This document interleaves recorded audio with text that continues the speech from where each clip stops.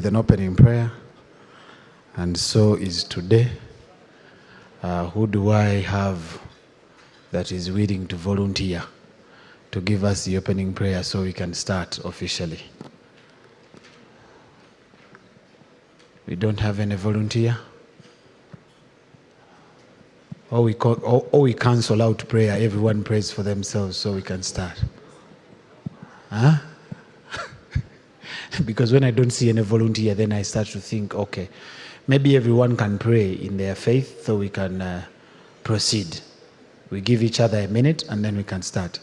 Our volunteer for yesterday, please come and do the honors again.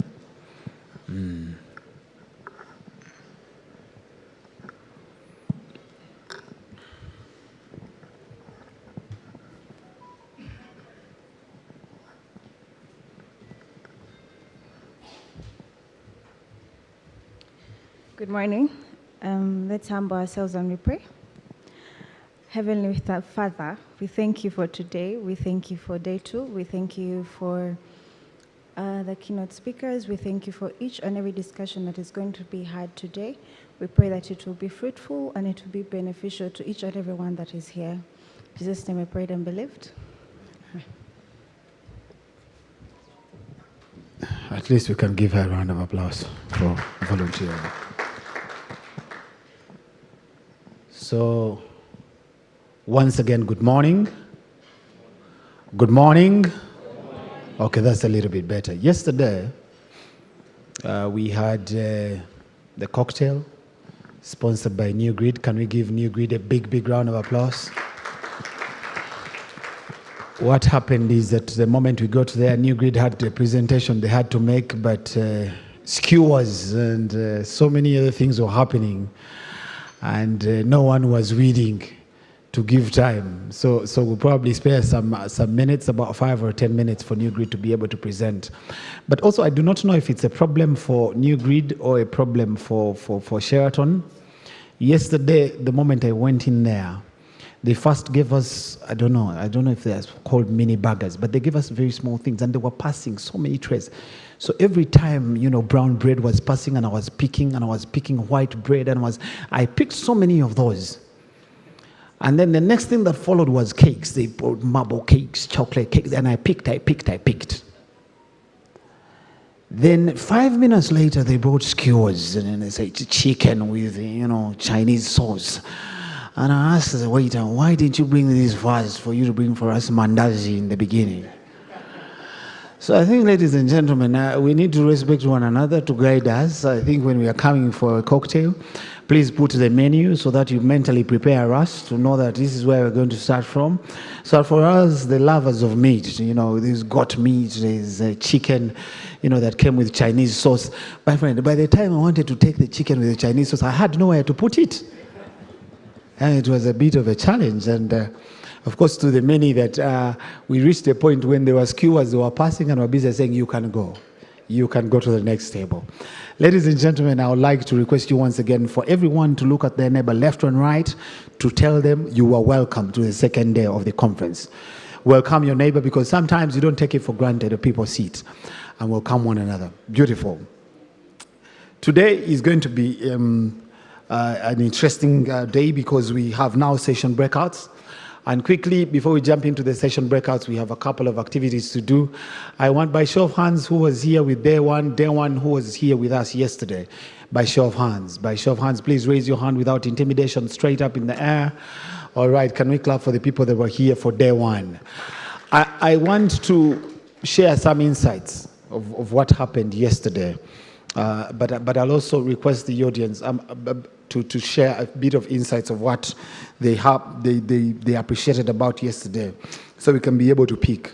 Yesterday, we had a number of speakers, but quickly, we started with Josephine. Josephine, the chairperson of Fitspa, please rise up for recognition. Yes, can we give Josephine a round of applause? Josephine, in her remarks, talked about, of course, a number of things to do with members and partners, their commitment. She appreciated the members for the commitment to show up for activities like this, but also appreciated partners and sponsors. for the job that they continue to do in supporting activities of this institution. Of course, part of the partners was Bill and Melinda Gates Foundation, but also one of the platinum sponsors, who is ABI Finance. I'll request the tech team of Fenon to flash for us a list of sponsors in the different categories. And I request that once it's flashed, ladies and gentlemen, can we give those people a big round of applause for sponsoring? We have FlexiPay, we have MomoPay, New Grid in the diamond category, we have Gold, Bank of Uganda, Innovation Village, DTB Bank, we have FSD, we have Yo Uganda Limited, Flutterwave, Raxio, Rock Telecom in the silver category, and finally in the bronze category we have Standard Chartered, F, Mpanga, and Centenary Bank. Thank you very much for making this possible. Of course, she talked about the roadmap of when the conference started in 2019 till today, and all the themings of the different conferences have been chronologically put together. We started by first understanding the fintech space and how it contributes value to this economy, until today, when we are now talking about platforms and how it's very, very important for us to contribute to find solutions that create lasting impact in communities. So that is among the things that Josephine was able to share. Of course, she requested and urged the audience to ensure that we build infrastructure that can improve access and penetration of this market. Our next speaker was the regulator from Bank of Uganda, representing the Deputy Governor, Bank of Uganda, who thanked Fitspa for putting these conferences together. Because these conferences not only support the thought process of institutions at an individual level as fintechs continue to develop solutions, but also help in policy and regulation. So he was very, very grateful that these activities continue to run. He commended fintechs for your ability to push financial inclusion. And of course, some of the statistics showed that 66% of the population was able to tap into the financial space as at 2021. Of course, from a supervisory level, he mentioned that he urges fintechs to develop more solutions. Those are regtechs and suptechs. So those are solutions that will support regulations and supervision. Of course, it was 50-50, because sometimes when you feel like regulation stifles growth, then you are hesitant to develop solutions. But if you think it is not, then you're able to support the regulator. We had our Honorable Minister. The Honorable Minister, what I will not forget is that the Honorable Minister invited herself to 3 institutions. He invited herself to Bank of Uganda, UBA. She invited herself to, Bank of Uganda. And she also invited herself to Fitspa, specifically to create collaborations. And she urged the banks to make sure that they create a funding system where fintechs can be able to access credit, but also not to only create credit, but to also move with fintechs throughout the journey. Because she said that what banks do is to wait at the tail end. Banks wait at the tail end. Once the solution is coming out, they say, okay, how much money do you need? But she requested banks to move the journey with fintechs to make sure that they're able to understand the business model and be able to support them along the journey. The Honorable Minister shared the STI journey. This is science, technology, and innovation, what they are doing at the ministry. And of course, she ably mentioned that the journey of science is about knowledge. Do we have the knowledge that is relevant to support this market? The technology is on the tools that are available. The innovation is a combination of both science and technology, so that we can then get solutions that can build to the challenges that we have. She talked about industrialization. Before technology is innovation, which is a combination of science and technology, and ultimately industrialization. Industrialization really focuses on the conversion of primary products into secondary products. Then Brett King. Brett King talked about 3 or 4 statements. 1 was alignment, the 2nd was advice, the 3rd was agency, the 4th was autonomy. Ladies and gentlemen, I want to ask, who wants to share with us what they remember vividly on what Brett shared yesterday? because I don't want to be the only person that was here. Those who raised their hands, what do you keenly remember among the things that Brett shared? I want to pick 2, 3 hands. But he mentioned yesterday that right now we're at a stage where we're doing what we call alignment. Everyone has a mobile phone today. And the mobile phone can do so many things. It can assist you in banking. It can assist you in making payments. It can assist you in making purchases. Whether you want to purchase something outside this country, within the country, you can be able to do that. It can assist you in terms of if you choose to move from one place to the other. Applications like Uber have been very, very important. So at this point in time, we're just trying to align. We are trying to align AI with human beings. And he called it the man to machine. The next is agency, where now we are trying to release a bit of autonomy to the AI to take decisions for us.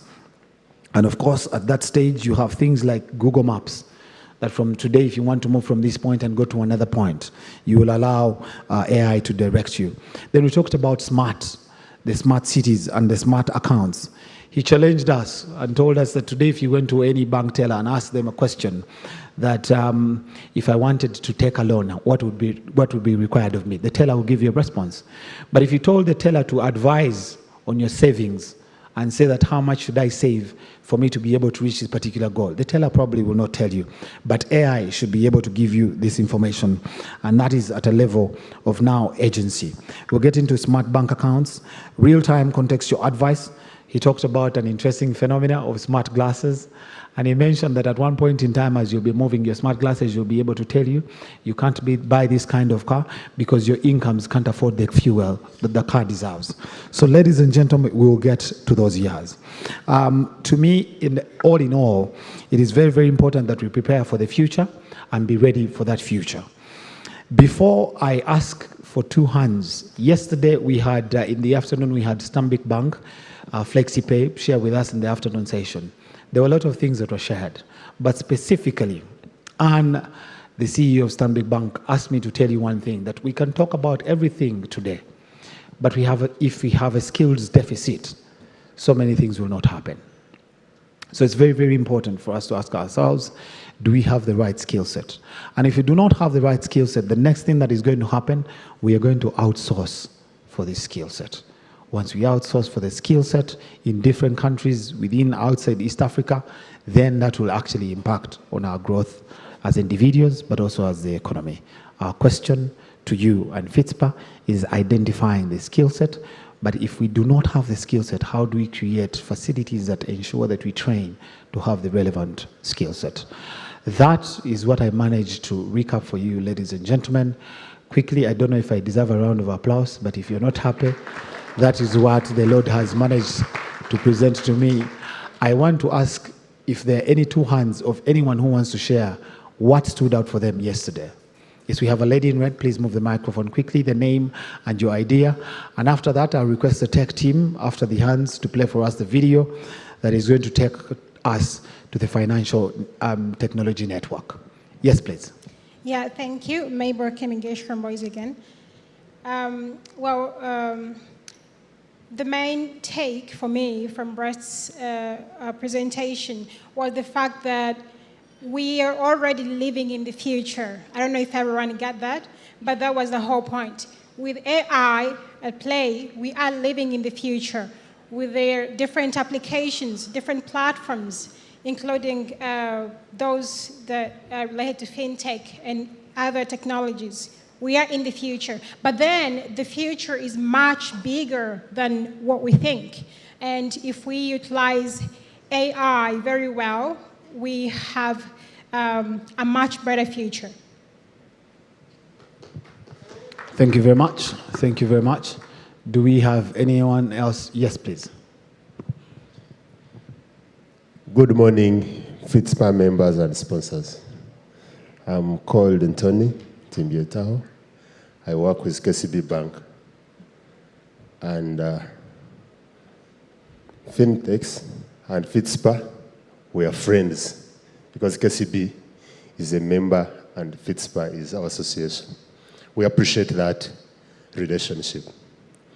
I appreciate from yesterday's presentation But my mind spin back maybe from, I was thinking life of banking and Fintechs in 1960s. And I saw it changing and I saw it graduating. And Brett King was clearly showing us where we're heading. And I tend to agree on that. But for me, my message is, let's do partnerships. Fitspa members, you have an incredible idea in terms of technology development. But again, the people have the incredible idea when it comes to what people want. So you're a developer. You may be the best developer on earth, but you need somebody to give you an incredible story to capture, to automate it, and then we move ahead. People will always be people out of all these things. For me, that's what I wanted to pick.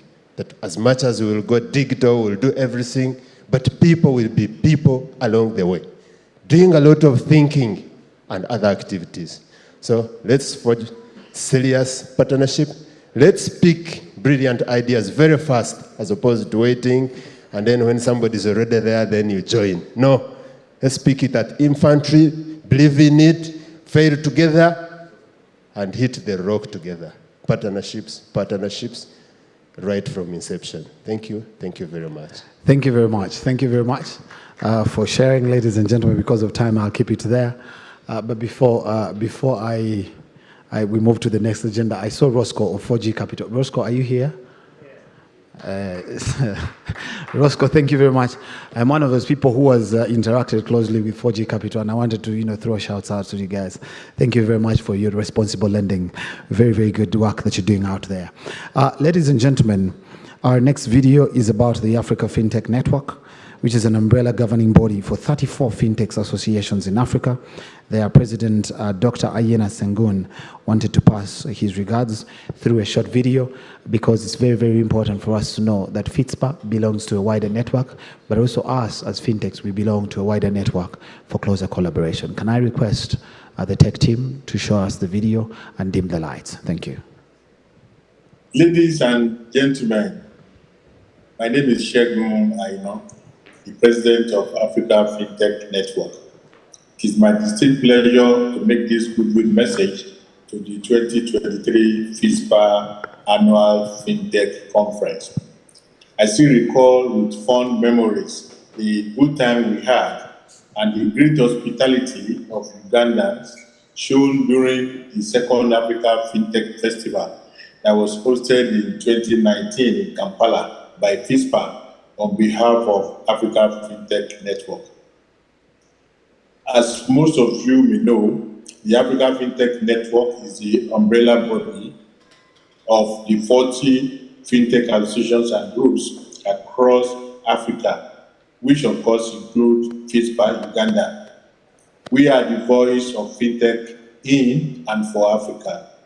Our main agenda at EFN involves championing fintech advocacy and collaboration across Africa and beyond in furtherance of the development of the digital economy of our respective countries and the continent as a whole.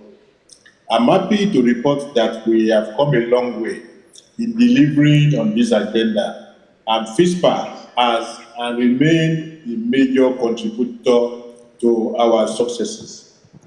Thanks to the incredible efforts of some of the fintech leaders who are still serving African fintech. And I can recall such personalities as Peter Kagumi, who was the president of Fitspa when we started the African Fintech Network. And of course, Zana Mudu, who is currently and has been one of the early members of the board of African Fintech Network, serving as General Secretary. And other personalities like Rash Mupilai and many others who have served and are still serving on the board of Fitspa and supporting the growth of fintech in Africa. The theme for this conference, leveraging digital infrastructure for innovation and inclusivity, is timely and crucial in an increasingly digital world. Digital infrastructure is at the center of what we do, especially as enablers for fintech innovations and service delivery. It is at the heart of transforming economies and empowering individuals. It is therefore necessary to explore how we can harness this digital infrastructure to drive innovation and ensure inclusivity not only in Uganda but across Africa. Africa is a continent of immense promise, and the potential of fintech to drive positive change is boundless. As we stand at the crossroads of innovation, we must remember that our actions and decisions have the power to shape the future. We must aim not only for technological advancement, but also for the betterment of the lives of every Ugandan citizen and Africans at large. Inclusivity must be our guiding principle. We must ensure that fintech innovations and reach the farthest corners of our continent, bringing financial services to those who were previously excluded. This conference provides an invaluable platform for us to share insights, collaborate, and chart a path towards a more inclusive and prosperous Uganda, and by extension, Africa. I encourage you all to engage, learn, and be inspired by the discussions and ideas that will emerge during this event. Let us foster a spirit of cooperation and a shared vision, for together we can realize the full potential of fintech in Africa. We have to innovate together and advance as one. That is the motto of African Fintech Network: innovate together and advance as one. Together we can make fintech a powerful force for good in Africa. This is the reason we are working with continent-wide institutions in Africa, such as the Africa Development Bank, such as the Eco Bank, such as Afrexim Bank, such as Association of African Central Banks through Committee of African Banking Supervisors, as well as corporate organizations such as WAVE, M-Pesa, MTN, and others who are being onboarded as corporate members.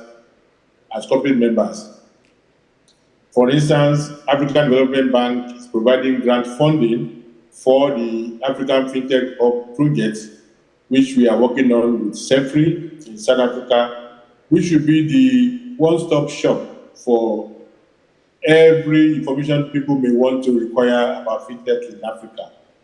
Investors, startups, large corporates, government, policymakers, and so on and so forth. We are looking forward to the completion of that project and getting the full benefits, which will be for the benefits of everyone. We are also working with the Community of African Banking Supervisors to put together programs, learning programs, not only for regulators, but also for practitioners, and bringing them together. For instance, the 2023 CAPS FinTech Forum, organized by the Committee of African Banking Supervisors, Committee of the Association of African Central Bank, will be happening 13th to 15th of November, and will involve all the banking supervisors across Africa and operators and fintech operators in Africa. Once more, on behalf of the board, management, and general membership of AFN across the whole of Africa, I would like to end by commending Fitspa for their outstanding works in driving fintech developments in Uganda. I wish you all successful deliberations and positive actions that will shape Uganda's rights and its digital economic developmental efforts. I thank you very much for your attention.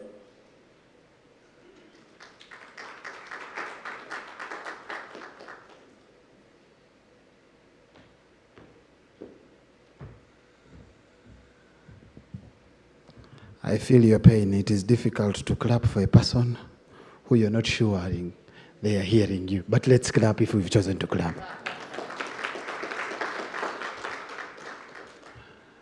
Ladies and gentlemen, like I mentioned yesterday, it was a time of skewers, wines, and spirits, and different goodies. And certainly we agreed as the organizers to make sure that New Grid, we spare some time to make sure that they are able to move the information that they were supposed to give us, because yesterday we were unable to listen to it. So allow me to invite Patrick from New Grid, who we've agreed that between 5 to 10 minutes max, he should be able to round up his conversation. And after that, I will come back here to share with you about the breakout sessions. We have a team that will stay here, but we also have a team that will move to Victoria Hall. Can we welcome Patrick from New Grid with a round of applause?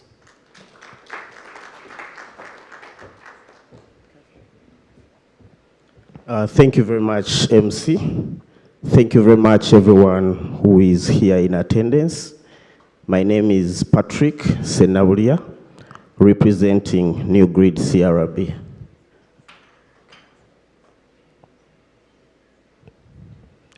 You can put up the presentation. Okay, thank you very much. New Grid is a credit reference bureau, one of the indigenous forex bureaus in Uganda. We operate with all tiers, that is from tier 1 to tier 4, all institutions that lie within those tiers. But our main focus, our main focus is on tier 4 institutions where we have a lot of presence. We are licensed and regulated by the Central Bank of Uganda, and we operate in 3 offices, one on Uganda Road. We also have one in Ntinda, and in Western Uganda, that is in Mbarara. We offer credit reference services in form of different products, and those include credit reports, both individual and non-individual or business reports. We offer document validation, for example, national IDs, financial card validation, contact validation. Then we also have credit scores, which come as part of the reports, but also independent scores, which can be tailored for your system to generate scores basing on your data. You can access our services through different platforms. We have a web-based platform where logins are created and given to your institution to be able to log in. And through that, you can have multiple user accounts that can be used across your branches and all your users in the organization. Then we have an API integration for fintechs, digital lenders, and any other institutions that wish to go through API. We have a smartphone application which you can download and access our credit reference services direct from your phone. And maybe our latest is the WhatsApp chatbot, where we use AI, artificial intelligence, to for you to access your report instantly.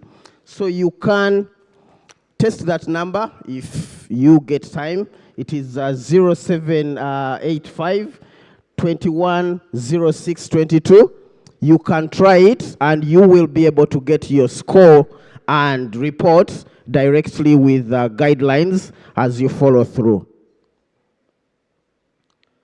What makes us different is quite a number of things, and one of them is our system has effective customer assessment tools that once you use our reports, you will be able to shorten the period of assessing your borrowers. Okay. Then direct access to our platform. We give you the platform at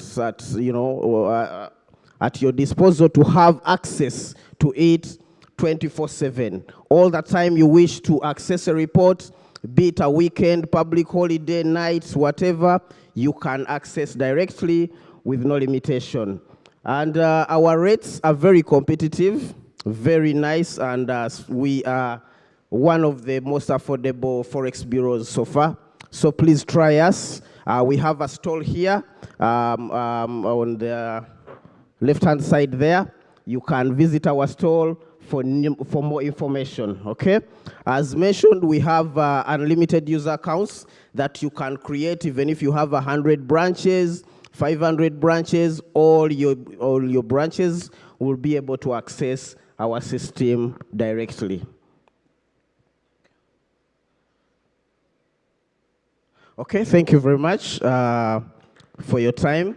We are available, we have a stall there. I've mentioned our office, our website is www.newgridcrb.com. We have a toll-free number, and please find time to visit our stall to get more information. Thank you very much.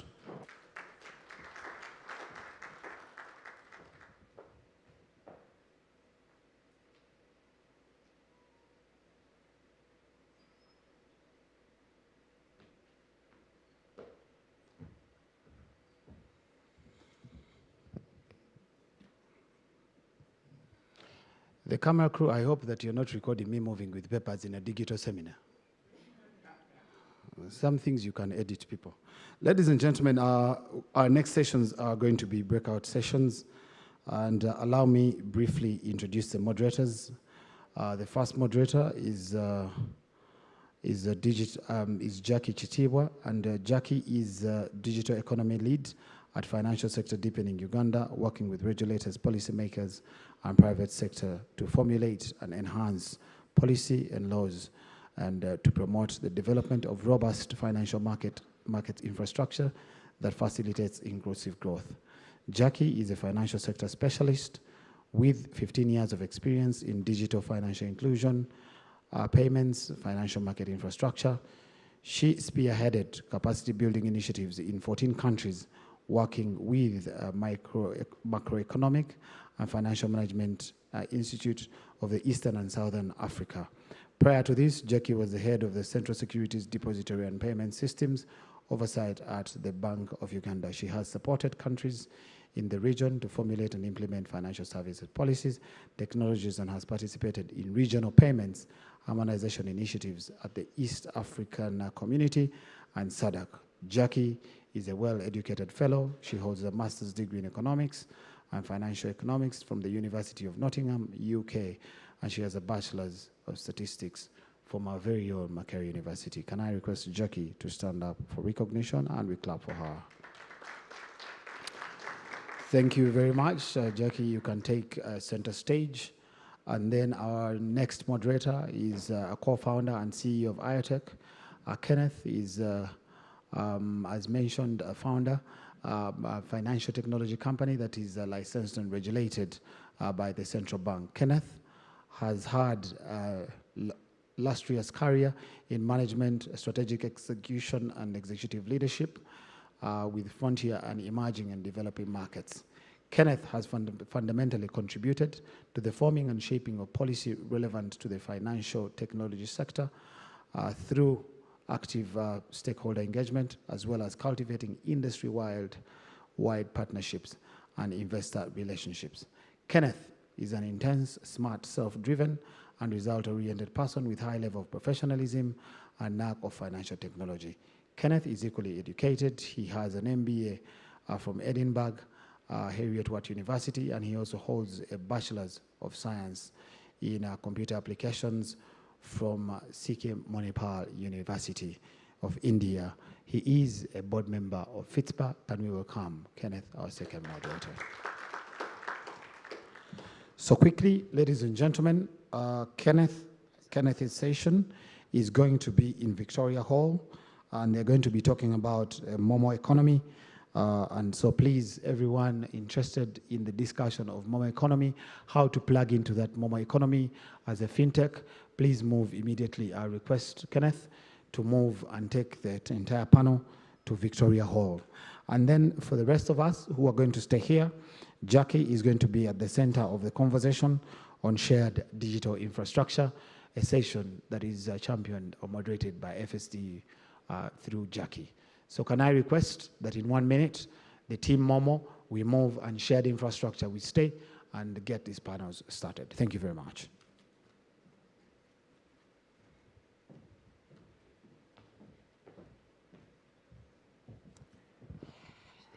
Thank you very much. Good morning, everyone. I'm very happy to be here to facilitate this discussion. I thank you so much, Fitspa, for putting all of this together, and congratulate the board, management, and staff for an excellent event so far. I think I have been introduced, and I won't introduce myself again. But maybe for those in the room who may not know what FSDU is, we are set up to support inclusive, deep, and competitive financial markets that help to serve the needs of the underserved in Uganda. And our focus is mainly with women, youth, smallholder farmers, and MSMEs, as well as refugees.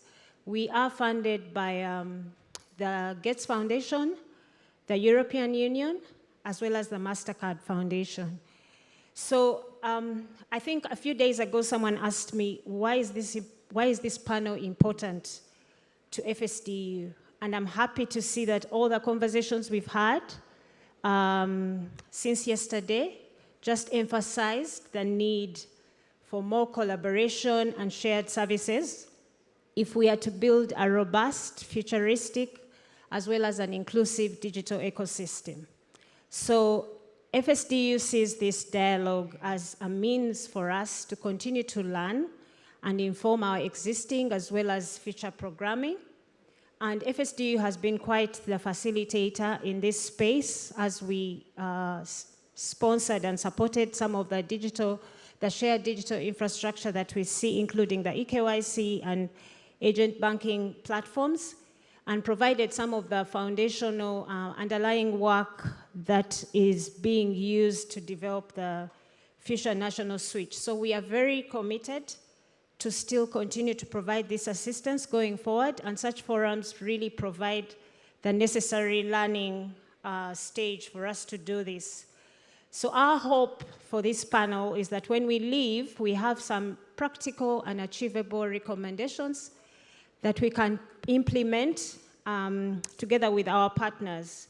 So without taking up too much of your time, I'll just invite my esteemed panel from the program. I think you have seen everyone who's going to be part of this panel. I just want to invite first on stage Mr. Colin Babirukamu, who is the Director, E-Government Services. Please come on stage. Join me in welcoming Mr. Babirukamu.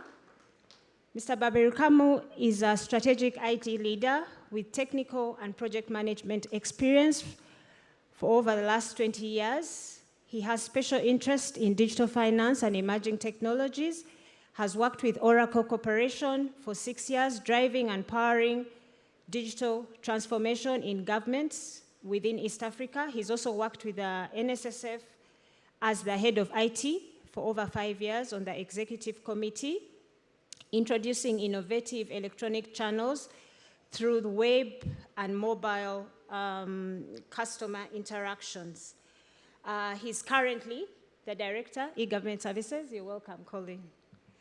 Next, I'll invite the regulator, Mr. Andrew Kawere. He's a banking professional with extensive experience in finance, audit, and accounting, obtained in diverse sectors, both public and private. He has worked with KPMG and later on moved to East African Development Bank and currently works with the Bank of Uganda as the deputy head of the department. Most of us in the room know that he has been instrumental in the implementation of the National Payments Act and the regulations there under, and he is directly responsible for the regulation, licensing, supervision, and oversight of payment systems. And he has led the development of the first e-payment strategy as well as the payment systems oversight function at Central Bank. And is also and the design of attendant business processes to support oversight activities. He has spoken at different fora on risk management, payment systems oversight, and digital financial services. Please join me in welcoming Andrew to the conversation. Next, I'll invite Rowena. Rowena Turinawe is the head of innovation and digital services. at Central Technology Services. She's a business transfer expert, founder of Love Amplified Charity. She has 8 years of national and regional IT services management experience, sparring 5 countries at mid-management level. She has experience in delivery of complex projects, stakeholder management, event monitoring, technical support management, process and policy design, as well as service delivery. Please join me in welcoming.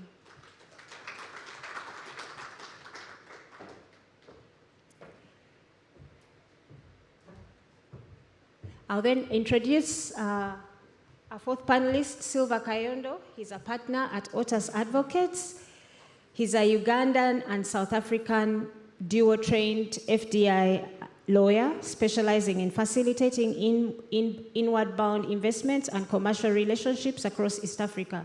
He advises governments, corporates, high-net-worth individuals, regulators, lenders, digital entity, funds, family offices, and philanthropists on projects, M&A, JVs, and partnerships. Silva also assists international firms and in-house teams at local counsel, as local counsel on cross-border matters in Uganda and across the East African region through issuing legal opinions, regulatory memos, due diligence, dispute resolution, securities perfection, restructuring market entry, and contract review. You are welcome, Silva. And lastly, it's my pleasure to invite Mr. Wilbrod Owor, who is the Executive Director of Uganda Bankers Association. I know everyone in this room would be very familiar with Wilbrod. Wilbrod has been in the banking sector, rising to the rank of Chief Executive Officer. He has over 25 years of working experience spanning across key sectors of the economy, including manufacturing, trade, commerce, international development, NGO world, as well as consulting. He has business development and management experience in financial and consumer services with practical experience in financial management, business development skills, and banking and finance. So, ladies and gentlemen, thank you very much for welcoming my panel. As you can see, we do have different views on our panel. Maybe just to start off, at FSDU, I think we have done a lot of work with Fintechs, and we have published a small booklet. I think most of you have a copy. I do have a copy here, but we also have, for those who are digital, the Gen Zs. Do we have Gen Zs in the room? There's a QR code that is going to be displayed on the screen for those who want to have a digital copy of the same. I think I'll ask the media team to do that. But I also wanted to let us know that one of our panelists is a very busy man, and we are so privileged to have him here. But he has another engagement in a few minutes, so I'll allow him to speak first. And that is Mr. Colin Babirukamo. Like I mentioned, he's the Director of E-Government Services. So I'll just want to ask you, Colin, to just give introductory remarks, but mainly focusing on government's vision around the theme we have today, digital infrastructure, innovation, and inclusivity. We know government is doing so much to get us into the digital economy. We see some changes that have taken place in some of the institutions that we didn't want to visit, like the driver's license agency. We see a lot of efficiencies there. So we just wanted to share what are some of the things government is working on, and where do you see us go for the next 5 or 10 years? Thank you very much. All right, thank you. Thank you, Jackie, and good morning, everybody. Good morning, everybody. Okay. First of all, apologies that I have to head to another government event. My bosses and ministers are there, so it'll be respectful that I sneak in after they're in at some point, so I have to leave you at some point. But I'm first of all excited to be here, and for government to be able to interact with the private sector that I see here, although I see a colleague from Bank of Uganda. And we have realized quickly as government that we cannot run quickly, we cannot progress quickly, we cannot make the right strides without the private sector. So the private sector is extremely important in getting to a middle income status in terms of building a fresh economy, and especially fintechs. Fintechs are possibly the most agile setups that we have right now in the economy. And I have always told traditional banks and everybody who cares to listen that you cannot ignore what fintechs are doing, because if you ignore what fintechs are doing, you are actually just folding up in a few years, because fintechs for me are like a speedboat, speed and quick to innovate and move. Governments, traditional banks in many ways are big ships that take a while to turn, and therefore fintechs have quite a space. But just quickly sharing the vision from a government perspective, and my job is really to lead digital transformation in the country, both private and government, public sector in the country, to ensure that our vision is progressing. I don't want to take you through Vision 2040. We have a roadmap for digital transformation. But let me say this. The government is cognizant of the Ugandan and the future Ugandan. And that's where we're building our strategy. Right now, I was having a conversation with some young ladies outside, and I was telling them that I am now in my mid-40s. And mid-40s means that if you look at the statistics of Uganda, I am part of the small last 10% of the population. 90% of the population of Uganda is younger than me. 90%. I'm in the 10% of the old crew. 90% is younger than 40. So if you're over 40, you are joining me in the 10% small. So when we're designing solutions, we're designing solutions for you. If we're looking for volumes and mass, we're looking to serve our citizens, we're not thinking about you 40-year-olds and above. We're trying to think about the young, huge 90% population that's going forward.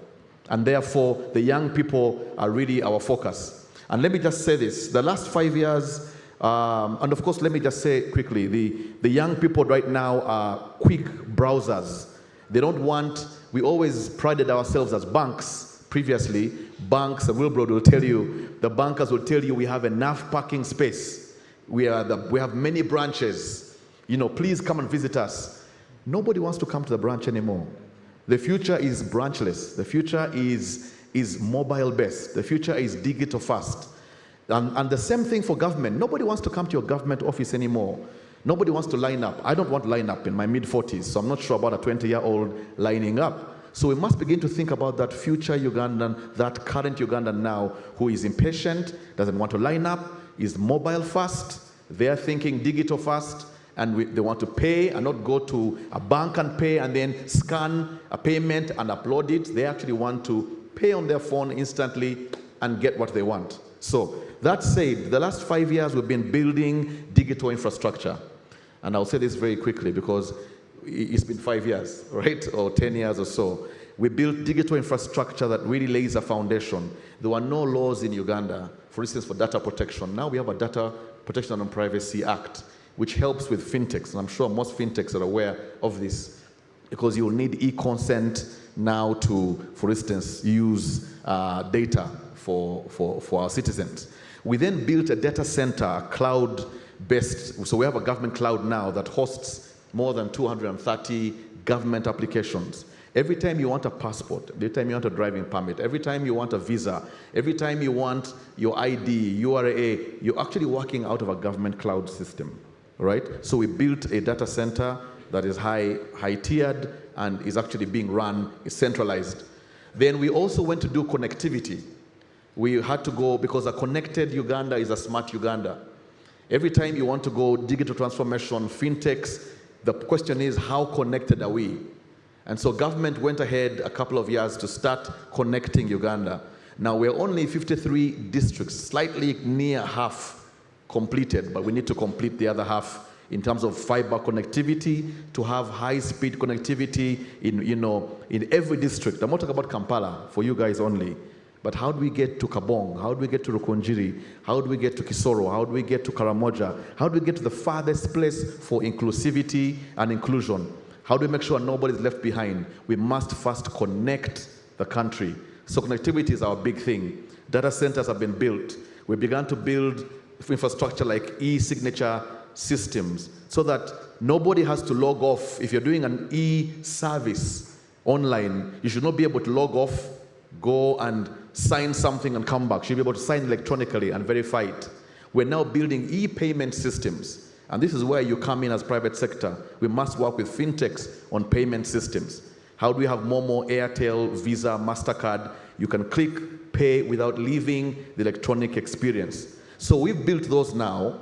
And I think fast forward now, Jackie, to close your question, is the future now for the next 5 years, especially in my docket at NITA and the Ministry of ICT.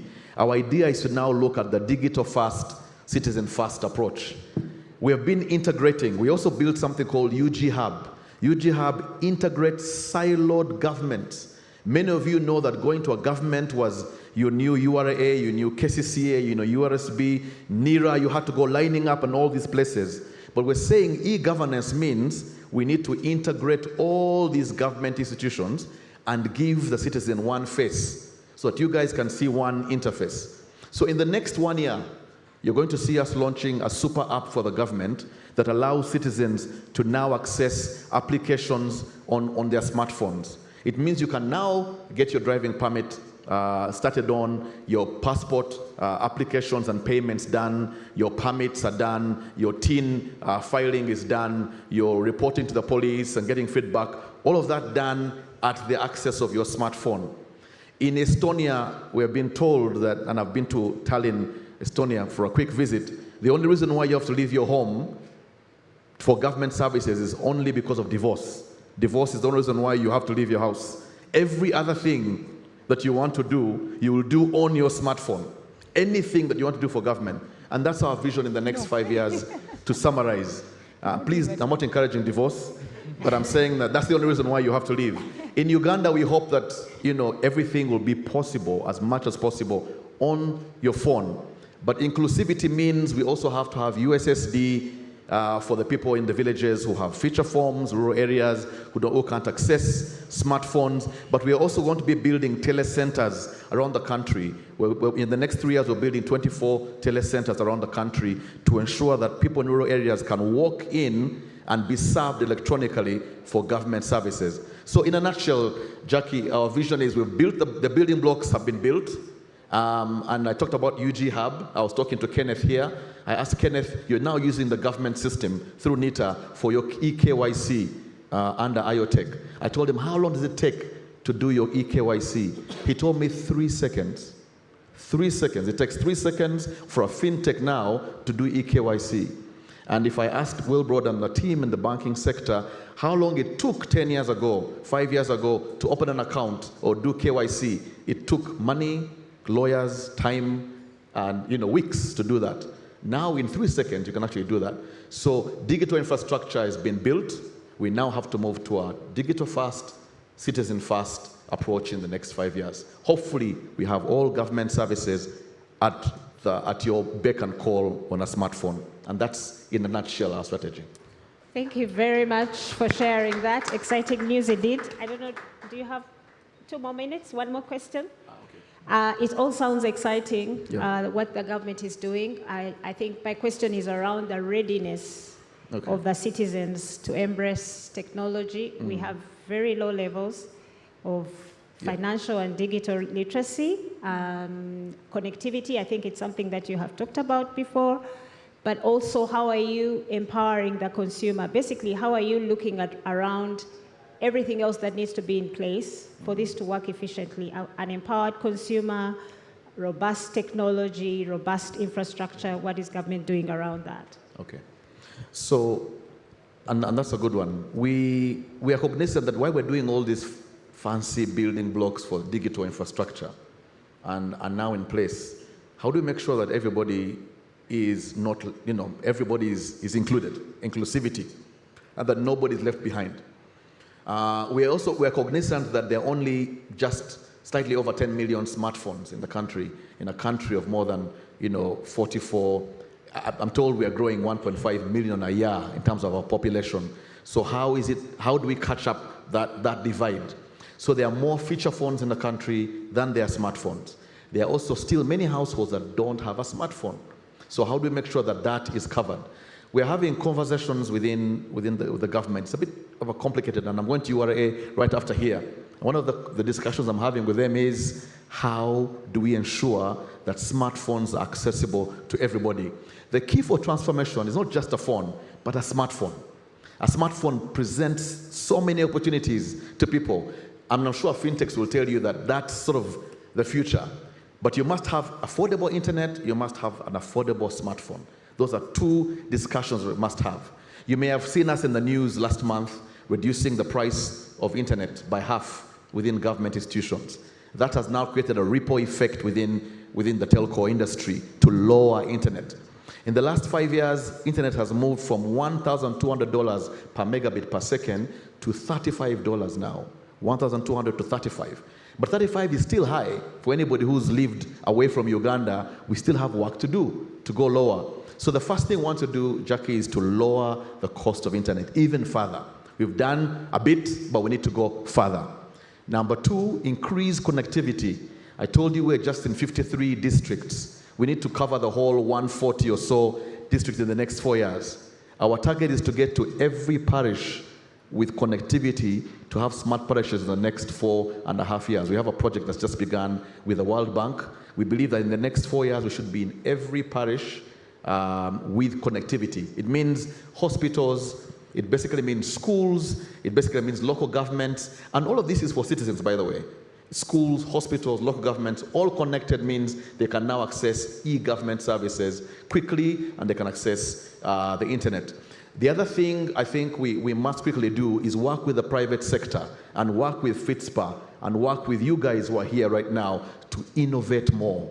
It's one thing to create the foundations, but now we need more services now on these platforms. And we're really calling on the fintechs right now and the private sector to come and join us. We want to create an open government, and the IT guys will create an open APIs to make sure you guys can plug into the system like Kenneth and IoTech have done. It's free of charge, by the way. IoTech, free of charge. They connect through a government system and have eKYC in 3 seconds, free of charge. These are the digital public goods that we want to be able to produce. But they're only going to be meaningful if private sector can innovate on top of those. Provide us with applications for citizens. Citizens should be able to report potholes and take a photo, and UNRWA and KCCA should take quick action using an app. People should be able to chat with the government on WhatsApp and have a WhatsApp bot reply at 2 a.m. We need to work with the private sector to actually make that happen. So inclusivity will be connectivity, affordable internet, affordable devices. If we just did a few of those things and kept innovating, I have no doubt we'll do fine. Thank you very much. Audience, please join me in thanking Mr. Barry Kamu. Unfortunately, we won't be able to answer. Some of you, I'm sure, had questions for him, but he has to leave. But in case you have any questions, I think the MC will direct the questions to him, and maybe he can respond to you individually. Thank you very much. We appreciate your time. Thank you.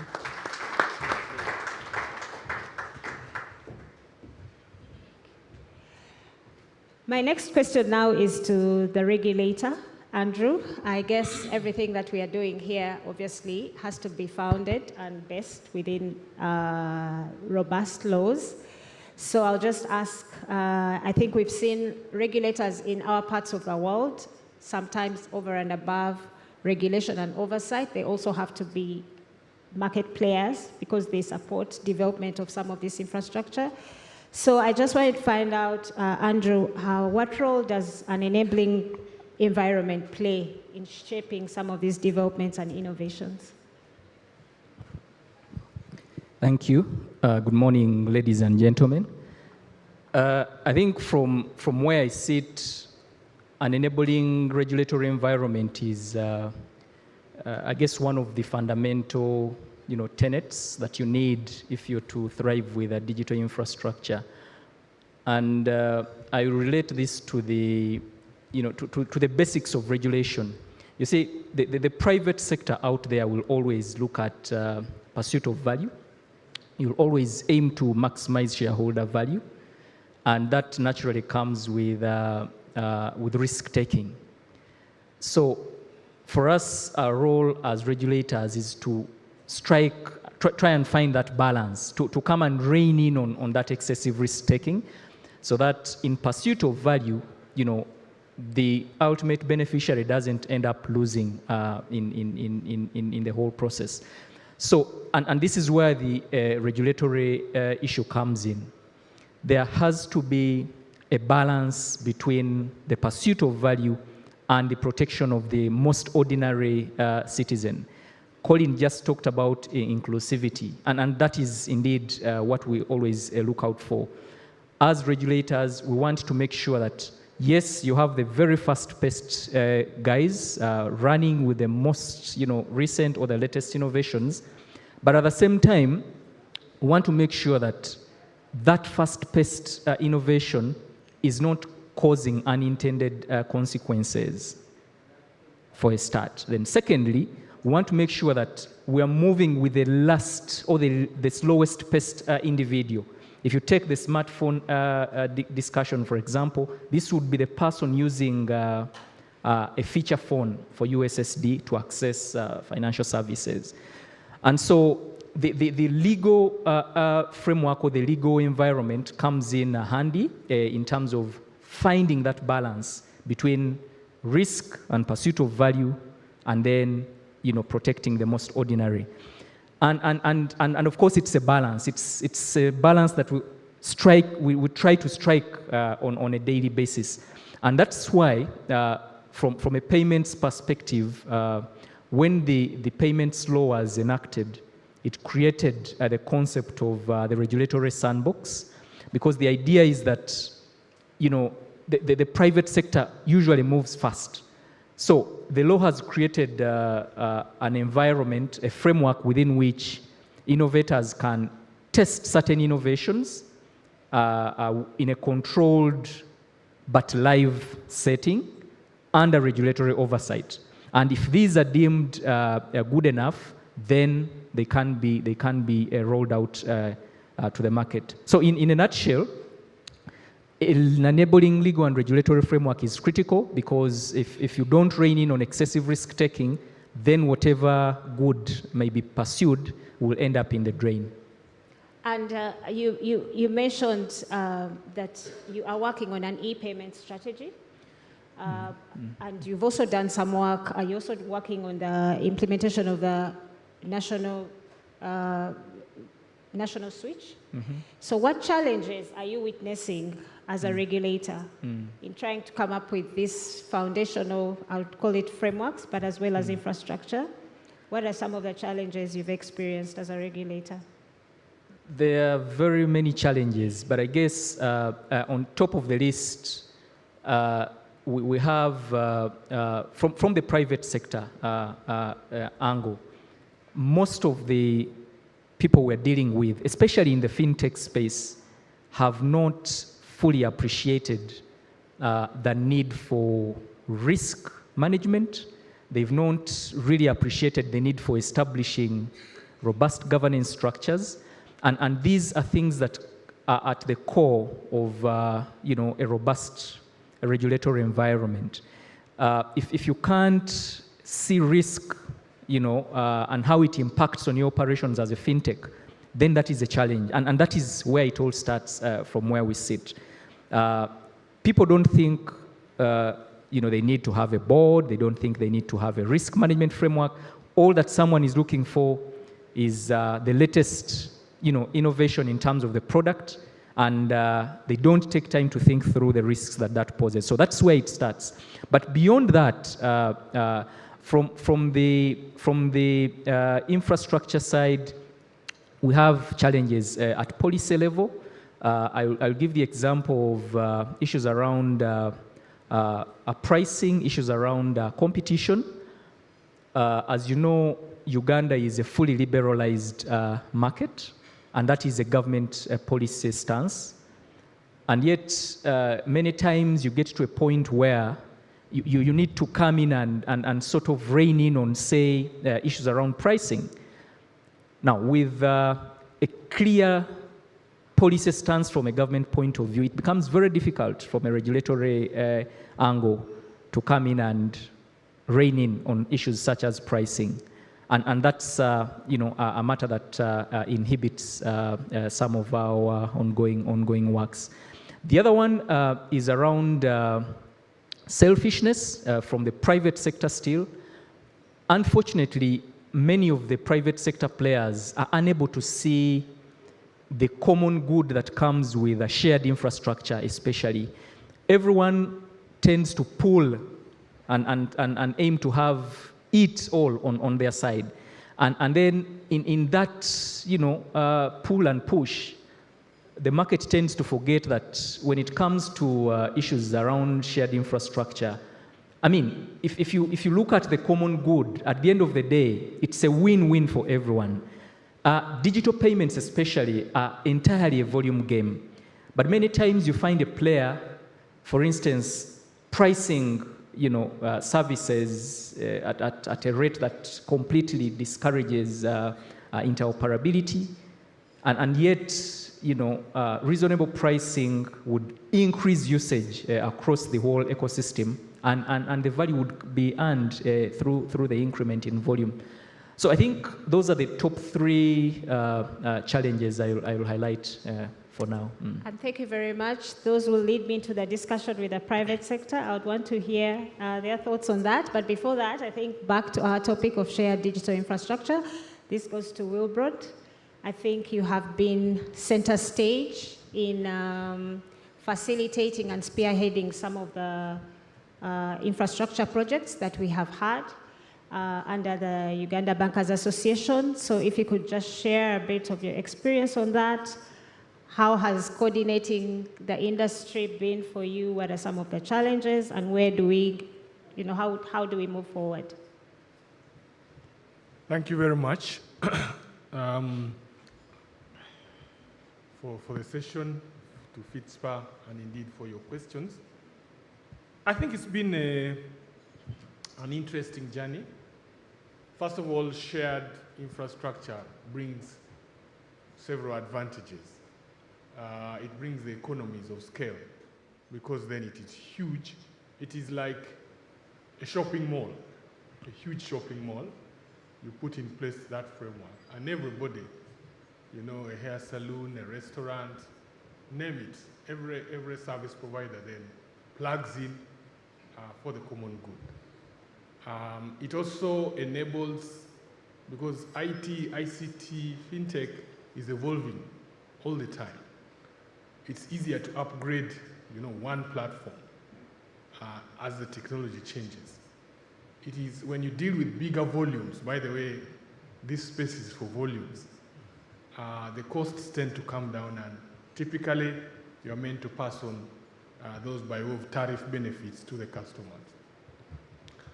So it has many advantages. For us in the banking sector, a Fintech technology platform provides the core to enable our members then do their thing, their primary thing of intermediation for financial services, through numerous products, services, reach to the population.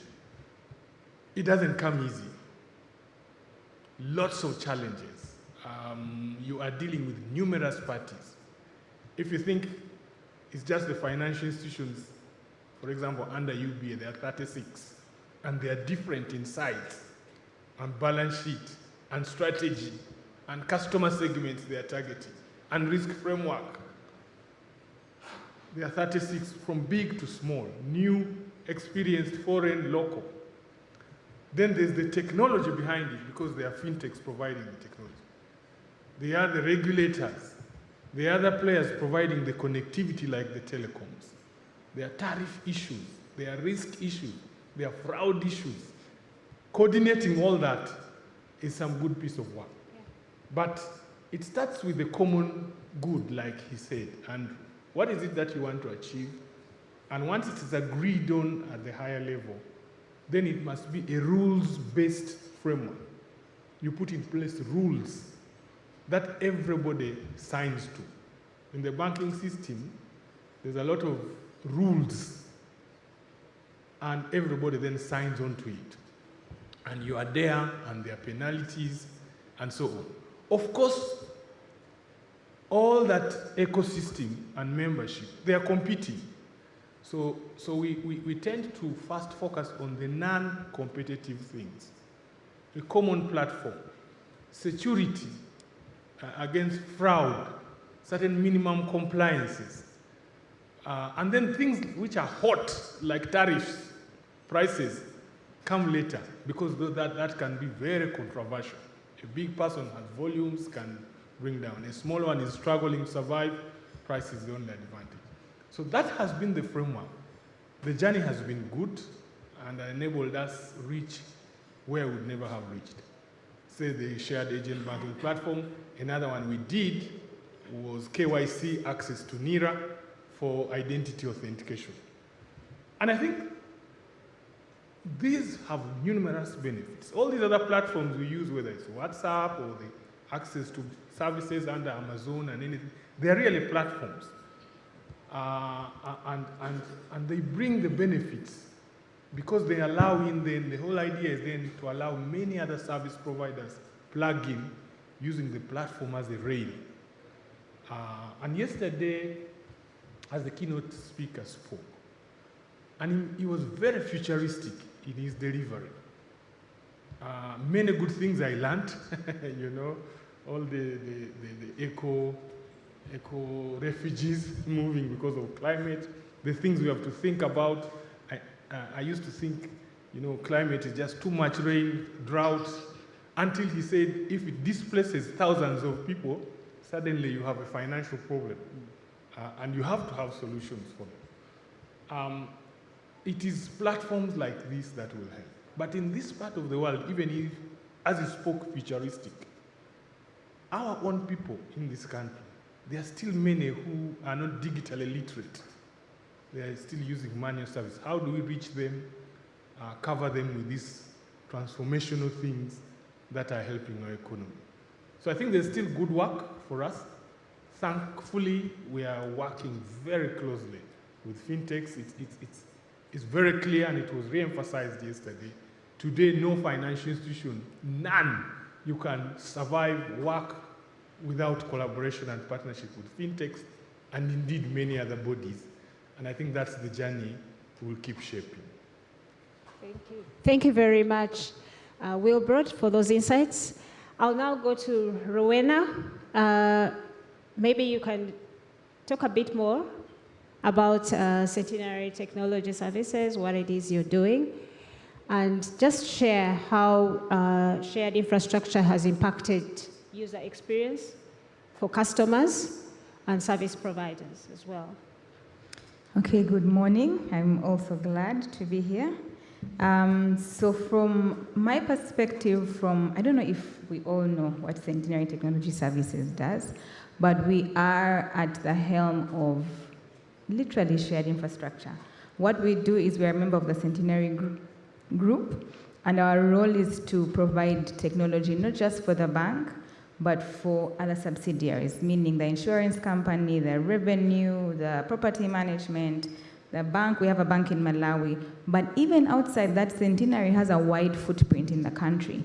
So our job is to focus technology even for the parishes. Say we have 614 parishes, over 3,400 schools, 600 institutions. It's a large footprint that Centenary has, and our job is to sort of focus how do we leverage, like Wilbert has said, how do we leverage the resources we have and share infrastructure across the board? What are we doing to help the greater good in terms of the priests, for example? My grandfather is a reverend in Rukunjiri. How does he get a cheaper service, a more convenient service? How do we use infrastructure? How do we use technology to improve the quality of the life of that reverend or the life of the farmer? So it's really what we do. So I think when you ask what is our role and how do we think it can improve the experience of the customer, I think one, ultimately, of course, it's if the price of me giving you a service goes down, because I'm enjoying economies of scale, because I'm sharing infrastructure, I'm not building 10 million data centers for different institutions, I'm sharing my infrastructure. Therefore, the cost of doing business for me as a company is low. The cost of innovating for me is lower. The cost of me keeping the lights on is lower. And therefore, the cost of me giving that service to a customer is lower. So naturally, I think I would be happier if my service was cheaper. So the first benefit, I think, for the customer in leveraging shared infrastructure is that the service is cheaper. Another way that shared infrastructure eventually helps a customer. Shared infrastructure is not just shared telecom services or internet or data centers, it's also shared platforms. Meaning that, like, I have an integration platform, like Colin mentioned before he left. Meaning that if I have integrated services, I can then innovate faster. I can customize my service to you because I'm innovating faster, but also most importantly, shared platforms means shared data. Meaning I'm able to predict what are the customer patterns, what is our expected growth, what do they like doing, this person, what kind of purchases do they make, what kind of service can I tailor. So because I'm sharing a platform and I'm able to interoperate and share data, I'm able to then predict, I'm able to then offer you a smarter service as a customer. I'm able to customize something that adds value to you. I'm able to then also integrate different aspects of your life. We've partnered with some innovators, and we are building a platform called the Farmers Hub, which is not just looking at the farmer as a farmer, but now we are looking at, okay, he's a farmer, but he's a person. So look at the 360 angle. If he wants to borrow money, if he needs insurance, if he falls sick, does he know where to find a hospital? If he needs to borrow money for school fees, if he needs to track his child's performance at school. So it's a 360 app that's premised primarily on a farmer, but then looks at the 360-degree, his entire life cycle. And it's something that we are piloting because we are thinking all our services should be integrated. They should be shared. Even if he's a farmer, he should still be able to, at the click of a finger, have access to health, to insurance, to credit, to education management, to a government service, and this is where we are right now. So I think another benefit to the citizen is that they can then have smarter services that suit them, services that work for them.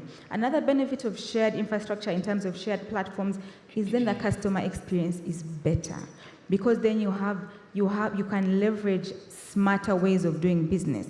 I might be a startup and not be able to afford hosting services, or not be able to afford enough developers to build chatbots or licenses to do, but when you come together, we're really, as Centenary Technology Services, we're really big believers in don't do this alone and don't try to reinvent the wheel, work together.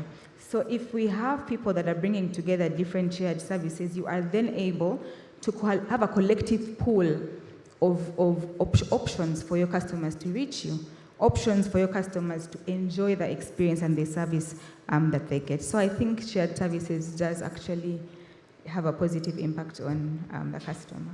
Thank you very much. Great work you're doing there.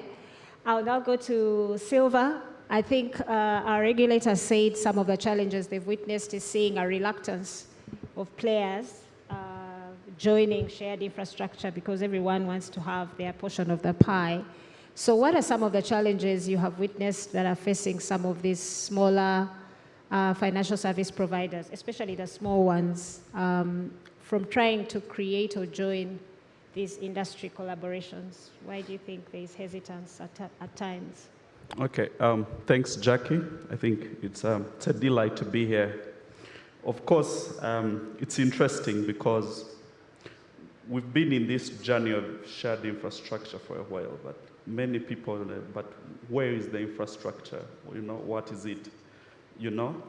So I think the first framework we saw was around 2018 when UCC issued the shared infrastructure guidelines, largely for telcos, but also for fiber.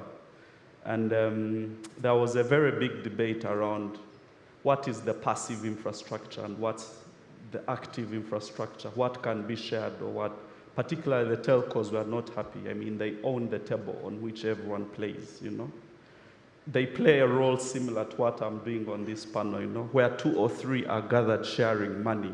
a lawyer must be in their midst. So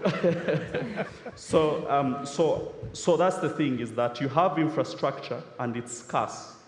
Therefore, it's a competitive advantage. I have what you don't have. But on this other side of the business fundamental, particularly for smaller players, is the game works on network effects.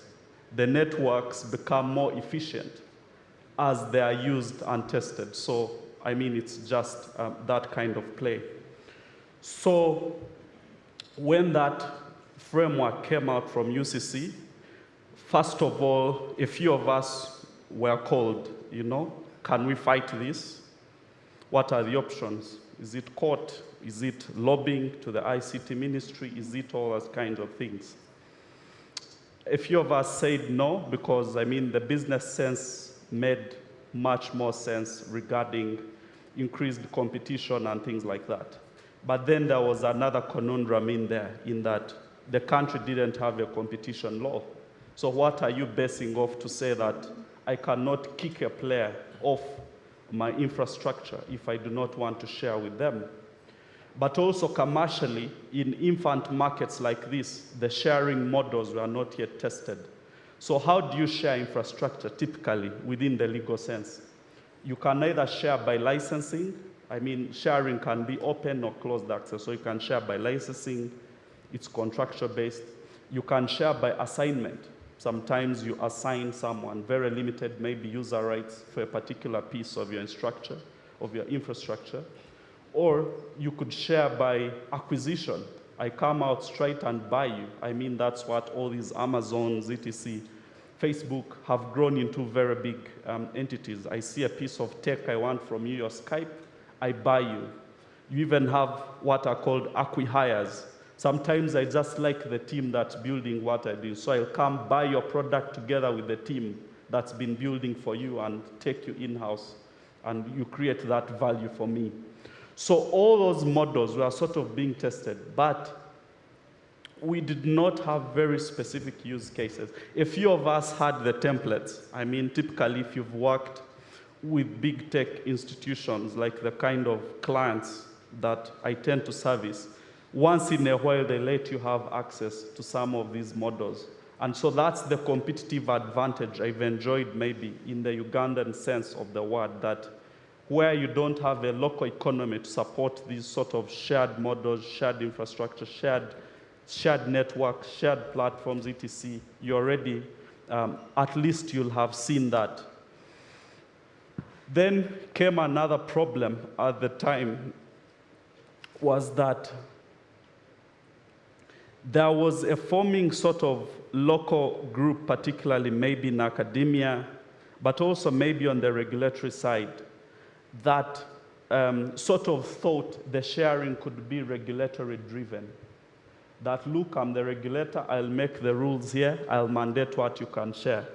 But that tends to kill the incentive for market-driven operations, because if it's handed down, you've not done the proper business case analysis of the business fundamentals underpinning these relationships. What's in it for me was always a very big question in the room.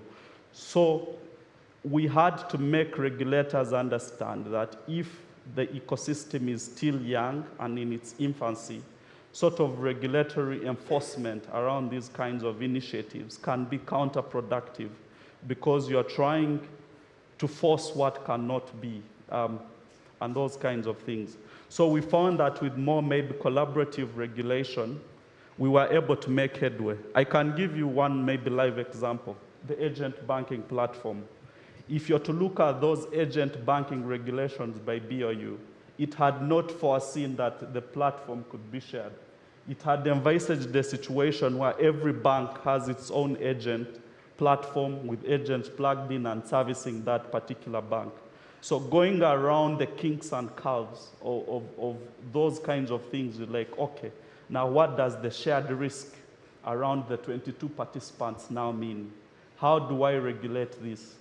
How do I move in? So all those conversations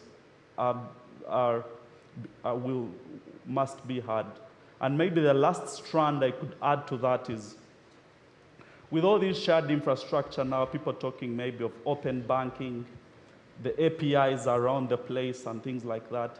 There'll probably even come a bigger question around cloud. Will it be sustainable for one Ugandan institution or one fintech to approach Microsoft or whoever and say we want cloud? Or maybe it will be UBA or Fitspa negotiating on their behalf and saying, look, I have my membership of 100 plus. Fitspa, I think, is 200 now.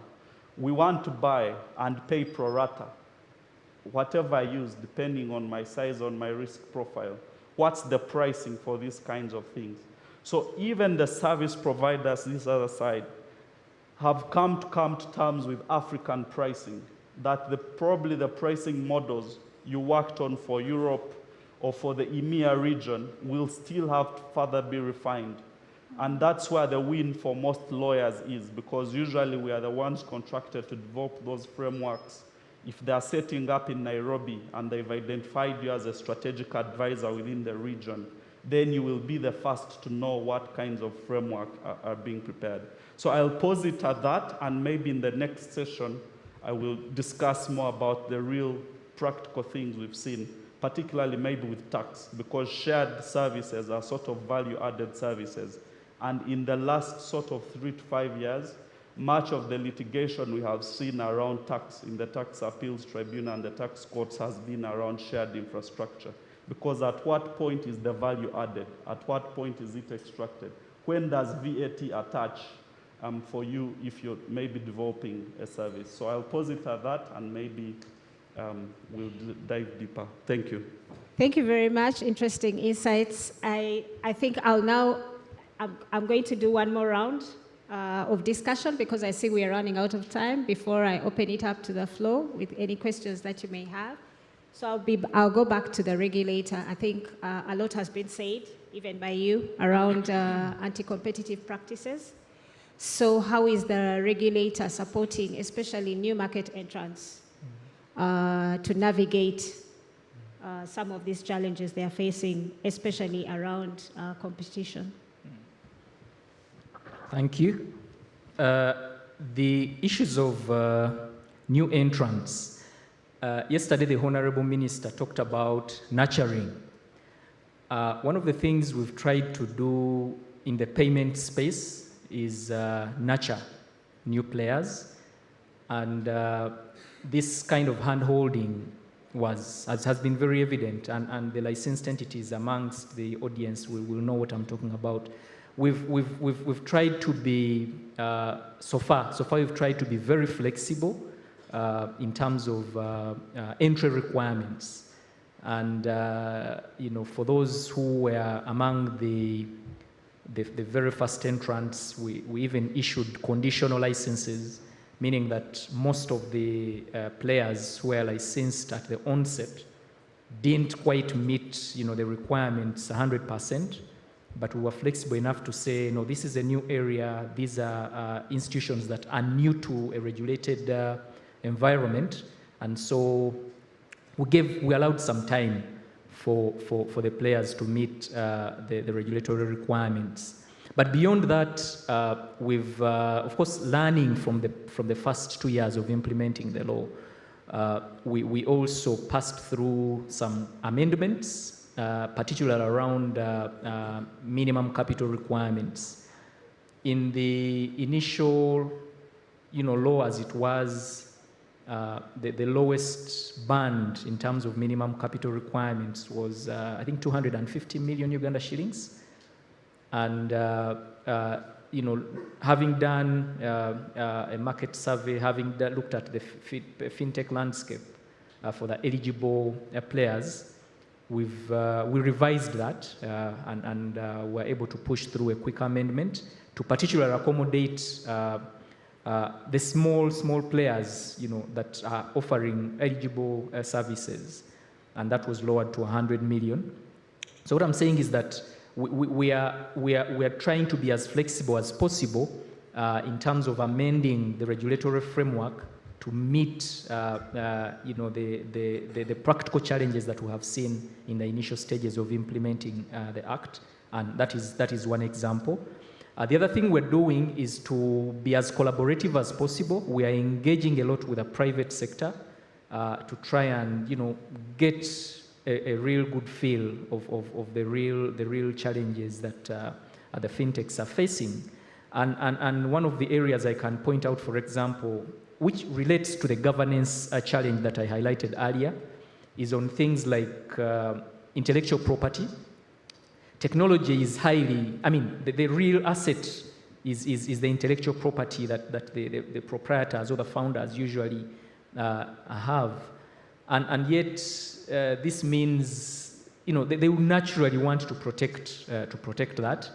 And from a business point of view, the protection they will ordinarily look at will be, I'm the shareholder, 100% in some cases. I'm the CEO, I'm the chief technology officer, and maybe I'm the board chairperson, okay?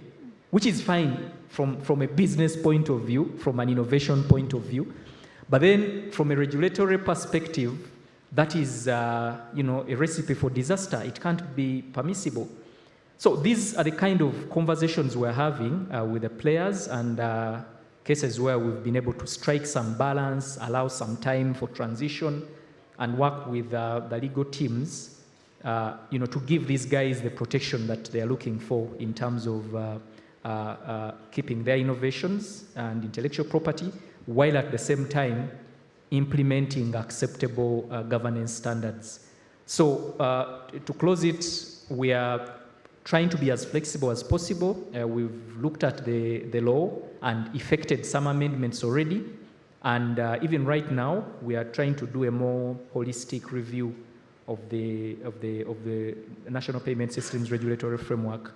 And hopefully, we'll be able to pick through some additional areas which will be more accommodative to the market. Thank you very much. Thank you very much for all the work that you're doing around that. Quickly to Rowena, I just wanted to find out, I think you mentioned a lot that you're doing, the role of data in developing customized services. So maybe just to ease the minds of some of the players who still feel like they would lose their competitive advantage if they joined shared services, how can an individual innovate and yet still differentiate themselves when using shared digital infrastructure? Okay, I think it's even easier to innovate and have a unique product if you're not bustling and hustling with the issues of digital infrastructure. So first of all, just I think it's a wrong mentality. Shared infrastructure, I think, should not be a worry, really. For one to continue to innovate and differentiate themselves, I think one of the things that it's easy, at least for me, I came from a very technical background. My first job was at Rock. I was climbing poles, splicing fiber under desks. Like, I've been a technical person for most of my life. And it's very easy for us to forget about the customer, to forget about the why. I see the timekeeper coming up. So let me just run through this. So one of the ways that you can differentiate yourself, first of all, is focus on the customer. What is your customer experience like? Do you have people who are working 24/7 if you can afford? Do you have chatbots?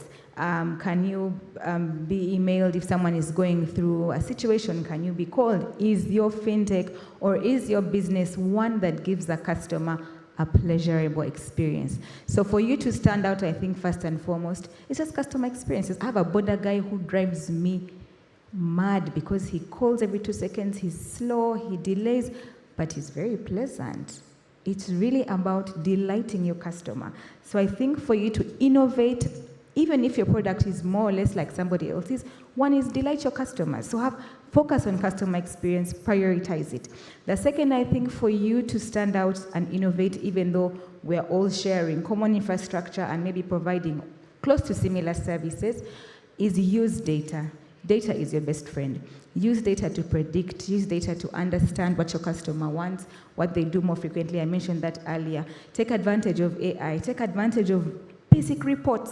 Sit down every so often and go through what does business look like from the customer perspective? What is the customer? What are they tending to do? What are they spending most on? Where are they? Is there a network in the area that they are? Data is your best friend. So my second advice for you to stand out is use data to customize your pricing, customize your bundles, customize the experience you're giving the customer that you are targeting. But also for you to stand out, I believe another thing that would help as we innovate in this same shared space, believe it or not, just don't do it alone. Have strategic partners. Even if they're in different countries, even invest in research, better your team, do research, go into learning. It's easy for techies to just go into shallow trends and then try to do things. No, partner with people who can give you access to tools, to knowledge, to exposure. Go and see other countries. Visit Estonia, for example. Invest in research and development, but invest in knowledge so that you are always a step ahead. You are always a step ahead, and not just because you read a tweet, but because you have invested in actually researching and developing things that are future-proof, developing things for the 18-year-olds like myself, developing things that are just relevant. So I think 3 ways you can stand out is just that. Focus on delighting your customer, take advantage of data for your internal performance. How better can we do business? How better can we serve the customer? How do we do something that's customized? But third, do not ignore the importance of knowledge. Knowledge will give you an edge in R&D. Knowledge will give you an edge in being relevant in the market. But also knowledge will help you avoid mistakes that you could have avoided if you had known better. So those, I think, would be my 3 tips on how you can still stand out, even though you're sharing infrastructure. Great insights. For those in the room who are still reluctant, I think you have very good reasons to join any initiatives that are in play. I'll now go to Silva and lastly to Wilbrod before I open up the floor. The MC tells us we do have a few minutes and we will entertain a few questions. So yes, back to Silva. I know you wanted to talk about some of the implications, legal, tax, and otherwise, and I'll give you a chance to expound on that. But how would you rate the market readiness of players right now in adopting some of the technologies that the keynote addressed yesterday, 4IR technologies, blockchain, AI, to this space? I'm speaking to our context, the Ugandan context right now. Yeah, thanks. I think there are a couple of building blocks we can use. I mean, it's work in progress. But different sectors are at different levels.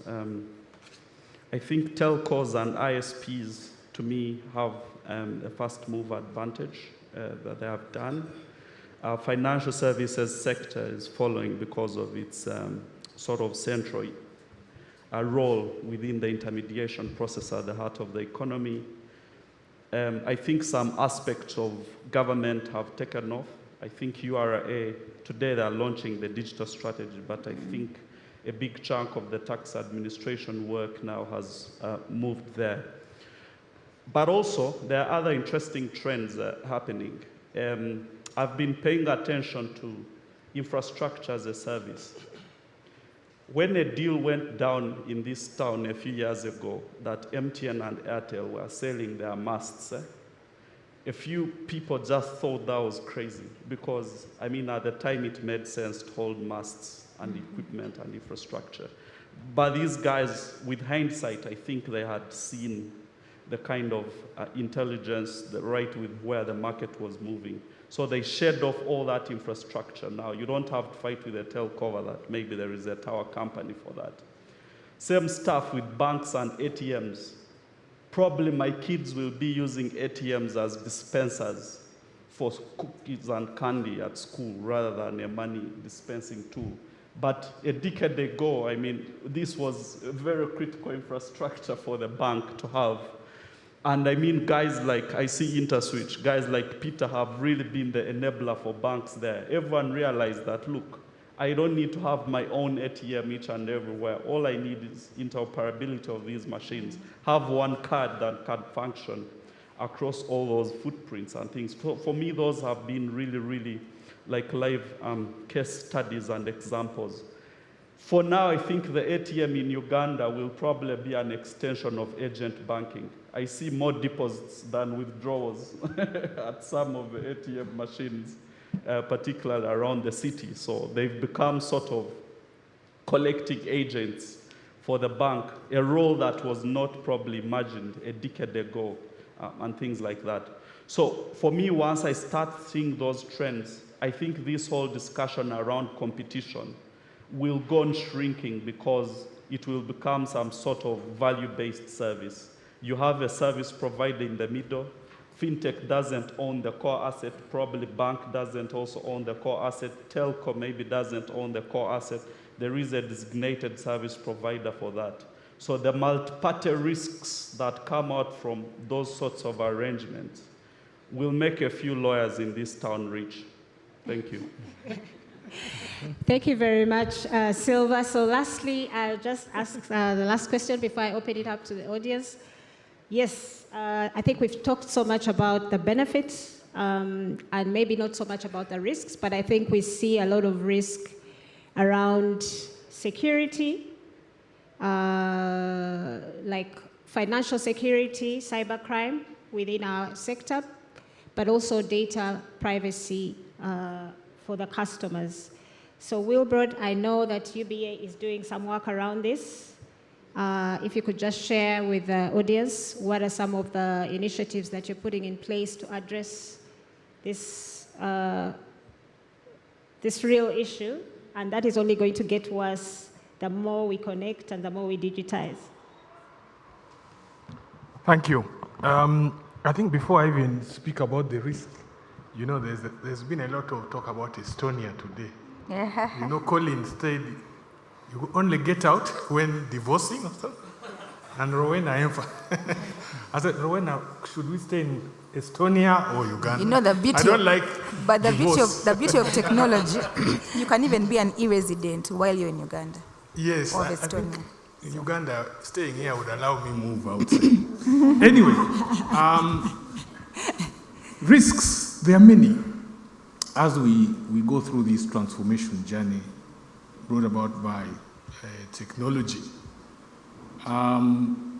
data, the risk of data breaches and compromise of information is real. Cyber fraud is real, especially in our economy where digital literacy is not where it should be. But it's a journey anyway.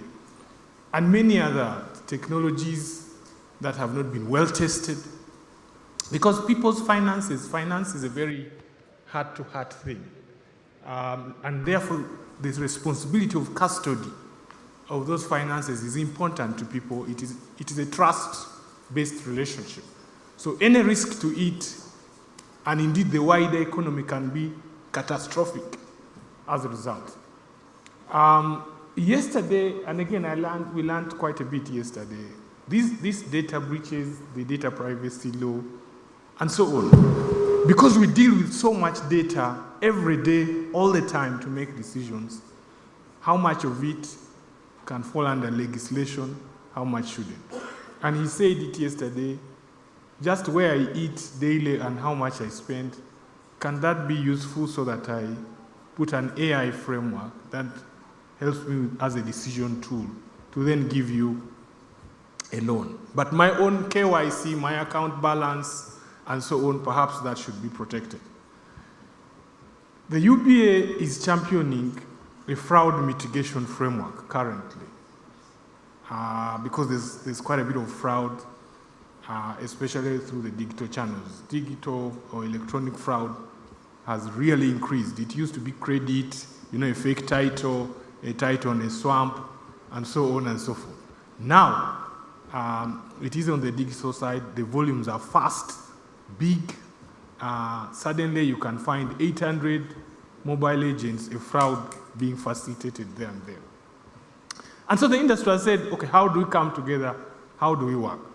There are the banks, there are partners we work with in the fintech space, both the licensed payment service providers and of course the membership of Fitspa. And Fitspa is huge, from the big to small. Harmonizing has been a lot of work again. Perhaps the banks are a bit homogeneous, so you can agree certain rules. If a fraud has happened and I alert you, how can you quickly block the funds, trace who has been involved? As you go lower, you interface with the payment enablers. Perhaps the regulated one can also equally work fast because they know the penalty if you don't. Then there's a lower tier who are just beginning. Their frameworks are not as solid as yet. They have holes, they are not well tested, but they're also members. How do you deal with them? And so we are drawing up a framework that gives responsibilities depending on the level. And then it is time-bound, and there are penalties, and so on and so forth. Of course, sometimes the fraudsters are with us.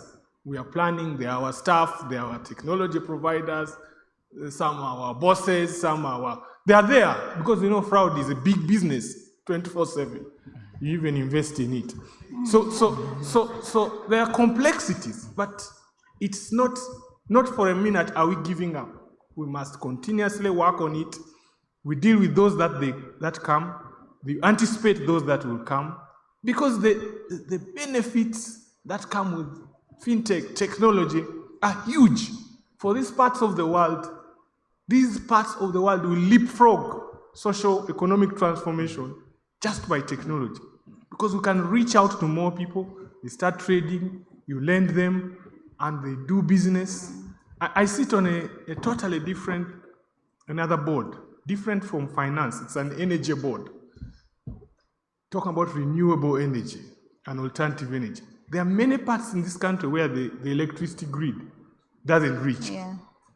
But each time you provide alternative energy in that village, there's suddenly business of charging phones.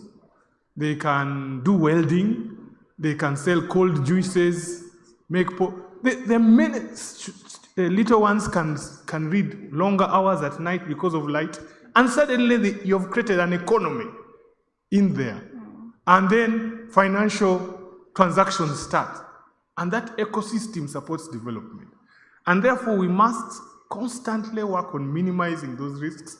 When we catch them, deal with them firmly, but continue to promote the benefits that come with socioeconomic transformation. Now, legislation is one of them, the act, but many things at the end depend on the human being. Yeah. Whether you talk about sophisticated ICT, strong legislation, like I said, even within our sector, the fraudsters are inside there. You are drawing laws, you are putting dual control, process controls, cameras, name it, transaction trails. The human guys beat all of these things. Okay? So I think it is to work on the better good and say this is the journey we are taking because it will take us to this level, and the goods far outweigh the risks. Thank you.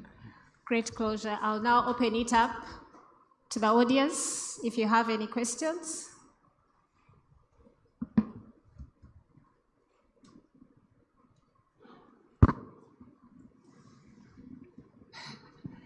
There's one, there's two, any other?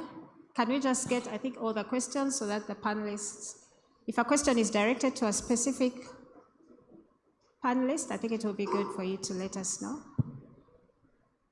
Okay, three. Okay, we'll take those three. I'll start with the lady at the front. Do we have microphones? Raise your hand.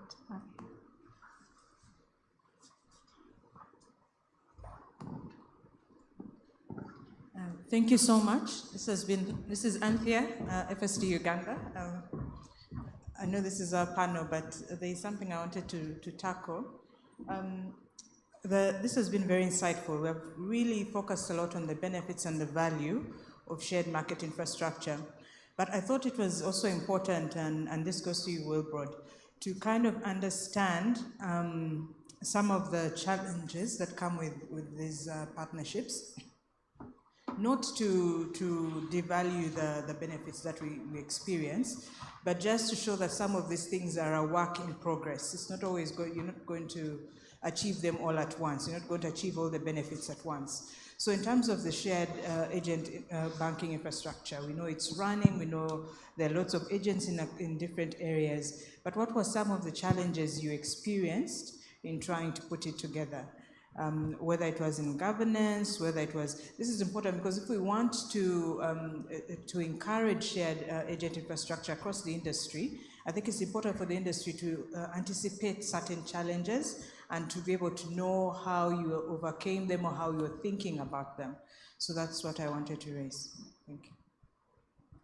Okay, are we taking all? Or? I think let's first take the three. Okay.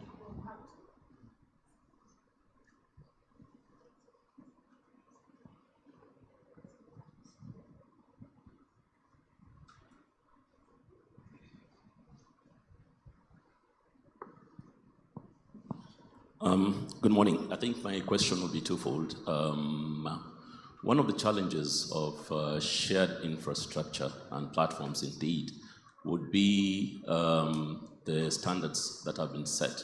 When we go about setting up the shared infrastructure, at that moment in time, we may have resources appropriated which are adequate for the players at that time. But sometimes you have issues to do with more players coming in. That means you have to have more resources, so there's that element of scalability.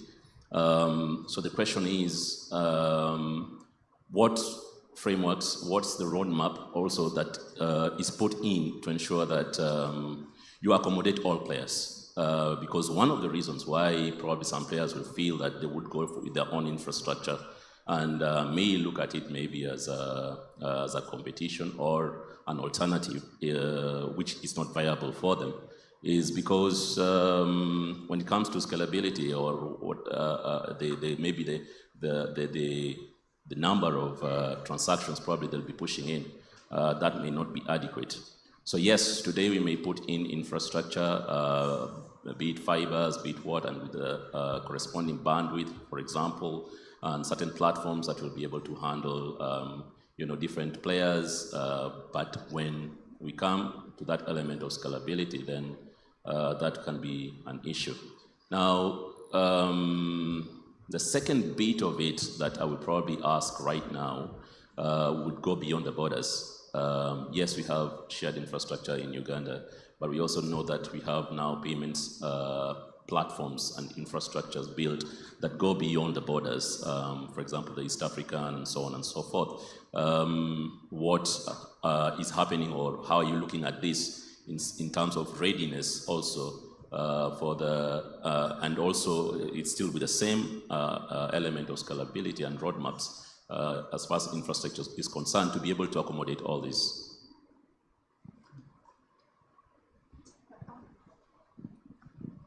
Thank you. My name is Alex, and I work with New Grid CRB. My question to the panelists today is about fraud. Let me believe none of the members in this conference has been frauded in cases of like mobile money or anything, because we all have different levels of understanding. However, if there is any, now, here is my question that may address everything. How can fintech and these payment platforms protect customers? Because it looks like from day one we've been hearing about passwords, encryption, and everything, but nothing is being done to protect customers' monies in some institutions. When I look at some modern countries that have adopted the use of facial recognition, fingerprints, and all other evolving technologies, there looks to be minimized fraud in such countries. However, with our local Uganda here, People are crying each day. People are frauding mobile money agents, customers, and nothing is being done to protect customers. I hope if my question is answered, I will feel satisfied and I will go and preach to the public on how to protect the customers' monies. Thank you. I see 2 more questions. We've run out of time. Let's take those 2. But we'll just take 2 more. Just the 2? I think so.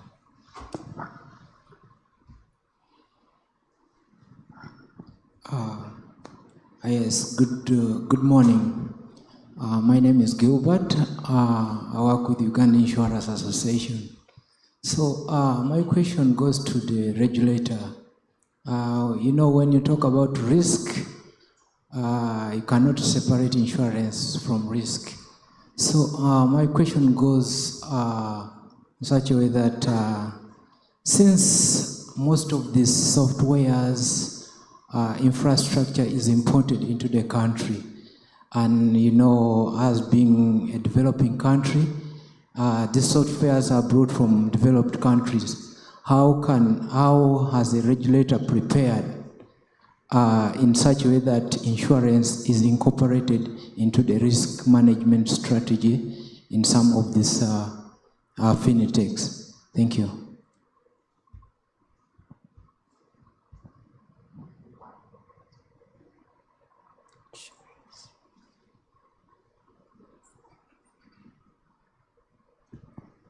Thank you. My name is Chepa Andrew from UFCC.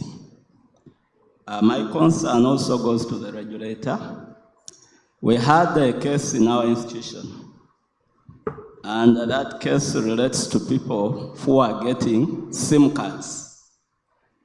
But when you go to the telecoms, you cannot be able to identify those people.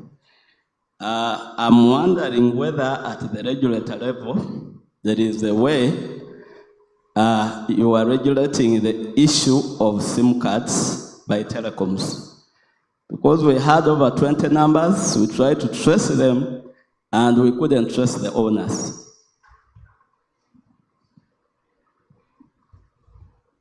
Okay. Thank you. I'll ask Wilbert to take his questions first. Thank you very much. So I think one of the questions was, what have been some of the challenges we've seen on shared platforms? A number of them, like I said. First of all, a shared platform by itself means there will be numerous players, and sometimes there are different stages, and therefore harmonizing their various needs and meeting them can be challenging, and they differ. We've also seen, in some cases, tariff. I think, and it becomes very important in the national switch conversation.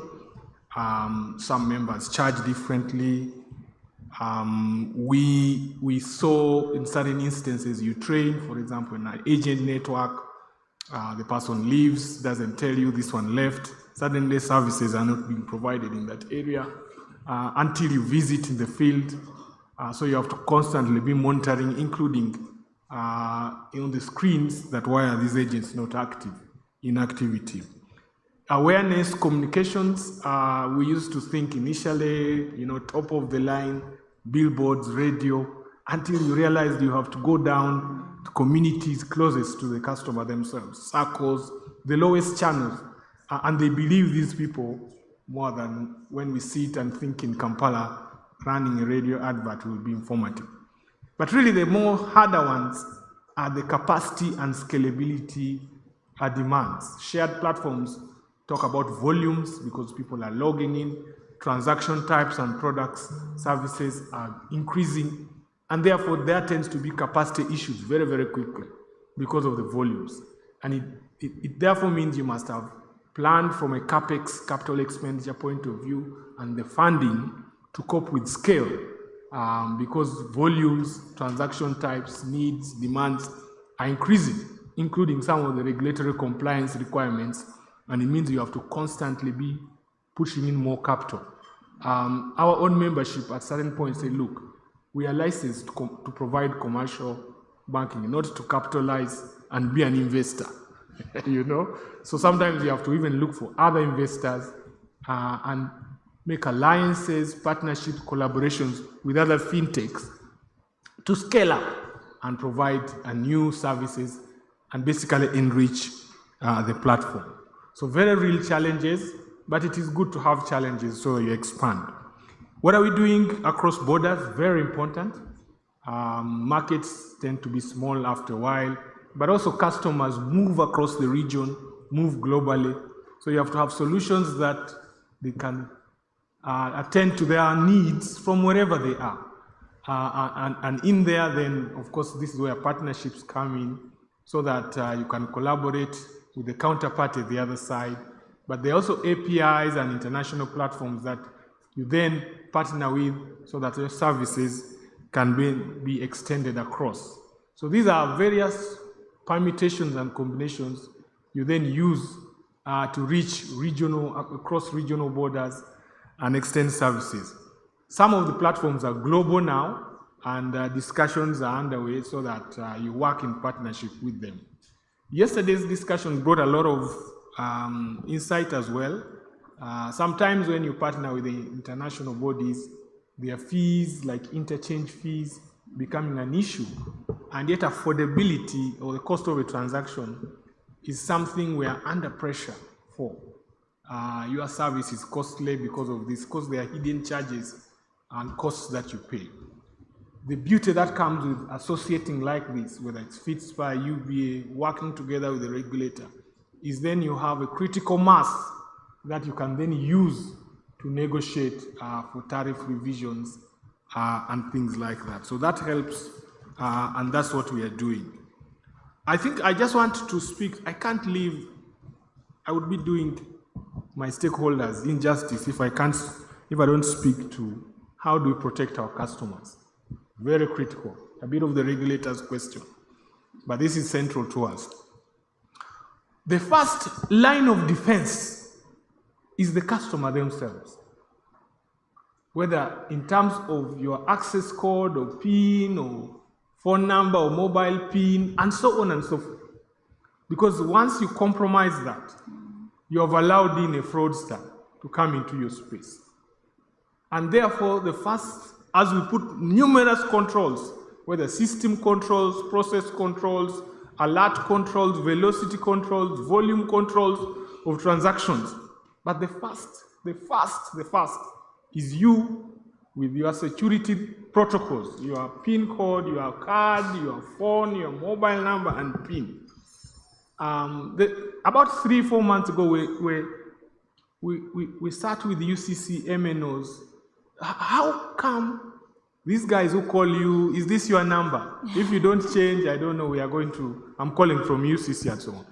And we asked, how come these guys getting numbers? Is UCC or somebody sharing phone numbers? How do they know my number and so on? Yes, possibly that could be one other side. But it also became obvious that as you go to transact at a small duka and so on, what's your number? Or sometimes they write certain things in the book and registers and records, and in the process, information is leaking. For some of our elderly people who are not digitally literate, they even pass on more information. And therein, and if it's coordinated, like I said, it is an investment these days for harnessing that information. It is used to then penetrate and compromise data. But also these days, it's becoming a fashion or a business that there's one small crisis and then social media and others blow it and it becomes a business for either attracting a negotiation or something. And we'll speak about it next week. I'm sure you have seen the industry, the bank industry is coming under attack for certain compromises or certain banks, and there's a lot of social media flurry around them. And we investigate them. Sometimes there are recent cases we found, actually the person complaining, it was his sister's card. The sister is out of the country. When there was a fraud, never reported to police. Why? We push you to report, you don't want. But then you have cameras, as you are discussing, photographing, selfie, a movie running, and it's going out in the social media. And online channels pick it straight away. So there are certain reasons, certain things are happening. I think all of it, we are saying in this digital space, many forms of fraud will start taking shape. And I think we just have to remain firm. First, you, the customer, you are the first point of control. Two, for us in the industry and partners to continue strengthening and working on controls across the board as we strengthen and minimize fraud. It's sometimes impossible to achieve 100% no fraud, but minimize it to 99.9. Okay, and then of course work with the other various agencies. So what we are doing first is the customer, empower them. Two, internally our own staff. Three, process system controls. Four, collaborations with other agencies, investigative and prosecution, police, courts, and so on. And five is international collaboration, because fraud is global and people learn experiences elsewhere, bring them here, and attack this market. So we benchmark with what is happening in other jurisdictions. I just thought I needed to speak to that before the regulator. Thank you very much. The MC tells me we've run out of time, so I'll allow the regulator to come in for answer the question for 1 or 2 minutes, and then we'll close the panel. Thank you.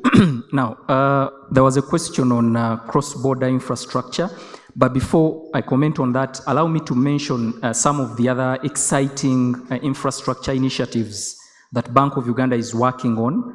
We're working on a national switch, which will support interoperability domestically for a start, but then eventually we hope to have that cross the border as well, commencing with our regional partners in the ESC region. Domestically, we also have ongoing works around shared credit data following the expansion of the credit reference system, and we're now working on the framework for setting up the central data hub at the central bank. So we expect fintechs to, tap into the expanded credit reference market. We're working on centralized data replication, particularly for electronic money issuers. I think some licensed players are already working on the pilot with Bank of Uganda, in which data will be centrally shared and held at the central bank.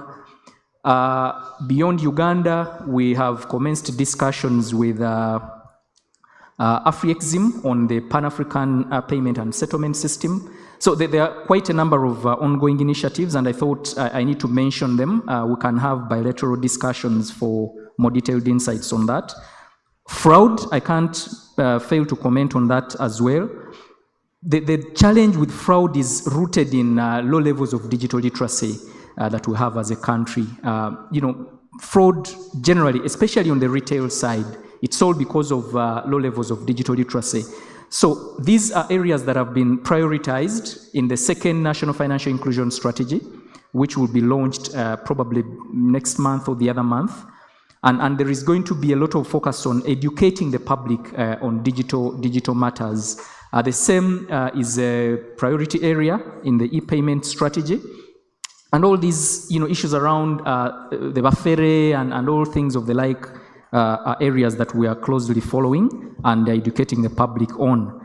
A related initiative is on fair competition. Bank of Uganda is working on fair competition regulations to try and level the playing field and give the smallest of fintechs and the largest of the licensed players some kind of level playing field in which each of those parties can be able to equally play their role. Lastly, the question of risk. There was a question on insurance. Bank of Uganda has a blend between principles-based and rules-based approaches to risk management. But I can tell you that the market has actually been asking about insurance products that deal with fraud. So I think just get in touch with Fitspa and you'll be able to reach out to the players for risk-related insurance. Thank you. Thank you very much. Please join me in thanking the panel. Thank you very much.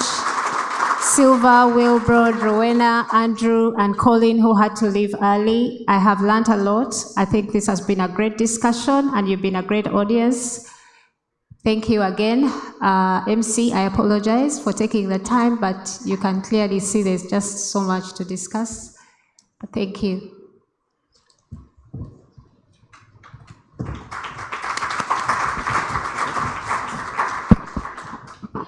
Thank you very much.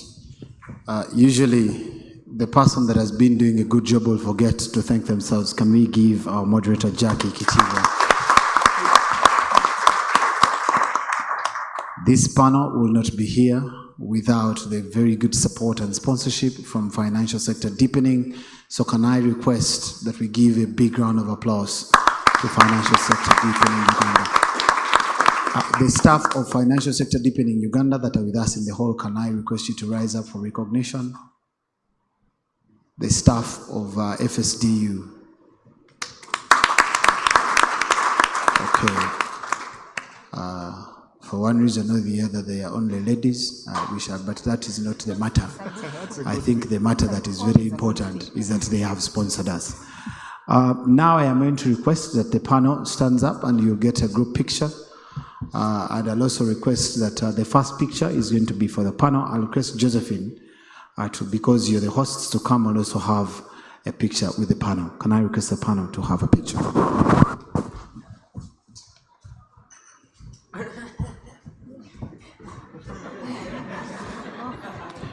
Yeah, Wilbur, thank you very much for arranging the picture.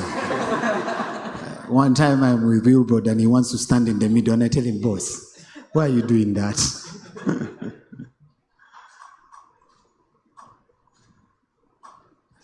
Thank you very much. Josephine, please join in.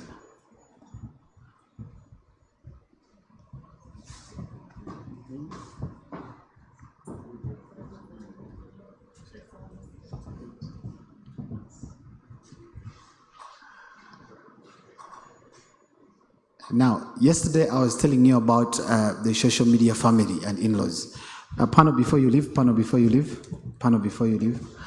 On many occasions, I keep telling my wife that I've been holding high stakeholder conversations. And she says, why you're lying? Let me join the picture to prove.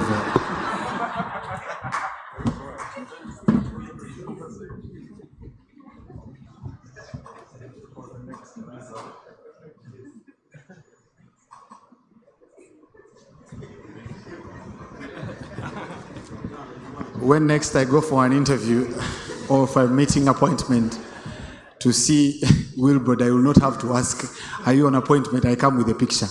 Here I am. And what were you saying? Once again, can we give the entire panel a big, big clap for a job well done? Ladies and gentlemen, the white man says that sharing is caring. We've had a huge conversation on shared digital infrastructure, unpacking the power of sharing. FSDU, thank you very much for making this possible. Our next session is on navigating the future and focusing on fintech mergers and acquisitions for unprecedented growth, which is going to be proudly sponsored by DTB. So that is going to stay here, right here in the main plenary. And then the other session is going to be about leveraging collaborations and shared infrastructure to serve the last mile user. So if you're the one that wants to talk about the last mile user and shared infrastructure, that is proudly sponsored by Innovation Village, and that will be in Victoria Hall.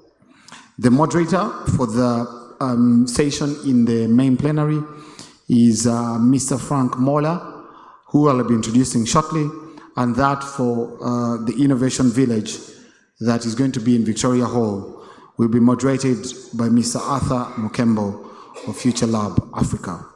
Allow me start with the session sponsored by Innovation Village, which is collaborations and shared infrastructure, to speak about who Arthur is. Arthur is the Future Lab studio lead at the Innovation Village, where he is connecting founders and corporate innovation leaders to opportunities, tools, and capital to build and scale tech and tech-enabled systems, products, and ventures. Arthur is a board member at the Association of Real Estate Agents Uganda, which is called AREA, a professional body advancing the interests for real estate agents. I don't know if Arthur is here. Can we give Arthur a big round of applause? Arthur, please show up here so that the lights can show who you are. Our second moderator, thank you very much. Arthur, I request that you come and sit here so that in the time for leaving, you go with your people. Thank you very much. So thank you very much. Our next moderator is the Managing Director, Frank Mola, head of SSA. This is one of the hardest bios I have read. Frank, has a lot of technical words, SSA, BPC. Frank is the lead advisor strategy, Digital Economy Advisory Council in Zanzibar, specifically on e-government. He is a strategist in business development and IT at Global Logistics. He is a certified as a master negotiator by the Harvard University. Frank Mola joined banking payments and commerce in Switzerland 2021 to lead an organization's digital and technology expansion in sub-Saharan Africa. He has 2 decades of experience in payments industry, and he is an accomplished executive with experience across diverse markets of Europe, UK, Middle East, and Africa in general. Prior to joining BPC, Frank drove MasterCard business strategy in East Africa through the innovation of technology with the aim of building payments ecosystem and solutions. At American Express in Spain and United Kingdom, he leads efforts to identify, grow, and defend the company market share in sub-Saharan Africa in the corporate multinational space and bank partnerships.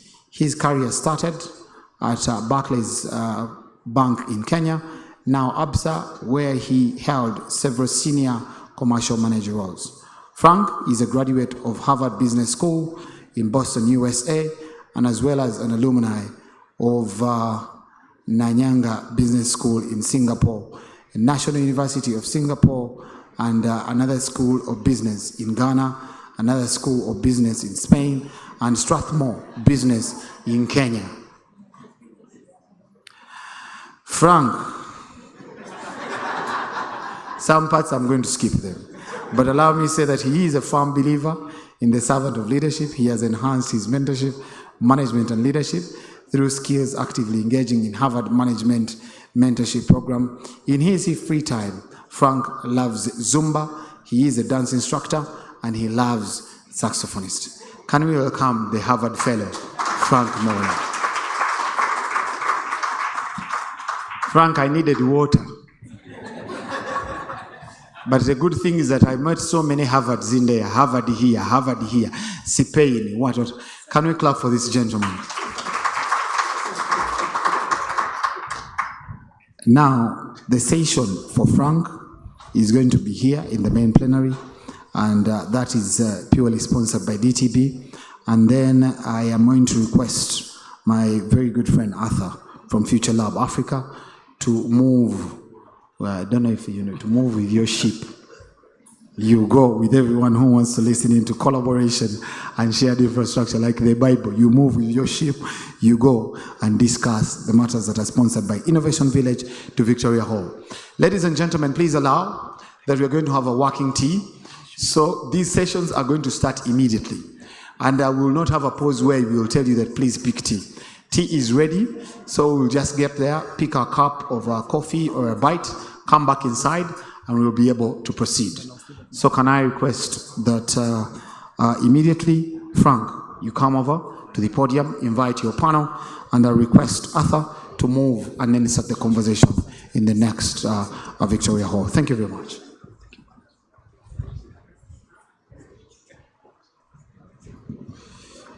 Wow. Good morning, ladies and gentlemen. Good morning. Good morning. Thank you very much, MC. I think once upon a time somebody said there's a reason why when you wake up and your parents take you to school, sometimes it is okay for you to appreciate some of those things. But without wasting so much time, I have a very able panel with me today. And one of the things that I've realized in Uganda, pretty much on Friday, people dress down. And, you know, being a fintech session, people dressing down on Fridays, I told myself, part of the conversations we are going to have today involves mergers and acquisitions. And one of the things that we need to be clear about as we think of mergers and acquisitions, there's something called culture, which we need to be aware about every time we think about mergers and acquisitions. So, the way I've dressed today, there's a culture in Uganda on Friday which dictates you need to dress down. So I've not aligned to that culture today, and it's not the best way if you're thinking of mergers and acquisition. You have to make sure you align to the values and the people that you're looking at mergers and partnerships with. Without further ado, please allow me to introduce my panelists today. I'll start with Ijaz Eshala, who is the COO of Diamond Trust. Ija is a leader with 27 years of experience in banking, steel and technology industry in India and East Africa. Mr. Ijaz was appointed as COO of Diamond Trust Uganda Limited in July 2022. He started his career as management trainee in Steel Authority in India Limited and moved on to lead technology and digital transformation in banking power sectors. Mr. Ijaz holds bachelor degree in electronics and communications and masters in banking and finance, gold medalist. So, Mr. Ijaz, please come on stage. Thank you very much. And also just to acknowledge the people who are watching us online, we appreciate you, so thank you for being with us as well. Next is Brian Kalule. Brian is a partner AF Mpanga, right? Where's Brian? I've got that right. So Brian's bio is, Brian is a partner in their Kampala office and sector partner for technology, media, and telecoms team. He's a leading technology lawyer in Uganda and handles the firm's legal and regulatory aspects for both local and international clients. He's also part of the intellectual property team. Brian also handles general commercial litigation, banking and finance, competition law, and arbitration. Brian is a leader in the fintech space where he advises the Financial Technology Services Providers Association, that is Fitspa, an independent association representing Ugandans' local and global fintechs community. He regularly appears in Parliament to discuss laws affecting the industry. Brian is an advocate of the High Court of Uganda. He's a member of the International Bar Association, a member of the East Africa Law Society. He's also a member of the International Trademark Association. He's also a member of the International Association of Privacy Professionals. Brian has also acted as Deputy Judge of the Commercial Court of Uganda and is currently the Chairperson of the Legal Committee of Uganda Bankers Association. Brian, welcome. And then finally, we have Shamira, and I'll put a note on Shamira when we're discussing intro. He says, Frank, just make it simple. So Shamira. Shamira is a founder of Pivot Payments, one of the first female founders and lead fintechs in Uganda. Her goal is to leverage technology, guide the team to build simple, seamless, secure, and affordable digital solutions that can be accessed by the rural poor, unbanked, and underbanked. Shamira, thank you. So as Shamira is coming on stage, ladies and gentlemen, mine is just to let us know that if you look at fintech space in Africa as a whole, we have 11 key markets in Africa that's almost driving 70% of Africa's GDP when it comes to the fintech narrative. And this one is South Africa, Nigeria, Ghana, Cameroon, Morocco, Ivory Coast, and Uganda is also part of the fintech space. But today what we're going to do is we're going to have more of a conversation. It's not going to be more of a panel, and we'll encourage you guys also to chime in. So I'll just join you guys on stage and then we can start the conversation. Thank you.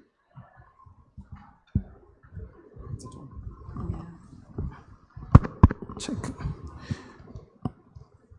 So over to the questions. I think the first question would go to to Shamira. And when you talk about fintechs, Shamira, and if you look at fintechs in Africa, what you're seeing is, Africa has been seen as a place where fintechs are really growing very fast. We have a lot of interest from global, and everybody just wants to get a pie of Africa. One thing that you know about Africa is not a monolithic continent. Each and every country has its specific nuances in terms of digital appetite, in terms of digital maturity. So my question to you would be, when you think of Uganda, and you can take this broader, can a fintech scale out to another jurisdiction within the region with minimal hindrances? And I'd want you to touch on what you're also doing with DTB from a partnership perspective as you share your thoughts around that. Thank you. Thank you very much. I hope I am audible enough. So Shamira is my name, as he mentioned, founder and currently MD of Pivot Payments. First and foremost, we have successfully gone beyond the boundaries of Uganda. So far, we are in 5 markets. And when you ask, is it possible for a fintech in Uganda to scale outside of our boundaries, it's really possible, it's practical. However, when you mention the hindrances and the preparation that is required for a fintech to scale outside, there's a couple of things that most fintechs either overlook or are not yet mature enough to overcome to help them go beyond the borders. So first and foremost, when a fintech is thinking about scaling, the first question is, have you done enough in the market you're in for you to warrant to scale beyond the boundaries that you want to go to? Secondly, is there a market for you in that other jurisdiction? And then the third bit to take off your box is, how do I get to that market if both questions are answered in the affirmative? How do I get, say, for example, to Nairobi, to Nigeria, to Kenya, to wherever, South Africa or Zambia, Zimbabwe? How do I get to those markets with minimal cost? Most of us want, to go, I usually use the word foolhardy, and want to set up independently in those new markets. However, each market has its own nuances, its own requirements to set up. So it's going to be very heavy in terms of operations. It's going to be very heavy in terms of compliance. It's going to be very heavy in terms of capital. And if you're a fintech, you know that the best way for you to operate is to have a lean model. So how do you have a lean model and scale at the same time in other markets? So as a beneficiary personally, between myself, Pivot, and DTB, we have gone into Kenya, and I'd like us to use it as a case study. We went into Kenya, and through a partnership with DTB, we were able to get CBK licensing or approval. Now, what would it have taken us if we had gone and set up independently and gone for the license? First of all, you are an unknown, you are an alien. For you to get a license in a certain market, you're going to be required to have set up for a certain period of time, to have a certain level of operations, to even have customers, to have moved some value, to have operated,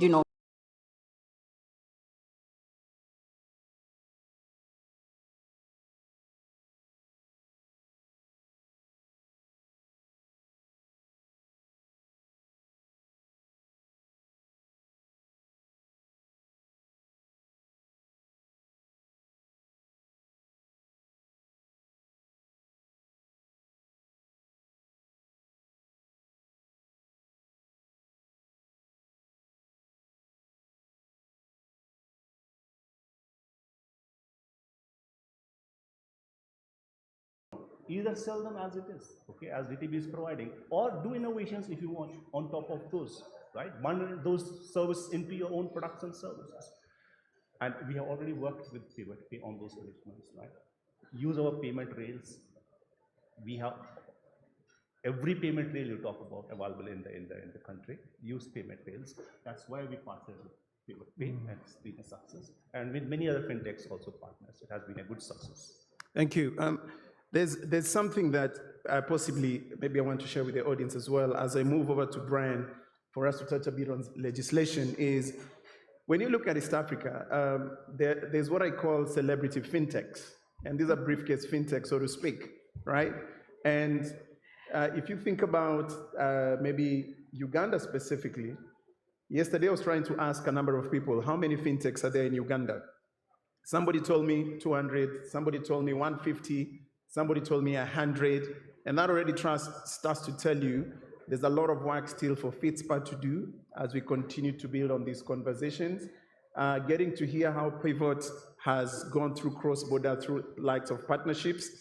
But one of the things you realize is out of the 100 plus fintechs possibly maybe you have in Uganda, a number of them are briefcase fintechs, or so to speak, celebrity fintechs.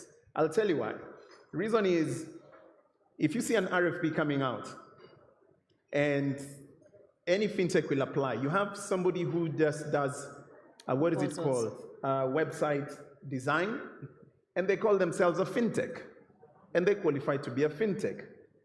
And do you know what really happens most of the time is the fact that most fintechs are driven, I say fintech in quotes, by funding. People are busy doing documentation and saying, there's funding that I'm looking for, but you've not really done your work based on what I'm picking from Shamira, for you to elevate yourself and expose yourself into the technology world or to the funders world. So, but Brian, I want to tie this with you. I mean, from a regulation perspective, we have the likes of Pivot, that is Shamira who's gone cross-border. But from a regulation, is there existing regulation really that supports any movement within East Africa and makes it easier for fintechs?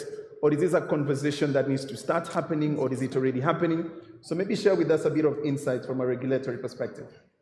Thanks, Frank. So, wait, to answer you, the quick answer would be no. But I wouldn't have done my part if I don't explain to you why. Yeah, but you have to look at it from the macro level of the East African community. And as you know, I think there's been integration at the customs union, but there has not been integration on the monetary union, and then I think the political federation, and then the common market. So what that means that, yes, we are the East African community, but essentially we are fragmented. Every state has its own rules and regulations, different business practices. So that makes cross-border mergers and acquisitions very difficult, because you have to comply with a number of rules, first in your home country, then in the host country. There is some law on mergers and acquisitions at the EAC level, in the East African Community Competition Act, but that one's primarily focused on regulating competition in mergers in the region. And as from my quick reading, I think they haven't done a lot of enforcement. But also it has a problematic clause that says that if the sector in which a merger is happening is regulated in the partner state, then that law doesn't apply. So if I'm going to acquire telco in Uganda, then I would defer to the competition regulations of the UCC as opposed to the ones of the EAC. So what that leaves us is the usual problems in cross-border mergers that happen. Answering to so many regulators, you get approvals from Uganda, approvals from Kenya, approvals from Tanzania, and then there are also different rules. Tanzania is a perfect example. It has shareholder restrictions. There has to be a local shareholder in every company. Now, those rules are not in Kenya, if I'm not mistaken, and definitely not in Uganda. So balancing that, of course, you need to hire lawyers to take you through the regulatory landscape. Not that I'm complaining, but it just adds to the cost of doing business and cost of doing mergers and acquisitions. Just a minute, just to add to what you said. Now, aside from it being fragmented from a regional perspective, but also in country, it's pretty much fragmented. Anyone who has tried to set up a fintech knows that you probably need 3, 4, 5 licenses just to get you by. You probably need NITA, you will need BOU, you'll need FIA, you'll need so many. So it's not a one-stop center to say that if I go through with this license, I'm pretty much covered across the board. So you'll find yourself that regulation alone in the same country is fragmented. Now, when you go across to Kenya, it's actually worse, because they'll tell you this service is done by central bank, this is not done by central bank, but it's also going to be overlooked by central bank within the other, regulatory body. So to put all that into one basket and say, I'm going to go regional, I'm going to scale at a regional level, whether it's a merger, whether it's a partnership, whether it's an acquisition, it's a monster in and of itself. So the fragmentation has to be addressed from country levels, and then we take it from a fiscal level and financial level, as he was talking about, so that first of all, we can achieve a regional, a true East African regional federation, and then we can move on to other areas. Okay, very valid point. Thanks, Shamira. I don't know if is Arnold in this room? Flutterwave, right? So Arnold, I need you to get a mic, eh? And I want you, I'm just throwing you under the bus, right? Arnold, Flutterwaves are doing a lot of things in the region, and I really want to hear your contributions around the conversation the panelists are having. One of the things I always say when I moderate is 4 of us possibly have a total of 100 years of experience, but all of you guys seated here, it's possibly over 1,000 years of experience. So I'm sure there's a lot of gem and information in the room. So Arnold, please tell us a bit about acquisitions and mergers. I'm seeing a lot of activity happening in your space, but owing to the fact that if you look at Uganda in the last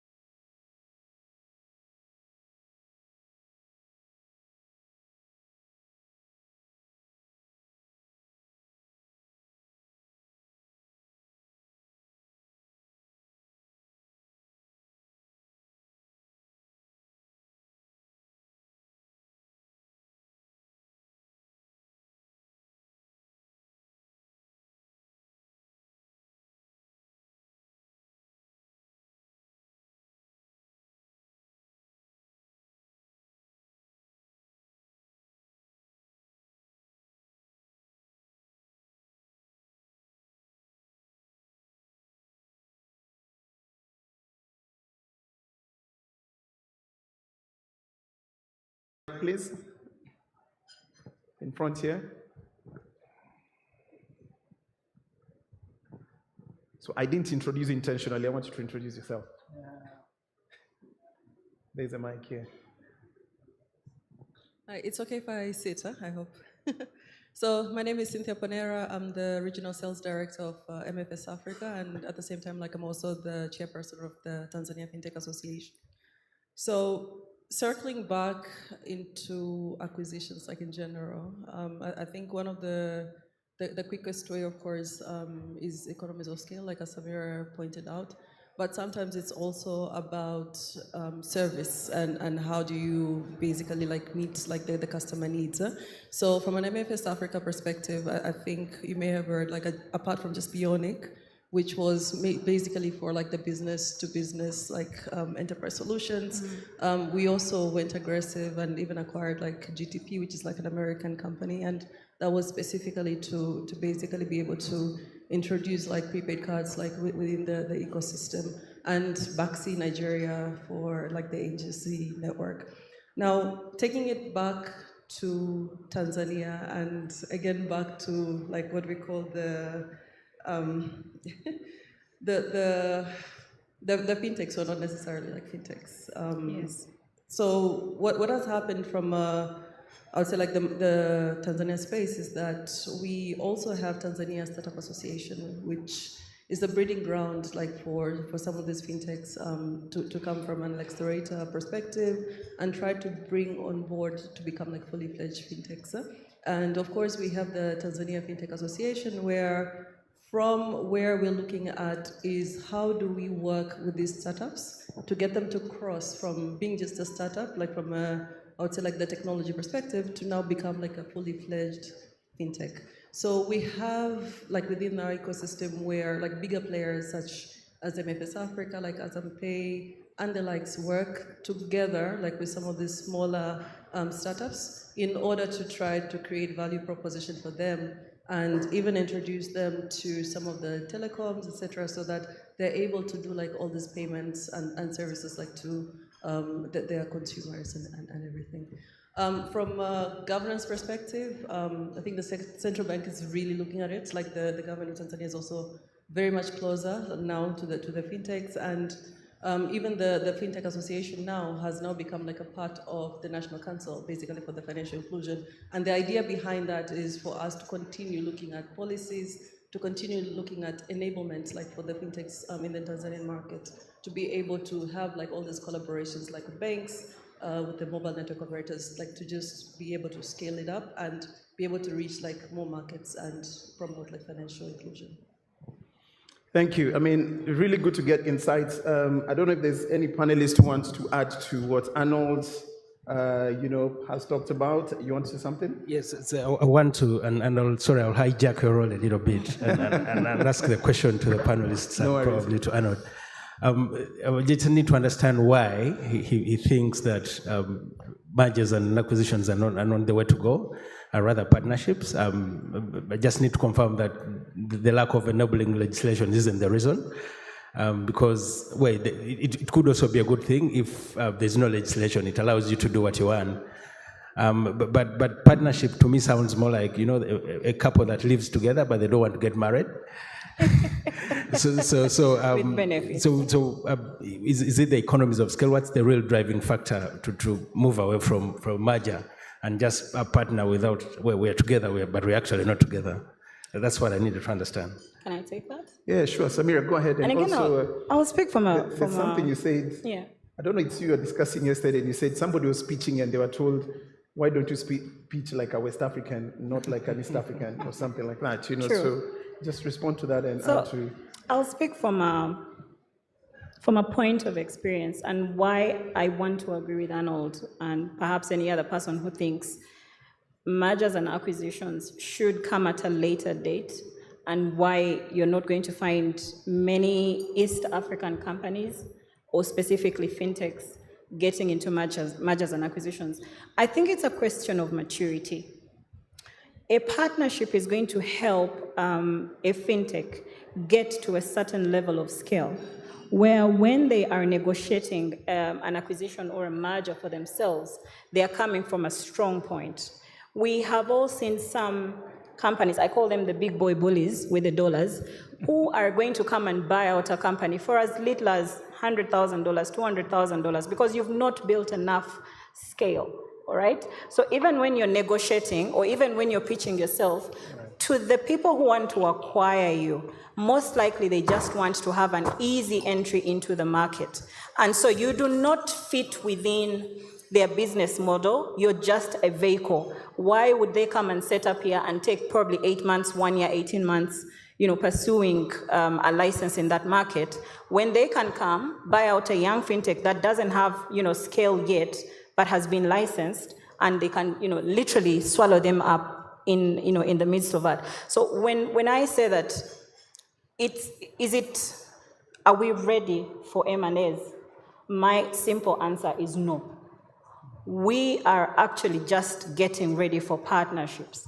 We still have people who say, when, for example, a bank like DTB or any other bank comes up and says, we want to partner with you to give you this and you can ride off our rails, someone who is going to say, oh, you're going to take our idea.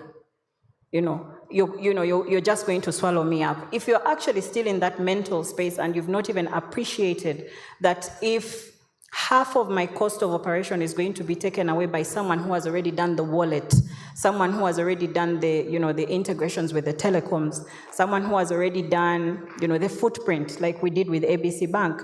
So if you've not yet even got to that mental space to appreciate that you can leverage a certain network, you're not in actual sense ready for an acquisition. Because what will happen, you're going to negotiate from a point of weakness, that's number one. Number two, you will not check most of those boxes. Because if you're looking at what mergers and acquisitions today look for, anyone who is trying to acquire a company, they're going to look at how much scale do you have? What's the type of customer that you have? What's your unique selling proposition that you have? Is have you commercialized your idea or your business or your product? Is it scalable? So that if Flutterwave is coming to you and they're saying, I'm bringing scale, what is it that I am scaling? Is it scalable? Can it go beyond the borders of Uganda? Can they replicate it in their other markets? If they are putting it within their own basket, how well will it fit? What's the level of technology you are at? The companies are looking at AI, they're looking at automation, you are still looking at setup. You're actually still fidgeting around, how to standardize or stabilize your APIs. You're still within, that frame. So you going in for an acquisition is too early.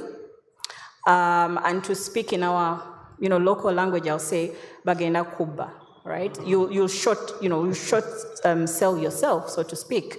And chances are, because you've not yet developed to that level where you can say, I am also bringing this level of stake into this acquisition, chances are you're going to be a footnote in that partnership going forward. You will simply be a footnote. Okay. Yes, you will hit the news for a couple of months and going forward, it's business as usual. And this is where I want you to come in. I'm quite passionate about what Shamira talked about. It's very important. We don't make shortcuts, right? That's important. We don't make shortcuts. I'm excited seeing young entrepreneurs here. You're the future of this area. You're the future of East Africa, right? It's very exciting. Please don't take shortcuts. We were at a time, maybe a few decades ago, disadvantaged in competition with the West or the Europe, because majorly maybe we didn't have too much funding investments, and number two, we didn't have the technology know-how. But those were the areas where you needed technology know-how to build aircrafts, maybe to build nuclear plants, maybe to build memory chips, computers, processors. But now this is the age where you can compete on the latest technology, AIs, the machine learning. You don't need that technology anymore. You just need the cognitive power. And God has been gracious enough to distribute that cognitive power evenly across the globe. So you are no more disadvantaged on that competition now. Only thing needed is focus on long-term gains, not on short-term gains. That's very important. Thank you. And I want to bring an addition to this when it comes to governance. You talked about maturity of the market, Africa being fragmented, and also, Brian, different laws, different jurisdictions. It's not just about regulation, there's geopolitics and all that also limits some of this conversation. But now from a governance perspective, when you're thinking of mergers, and what is coming out clearly is we are not ready for mergers and acquisitions. Nevertheless, we are seeing the likes in West Africa, Nigeria, and South Africa known for these mergers and acquisitions, in 2020, where there's a partnership or acquisition between Stripe and Paystack, close to $200 million, right? Yeah. Why does it have to be in these other spaces and not here? And is Peter here? Peter, you're here. I'm throwing you under the bus, right? On this, and nice to see you, and by the way, congratulations. Peter, right? This is Peter, right? No, that's You're not Peter. No, Jess. Oh, it looks like Peter. Him. No, I thought it was Peter from InterSwitch. Yes. I wanted to. He's not here. No. Maybe just to answer you a little Peter, bit. I need him to contribute to this. Yes, maybe just to say something about what you've said. On the governance. Why West Africa? Okay. And why not East Africa? Right. Can we be real for a moment? What's the market size of Uganda? Literally, the entire market space for digital services in Uganda is a test environment for Nigeria. Sorry, repeat that again. The entire market space for digital financial services in Uganda, 20-30 million, is literally a test space for Nigeria. So if you wanted to scale service and have a quicker, adoption, have better numbers in terms of more customer numbers, where would you go? You're looking at Nigeria, 100-something plus million. You're looking at Ethiopia, 100 plus million customers. You're looking at Uganda, which is squeezed between two giants. Where will you get the 10 million today? Let's be realistic. So even from an investor perspective, from someone who wants to acquire, it's more logical and feasible to go and acquire in the more in the bigger markets, so to speak, than in a smaller market. Why they would want to be in a smaller market like ours is probably to test a hypothesis. Is it working? Because our basket needs are pretty much the same. I mean, if you're looking at a mama mboga in Kenya, if you're looking at a market woman in Nakawa or Kalere, and if you're looking at someone in Kaduna market, in the fish market, their needs are the same. So if I need to test a hypothesis, I will go to a smaller market. It's less riskier for me. But if I want to scale, I will go to a bigger market. So it's that simple. It's just economies of scale, really. Just to build on that. Mm-hmm. So if where the market size is small and there are too many players, and again, to be the advocate for mergers and acquisitions, why don't all those entities, or at least the bulk of them, merge and form a competitive entity? I want to say this. I want to tether at the brink of it. When you look at it, to a certain extent, and I want to be fair to the giants in this particular market, to a certain extent they've partnered. To a certain extent. If you look at when you're dialing the USSD codes, you will dial one code and you probably access each other's menu. You will be able to send money, off net. I can send from Airtel to MTN. That's to the extent to which they can partner. They are also in it for space. They report to groups. They are part of bigger groups. So what is in need for them for Airtel and MTN to merge when they're also trying to carve out, what is left of this market, right? Again, I will go back to if I had, a choice to choose which market I would go and acquire a company to scale my services, where would I go? It would probably be more expensive for me here to even get a fraction of what I would spend in Nigeria, of what I would spend, in Ethiopia, of what I probably would spend in Kenya. Then secondly, you have to look at the technological advancement or saviness of a certain market. When you look at Uganda, Kenya is our godfather when it comes to mobile money. Yes, we've just barely caught up.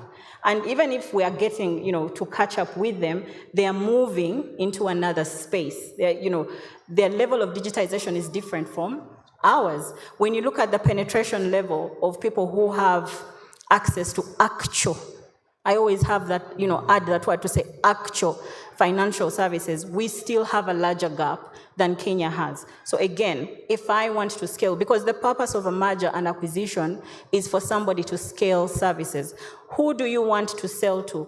A person who is barely learning to use, a mobile phone, or someone who is barely learning to use mobile money, or you want to go to somebody who you're just going to change the user experience, and so to speak, your selling experience as opposed to a product. So we have to look at our context and say, what's the level of maturity of the fintechs on this market to attract acquisitions? If you look at it, then you also have to look at their scale, their current scale. How many of us as fintechs today have more than 250,000 customers? Even if I don't go to 250,000, how many of us have 50,000 customers? When you talk about Stripe, Stripe was acquired with 60,000 customers, much as it was in Nigeria. So today it's a question of, I probably don't own the customer. I'm leveraging off someone else's customer. So as the fintechs in the room, we're looking at all acquisition and mergers. Do you own the customer? Is it your customer, or you're just switching between the different networks and you don't own the customer? Okay. So those are pertinent questions that we have to ask ourselves. Are we there yet or not? I personally think we are barely starting on the journey. Okay. Anybody this side who wants to comment anything around the fintech space in Uganda, please give a mic to that gentleman there. It can be a question or a comment. But what you're saying, I can allude to that because either Nigeria or Ethiopia, maybe Ethiopia would be a bit closer to my mind. I was there a week ago. In every 10 Africans, one is an Ethiopian. Population is over 110 million. So basically those numbers also tend to work. But it will be interesting to get either views or comments around this conversation we are having on acquisitions and mergers. I think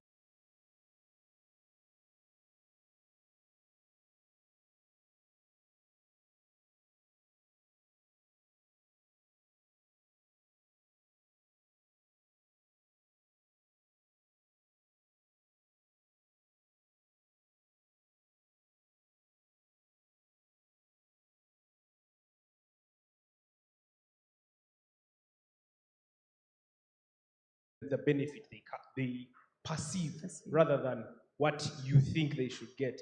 You come with your very brilliant idea, I think this is the future, but you have no idea about their strategy. And that's the entity that's supposed to acquire you, or you want to acquire, whichever way it is. So for them, their perspective is when they look at you at a business, they've already seen their strategic advantage from that. But as an entrepreneur or as a business, as a young business, you have no clue, right? We are at the point where we simply see it as an exit.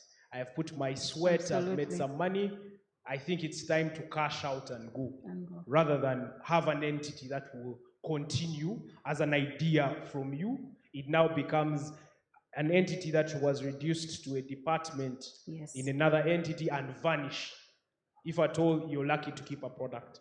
So I think there is that continuous exposure in terms of training and information that we do need.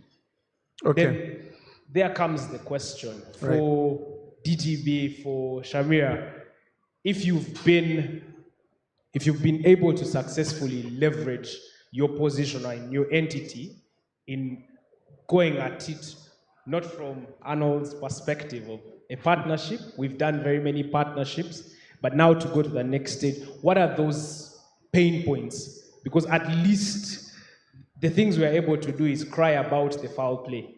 Yes. We need to get the experience from those who have done it, if they are able to freely share, so that you're not shocked. You don't go in expecting roses, you go in knowing it's a business engagement and how do I, leverage myself to get the best out of it. Thank you very much.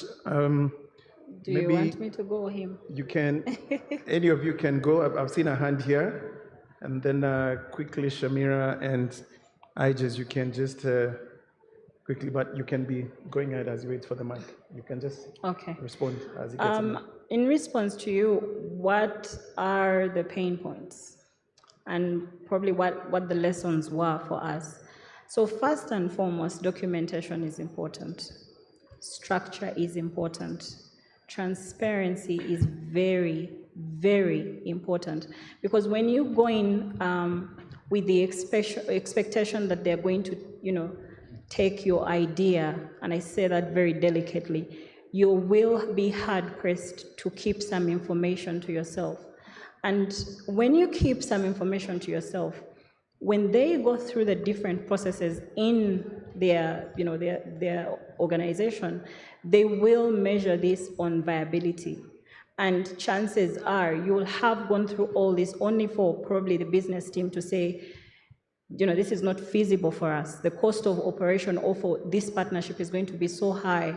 And at that level, having exchanged so much, you will probably not have a success. That's number one.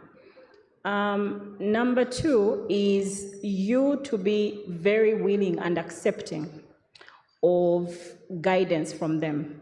I'll tell you an example that we had some level of structure in Uganda, but when it came to Kenya, it was a totally different ballgame.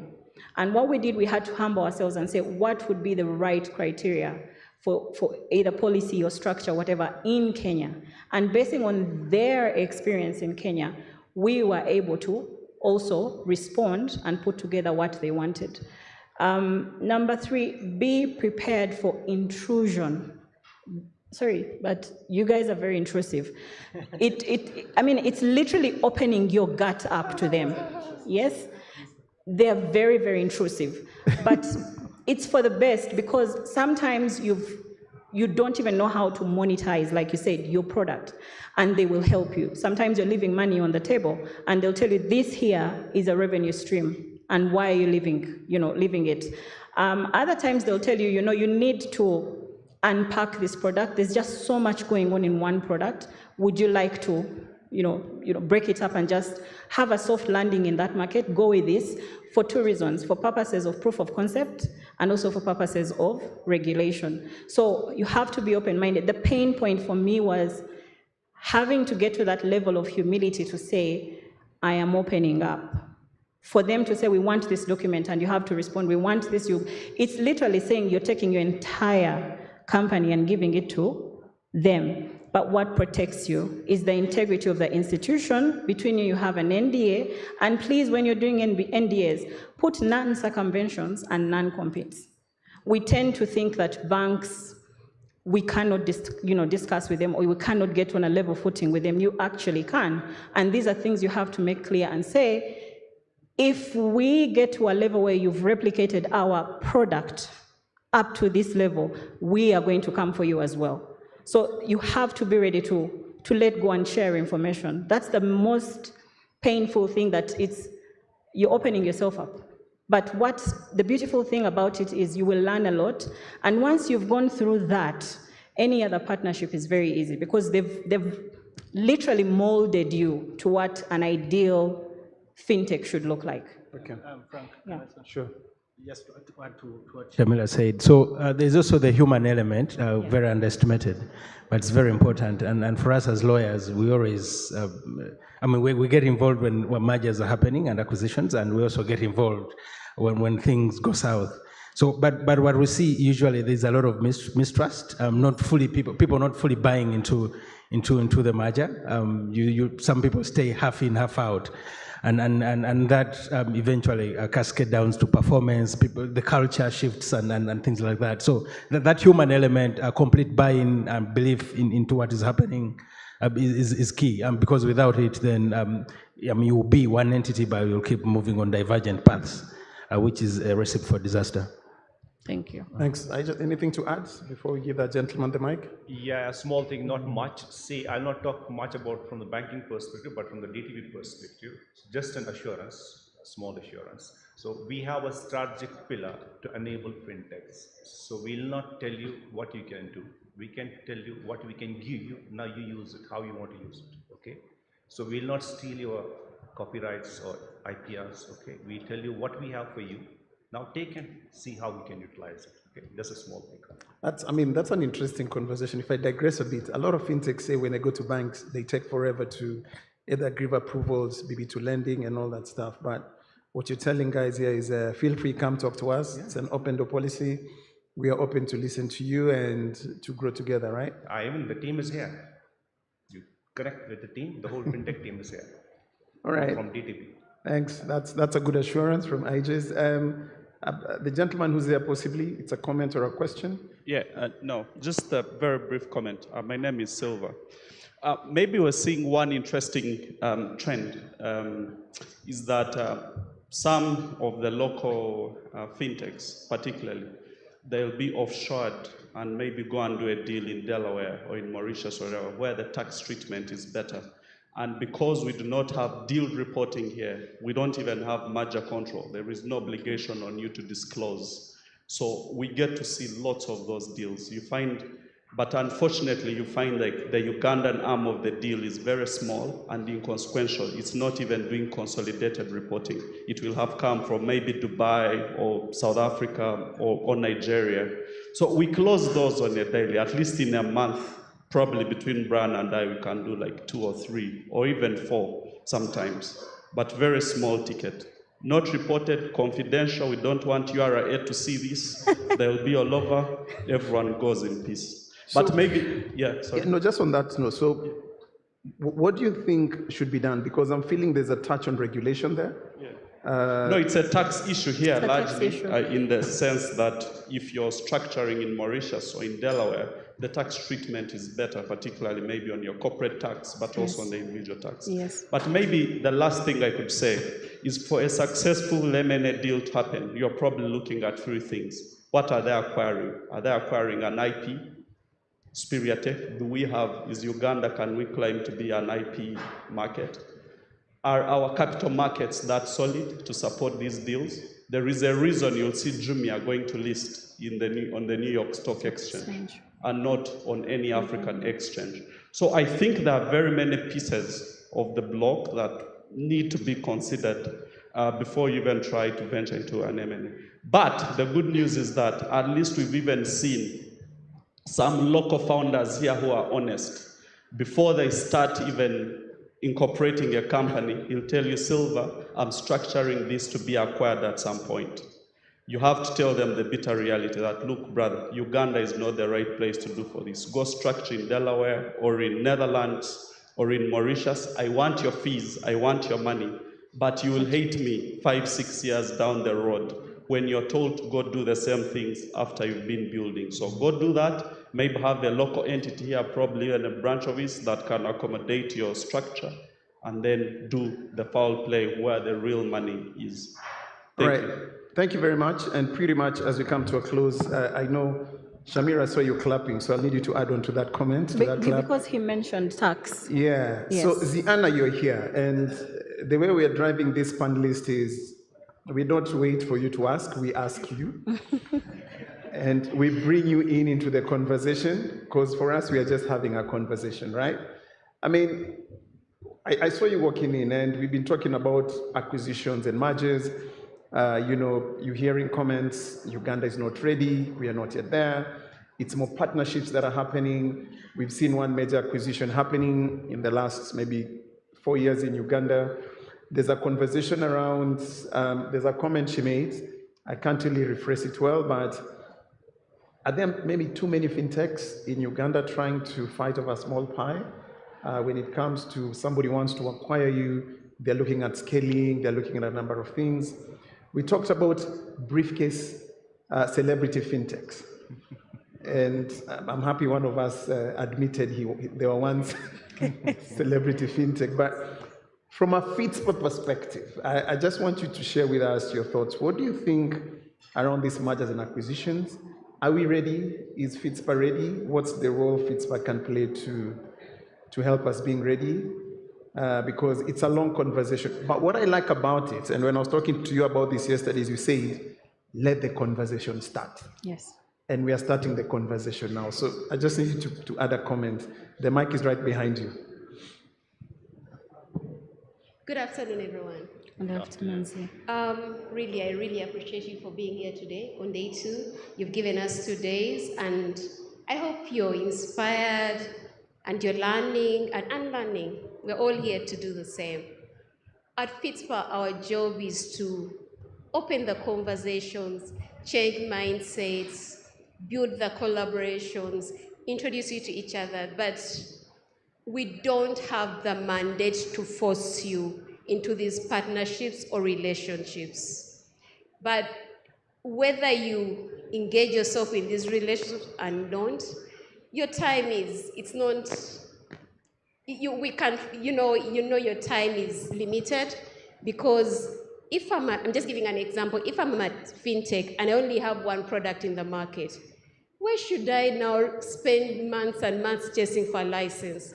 Yet there are people that already have the technology set up, they have the relationship set up, they have teams set up, people that are going to help you save costs in recon, because you can't even afford to hire a real accountant.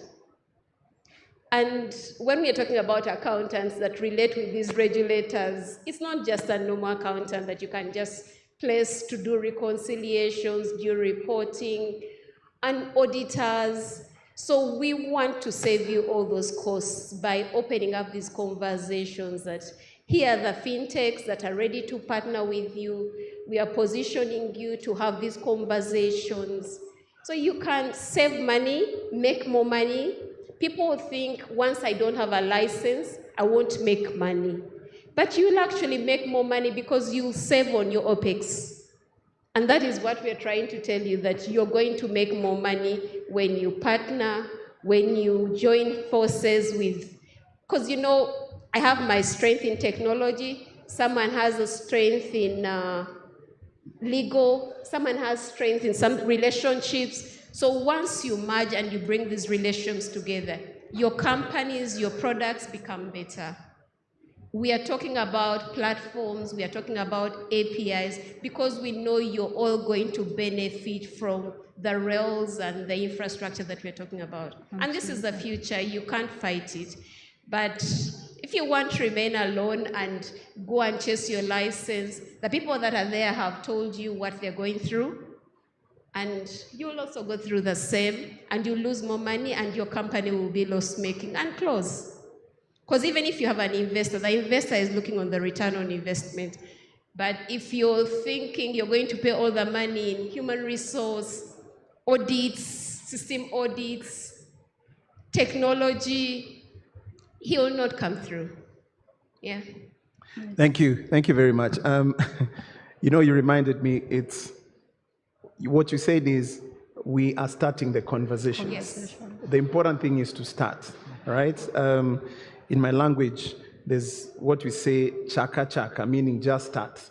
And then as you progress, you're going to build on that. So thank you very much. I think you're doing an amazing job setting up Fitspa and bringing it to where it is today, and also bringing all of us collectively to this session. So I appreciate your contribution. I met Eric yesterday. I don't know if Eric is here. And He's Eric right from there. True African? He's right there. Eric, you can't hide from me. Eric, there is something you said yesterday when we talked about this conversation, and you said from the beginning, the business plan was wrong when it comes to mergers and acquisition. Can you just expound on that point? I know I'm also throwing you under the bus. When we were talking yesterday, you just alluded, and we were having this, and I like that because it gives us context. Context is always important when you're having these conversations. I call them meaningful conversations. So just expound on that when we talked about... And besides, he's a godfather in the industry, so who better to give you context? I hear you're a godfather in the industry. Good morning. Is it Good still morning or afternoon. afternoon? So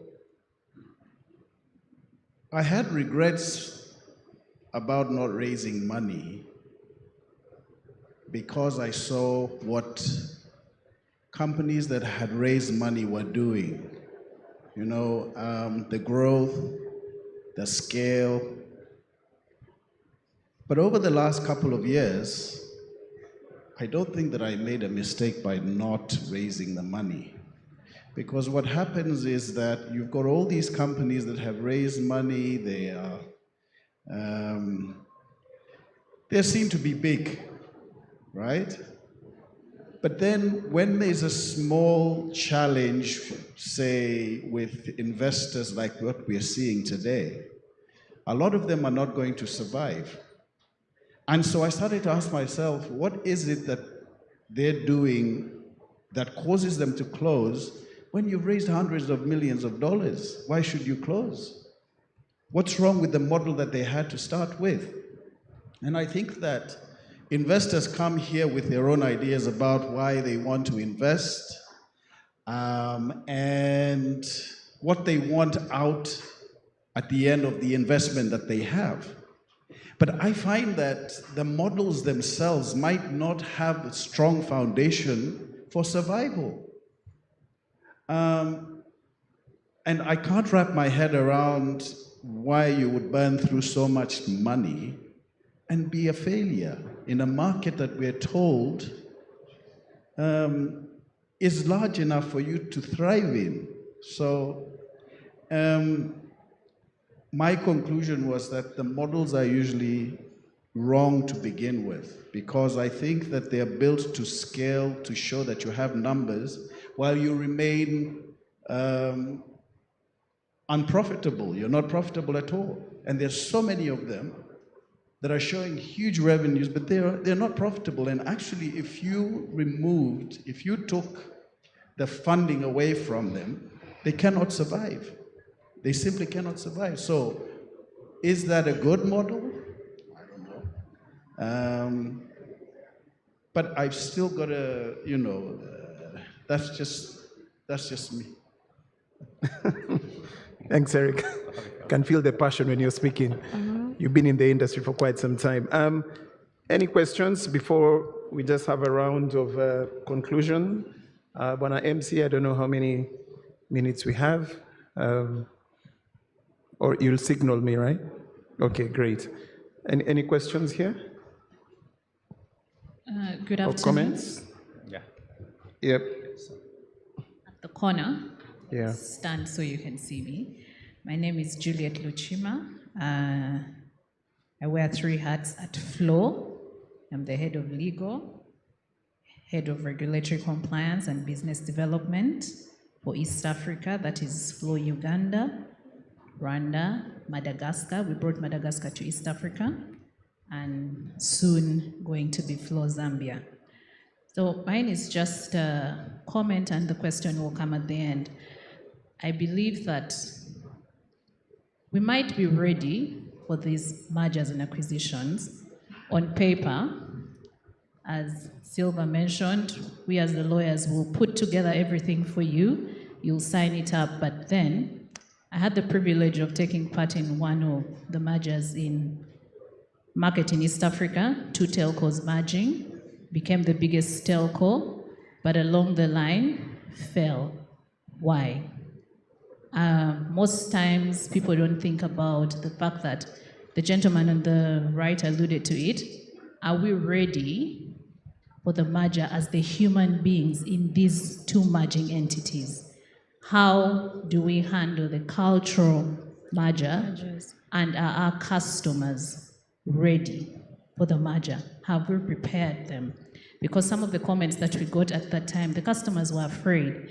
They knew company X, they didn't know company Y. And along the line, so many of them dropped off and ran to the competition because the acquiring company had not prepared the customers for the merger. So I throw this back at the panelists to just enlighten us on how we can go about this. Thank you. Thank you for that. Anybody in the audience wants to respond to that? Okay, so again, I'll push it to the panelists. A number of things, I think, and to pick on to what you've said, culture plays a major role when it comes to acquisitions and mergers. And when I was having this session with the guys from MFS Africa, and some of the things they told me yesterday was, for it to happen is, timing is of essence. You know, timing is very important. You just don't wake up and do it. The quality of your processes, the proposals, and everything internally. They talked about being able to align values, vision, missions, so that when that merger is somehow complete, some people don't feel like they're not part of the whole organization, they don't feel like they're part of the new culture. And I think culture plays a very critical role in making employees of the company that is being acquired feel part and parcel of the wider team. But I'll leave it to any of you to share your thoughts based and respond to. Any of you can answer or add to that. Okay, yeah, so I think it is an age-old problem, which unfortunately has no easy answers. But the answer could simply be that you just need to choose the right people and merge with the right people who believe in what you're trying to do, who have that buy-in. So it really goes back to the reason why you're merging. Are you trying to have a quick fix, maybe get numbers of customers? You could do that, but then the underlying culture is different. And as you say, along the way, there won't be integration. So it's really about being careful about with whom you partner with, making sure you get in touch with the right people. So you just have to do a little of a due diligence and make sure that the hearts align. Yeah, but it's an age-old problem. I mean, you read about all the mergers that never work out, and culture is always an issue. Again, from experience, and I've had my fingers burnt quite a bit. One of the companies I really admire how they acquire or they merge is MasterCard. You would probably sit in a room and MasterCard has acquired partly, probably 5, 10, 15 companies in that room, and you would never know. Why? Their change management process takes years because they're cognizant of the culture shift. They're cognizant of the customer stability. If a customer knows a certain brand and they're comfortable with a certain brand, and their role was to come in and take a market share of that particular market using that brand, they're, much as it's a strong brand as MasterCard, they're very comfortable in being in the back and letting this brand ride the tide until it comes to such a place where they have managed change, not just from a customer perspective, but from a partner perspective, from staff perspective, even from an industry perspective. They will have hints, bits, thrown here and there. And so you will start getting accustomed to this being affiliated to that brand. And so you will also start tapping from the strength of that brand. So the old adage, time is very important. And also when you're negotiating these contracts, it's prudent to have what I like calling it a test and see period. You can sign a conditional acquisition and say within this period, if the two parties are not, comfortable with each other, we can agree to separate on such and such acquisitions. I always say acquisitions are not like a marriage where you're going to say, till death do us part. You always have the question or the option of exit. Yes? So the way you move into the marriage should be the same presence of mind and clarity of mind and strength of mind to know that if 1, 2, 3, 4, 5 are not met on either side, this is where we all call it quits.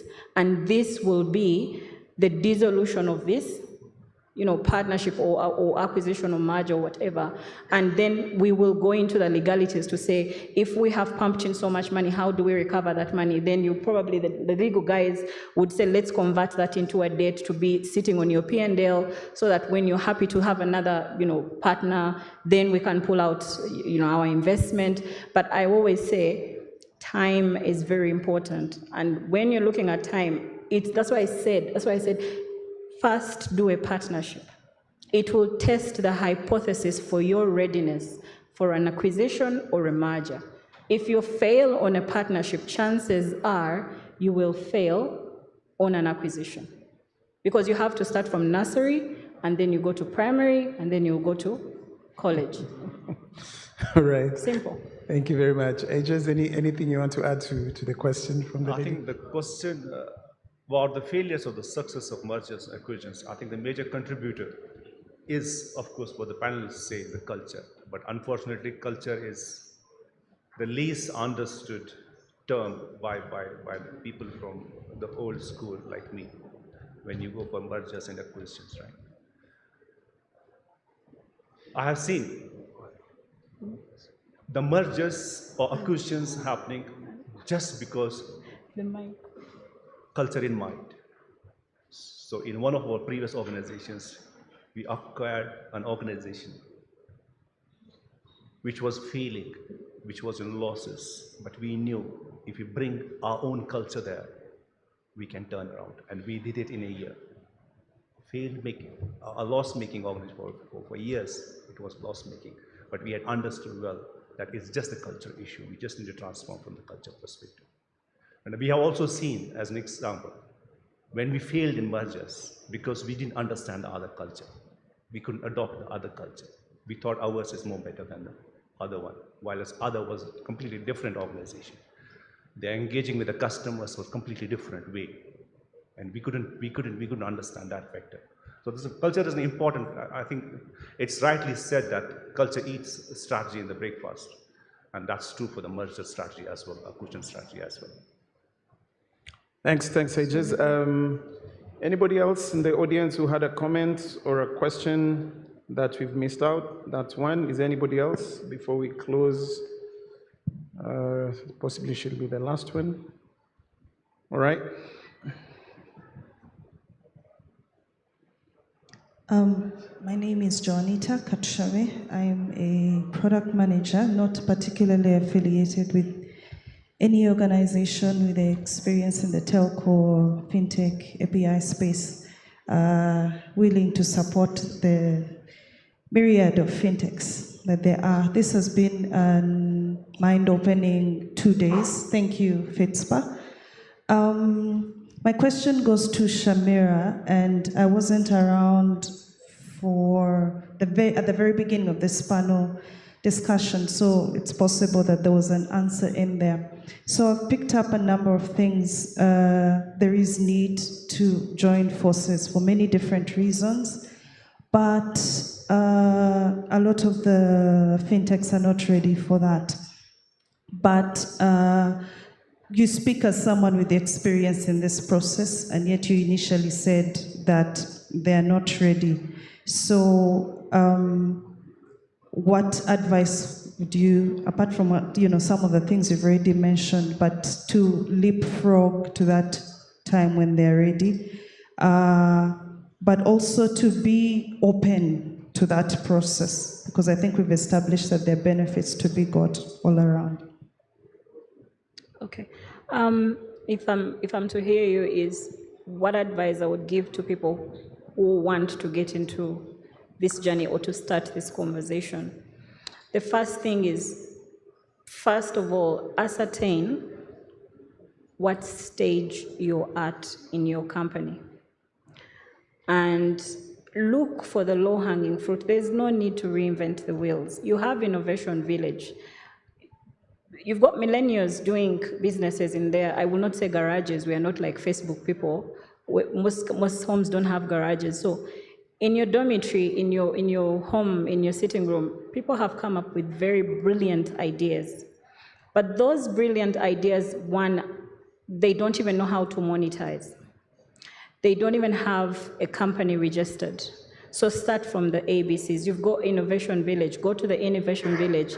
Get the basic training of how you would start a company. Because even if you're going to go for a partnership, even if it's going to be time for acquisition or a merger, they're not looking for a person. Yes, they will look for you if you're investable as a person, but they will deal with you at a corporate level.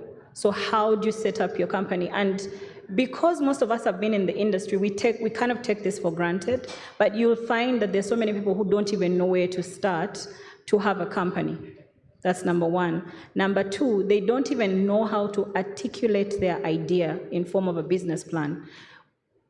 I will tell you that we really did not even articulate our own business plan until we were 2 years old, but we were very clear on the idea and the path that we wanted to take. Number three, you've got to leverage networks. Building networks is important. For example, if you look at Mudhoni there, she's a person I consider very brilliant when it comes to product development, right? You want to bounce your idea off her. She will tell you, this a customer can take, this probably they will not take. Maybe what is killing your product is how you're presenting it to the customer. Maybe the channel is not speaking to the customer. There's a current obsession with applications. How many people have smartphones? Do your research. So before you get into the partnership, first clean your house. First of all, build and clean your house, however small and humble it is.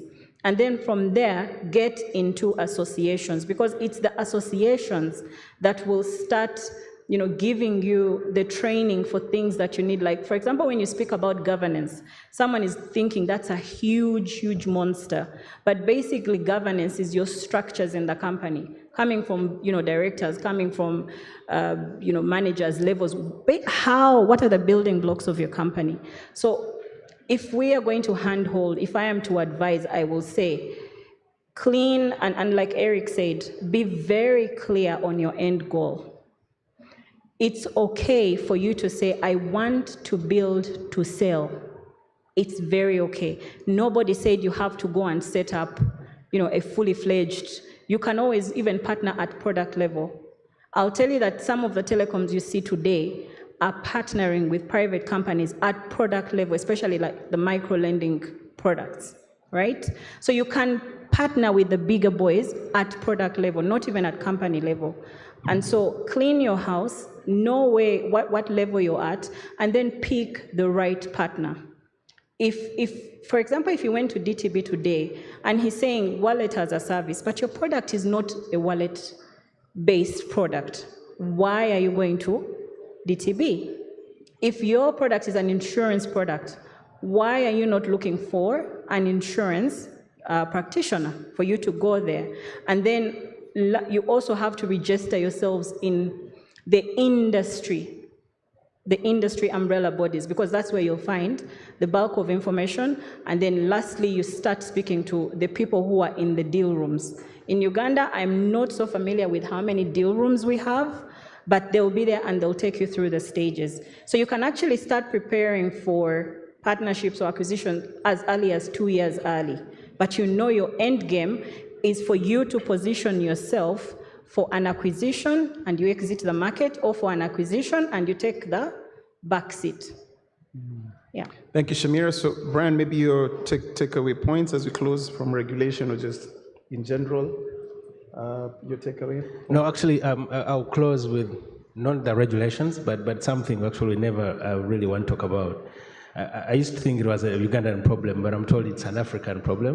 We always have to own our thing, and Shamira may disagree with me. I'm still one for mergers and acquisitions. We always want to have my own thing to own. But when sometimes actually we'll be better off partnering, wait, I don't want to use the word partnering, merging with others and building something more substantial and make you a little more competitive. But on the regulatory side, I think, and depending on which side you fall, the lack of regulation could also be a good thing because there are not so many restrictions on what you can do. But from the East African level, it is problematic because you have to comply with different regulations in different countries, and that adds to the cost of doing business. Yeah. Thanks, Ajaz. Anything to add as we close? Yeah, I know Fitspa has been doing a lot of good work around for the fintech industry. Okay, I'm collaborating with other countries in the East Africa. I'll give a small task also. I request Fitspa to enable these fintechs better.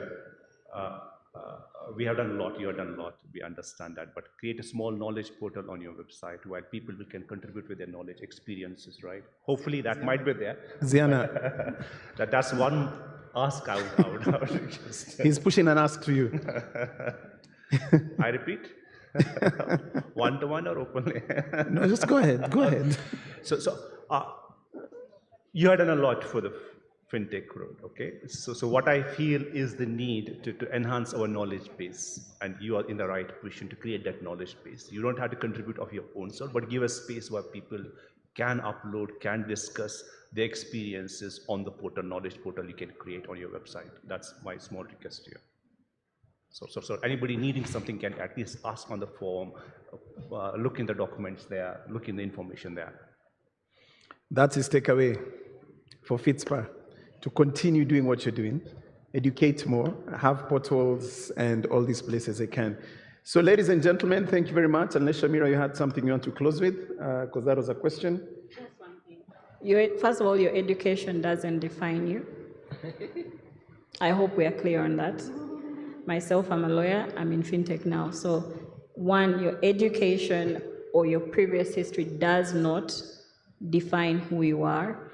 And lastly, it's okay to fail.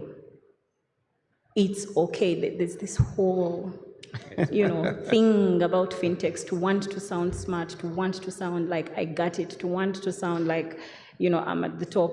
It's okay to fail. And lastly, just like a house is built by interlocking bricks, please go for partnerships. They will save you a lot. Build your blocks wisely. That's all from me. Thank you, Shamira. I'll add on, it's okay to fail. Fail forward, fail fast. Don't fail and just wait there. And there's another comment that you made. Be clear on your end goal. There's a philosophy I have which is called 10-10-10. For you to think of your end goal, you need to ask yourself, whatever it is you're doing today, even if you're thinking of mergers and acquisitions, if you're thinking of the end goal, then do your 10-10-10 from today. So ask yourself, I want to be acquired or I want a partnership with this duration of time, but ask yourself, in the next 10 seconds, 10 minutes, 10 hours, 10 days, 10 weeks, 10 months, 10 years, where do I want to be? Once you do your 10-10-10, bring it back and see this is where you want to be, that's the end goal, then start working on that now. So in everything you do, try as much as you can to apply your 10-10-10. And in conclusion, I want to give you some not so useful information. And this is something around coffee in Uganda. When I was in Ethiopia and I got some data that Ethiopia is the biggest producer of coffee in Africa and Uganda is number 2, right? But Ethiopia consumes 50% of the coffee and they export 50%. Ugandans don't consume coffee, so you export 100%. So chances of you almost becoming the #1 coffee exporters are a bit high. True or false? I told Ethiopians, they refused. But I told them when I go to Uganda, I'll tell Ugandans you're almost becoming the leading coffee exporters. All right, so as I said, useless information, but I just thought I'd share that. Ladies and gentlemen, thank you very much for being with us this afternoon. To the panelists, thank you very much. I can't thank enough. And as always, that's the way we designed the panel. We did not want to have a Q&A. We wanted you to be part and parcel of the conversation we are having, because by including you, we also get to learn so much from your end. So thank you very much, and we appreciate you. And for Fitspa, Ziana, asante sana, we appreciate for setting this up. Thank you, gentlemen. Back to you, MC.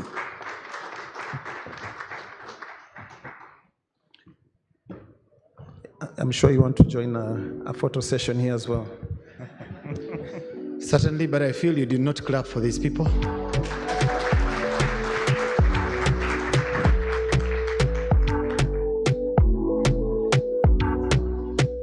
I'm going to join the photo. Can we clap for Shamira? Specifically because me and Shamira today is Jumat Day, so to give you all this time here, it really means a lot. So thank you very much, team. We are very grateful. Please have your photo alone, and then the MC will join in.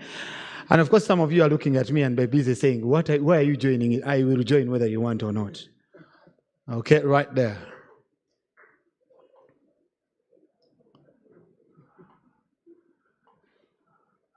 Okay, so thank you very much. So let me come there and join in. I'll stand this side of DTB.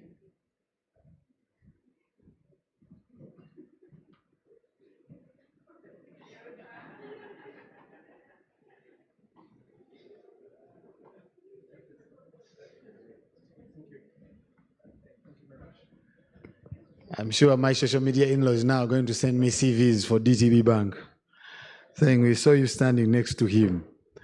Can we give them a big, big round of applause? So thank you very much for making this possible. Can we also appreciate our sponsors, DTB?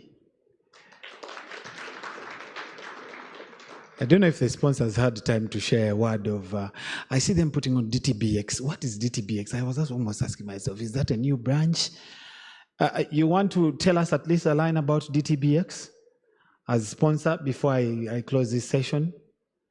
And people, when you sponsor, it is you who gets tired of the space. Please come.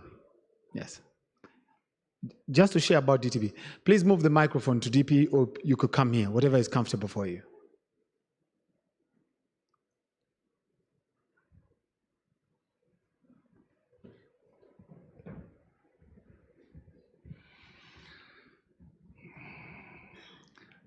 Yeah, on the parting words, I think the MC has asked about what we wear, right? Before talking about DTBX, I'll just give a small thing, what we are wearing apart from DTBX. I had told, my team is here around, so they were asking what should we wear? I told them we wear the Fintech culture. We don't go there as bankers, we go as Fintech. So we don't just wear the Fintech hat as a banker. We should strive to adopt the good part of the culture they have. That's what we aim. So when we talk of good part of the culture, that's the way of work, the way they work. The way they work is they don't have meetings. They have scrums and ceremonies. They don't have scope. They have stories to tell. So there's a lot different thing we need to adopt from them. So not just ways of work, even adopt what they wear, how they work. There's something good things happening in the industry. We know we are the old generation, old legacy traditional organizations, but we had to move at a different speed, okay?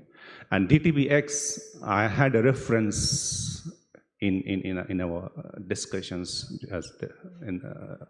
it's about providing an engaging platform for fintechs to consume banking as a service, not only consume banking as a service, to enable you walk that journey. DTB will handhold you and enable you to walk that journey, which you often struggle walking alone. That is what TTBX means. X is, we'll make you walk 10 times faster. Thank you.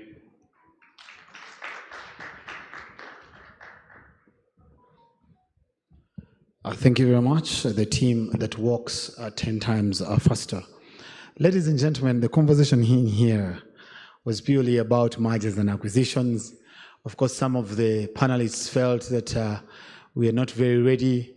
But of course, for me, in my individual capacity, I kept thinking to myself that every business, every fintech will have a level at which they are operating, and will probably, in their strategic plan, there will be a level where they decide on whether to merge or get acquired. So I think it depends on the nature of business, but I think it's very, very important as we continue to serve the last mile customer, we think about these solutions, but also place them in our strategic processes to make sure that we are able to serve better. Before I close this session for us to go for our lunch, Shamira said that it is okay to fail. Shamira, I would like to agree with you that it is okay to fail once you're a fintech. Now, for the men in here, the moment Shamira mentioned that statement, I remembered my relationship 5 years ago, and things were not working out. And when the person I had at that time noticed that I had not yet failed, but noticed signs of failure, she was nowhere to be seen. So it depends on the context. It depends on the context. If you're dating, my friend Juko there will tell you, if you are dating, you cannot present any sign of failure, true or false. The moment, ladies, in this market, you present any sign of failure. So for me, even I had to reach at a certain point in my life where I had to wake up very early when I had nothing to do. 5, I am up, then I brush, organize myself, pray, move out of the house. I walk slowly because I was not going anywhere. But you have to show that you are busy. So people don't, I want to really slightly disagree. If it's a fintech, fail, because then you will try so many options. But for the women, especially in the dating space, no room for failure. You have to show that I got this, even when you don't got it. Of course, now I'm trying to, I take some of these pictures to share with my people home, but also, you know that song that says that ex-Topher, that my ex do not die. I need you to see me prospering. So when I post these pictures, they come to my inbox, oh, congratulations, I see you're doing well. I'm like, yeah, I'm doing well. Ladies and gentlemen, certainly our next session after lunch, I want to presume that you have got a coupon for lunch. Where we were yesterday is where we are going. So if you haven't yet picked a coupon, you should be able to pick one. But before I release you for your lunch, I wanted to talk about one thing that it's important for every one of us, even as a business, but also as an individual, to know your line. To know your what? Look at your neighbor and tell them, know your line. Why do I say so? Today is the first time while I've emceed the function and I try to put on something extremely fitting. People have been telling me, Gava, you're extremely smart, and I've been telling them, yes, I am smart, but back deep down, I've been saying I am dying. Because sometimes fitting clothes make you feel like they are not yours. You get? So I think it's very, very important that even when you choose to do some things, you know your line. My line is not extremely fitting, it's the line where it is slightly bigger. And why did I say that? For every one of us, you have a plan, you have a clear strategy, and it's important that you stick to that what? To that plan. For our afternoon session, the Innovation Village team should be finishing in the next 5 minutes. For our afternoon session, ladies and gentlemen, I request you to come back here. By my clock, it's 15 minutes to 1, and I'm going to request that at exactly 2, we are back here, so that we save on the 30 minutes at 4:30, so that we're able to leave early. So I'd request that we come back here early. At exactly 2, we are back here, so that we have a conversation to do with positioning women for growth. So at Fitspa, we noticed that certainly for one reason or the other, we will all agree that beyond women emancipation, men are different from women. And so we noticed that even their kind of problems and challenges and situations vary. And so we decided to create a program as early as March this year, we decided to create a program specifically focusing on women to sort of understand their challenges, create solutions where we can be able to move together in this space. So that, of course, has a bit of coaching, has a bit of mentorship, which is, I think, a very good program. And Wava, together with your team, I want these people to clap for you because you thought about women and their particular problems to see how you can address them. Can we clap for Fitspa? So the afternoon session that will be in the main plenary, which is this place, will be focusing on women, but also now that we've understood your challenges, at Fitspa we believe in moving forward. Not just conversing and staying archaic, but moving forward because we're in a tech space. And if you're not moving in this country, in another country, they are moving. And that's why it's very, very critical that we talk about conversations of positioning growth. So in the afternoon, after lunch, we'll come back here for a conversation specifically on positioning growth for women. And of course, that will be moderated by Catherine Kafumbe, who is the country director of Safe Border. That event is proudly sponsored by DFCU, and I'm going to request that we, clap and give a shout out to DFCU Bank. Thank you very much, DFCU Bank, for coming through.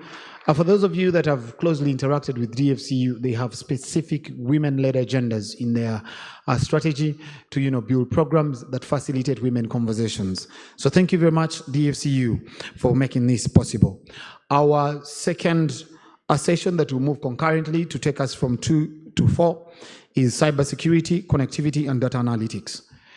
Wilbrod, the chairperson of UBA, earlier mentioned to us that as we continue to do whatever we do, even the hackers, fraudsters, even them, they have such meetings where they arrange, sit, they have panels that discuss, share ideas, they have godfathers of hacking. So they also take time to sit, to understand how far are you guys moving, to make sure that for every step you're taking, they are taking five times faster than you're doing whatever you're doing.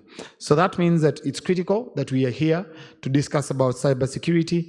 And of course, none of us is an alpha in terms of solutions and answers. So let us stay to discuss and listen into cybersecurity, connectivity, and then data analytics. Of course, it's very, very important. The era of big data, data analytics becomes very, very important, but also connectivity. How do you interlink between businesses? How do you plug into other businesses? But also how do you perform beyond national boundaries? That session is proudly sponsored by Raxio and Rock Telecom. Specifically, you know what Rock Telecom does, connectivity, data, and all. They should be able to also speak to what they do more. And then Raxio providing off-site storage. Ladies and gentlemen, I don't want to keep you any further. I am going to request that at this point in time, we go for our lunch. And I'm going to ask, have we received our coupons? Okay, so if you haven't received, you'll find someone at the door who will give you a coupon. Bon appetit, enjoy your lunch. See you at exactly 2 so that we save some time for the afternoon traffic. Thank you.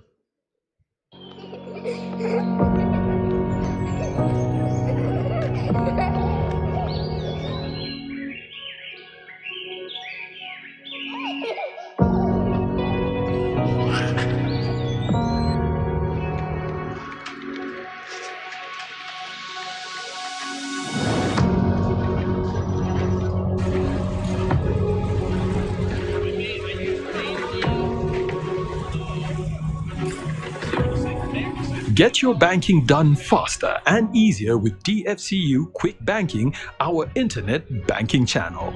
Access your account on your mobile phone, tablet, or computer at any time from wherever you are for your personal or business banking and live your life uninterrupted. DFCU, with pleasure. There has been a surge in private data usage across several industries in recent years.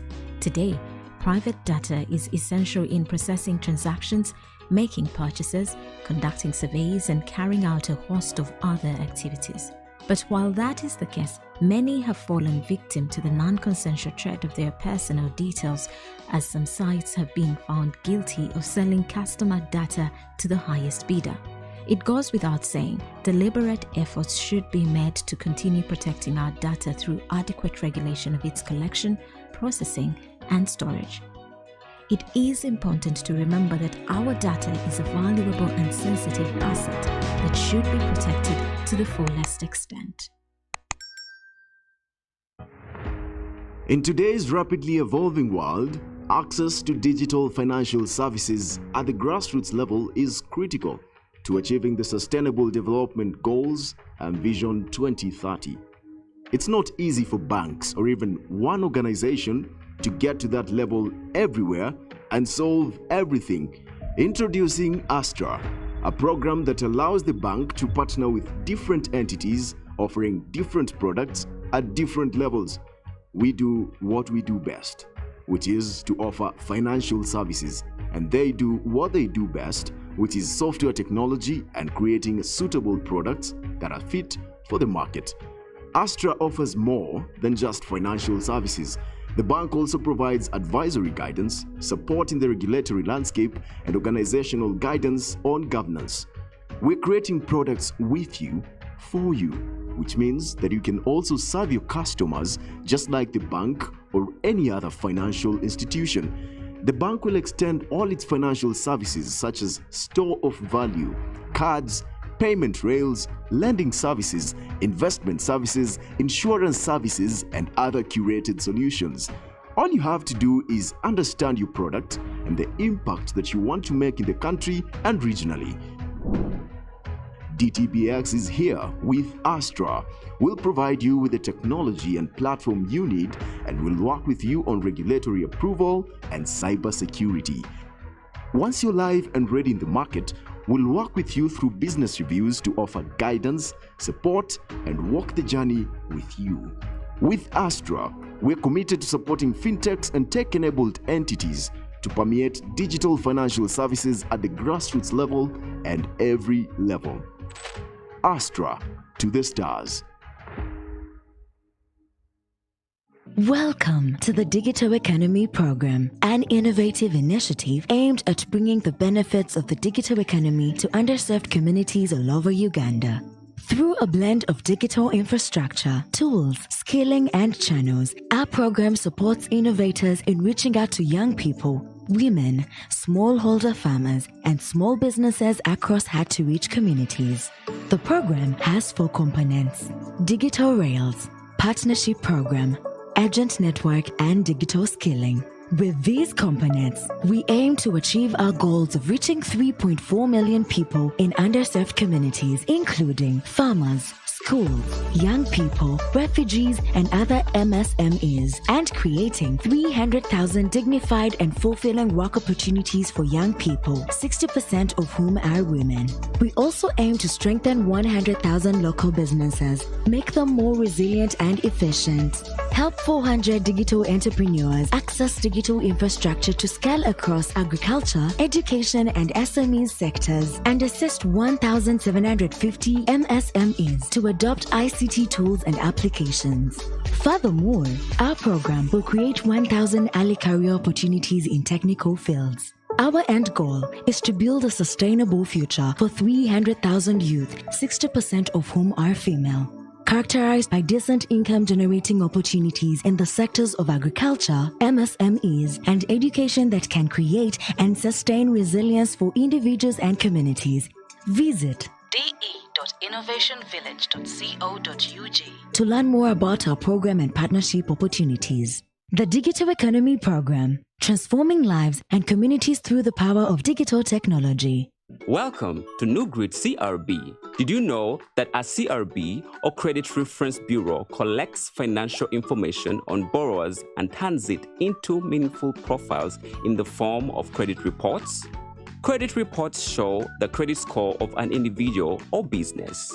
The credit score reflects both good and bad behavior, providing an indication of potential future behavior.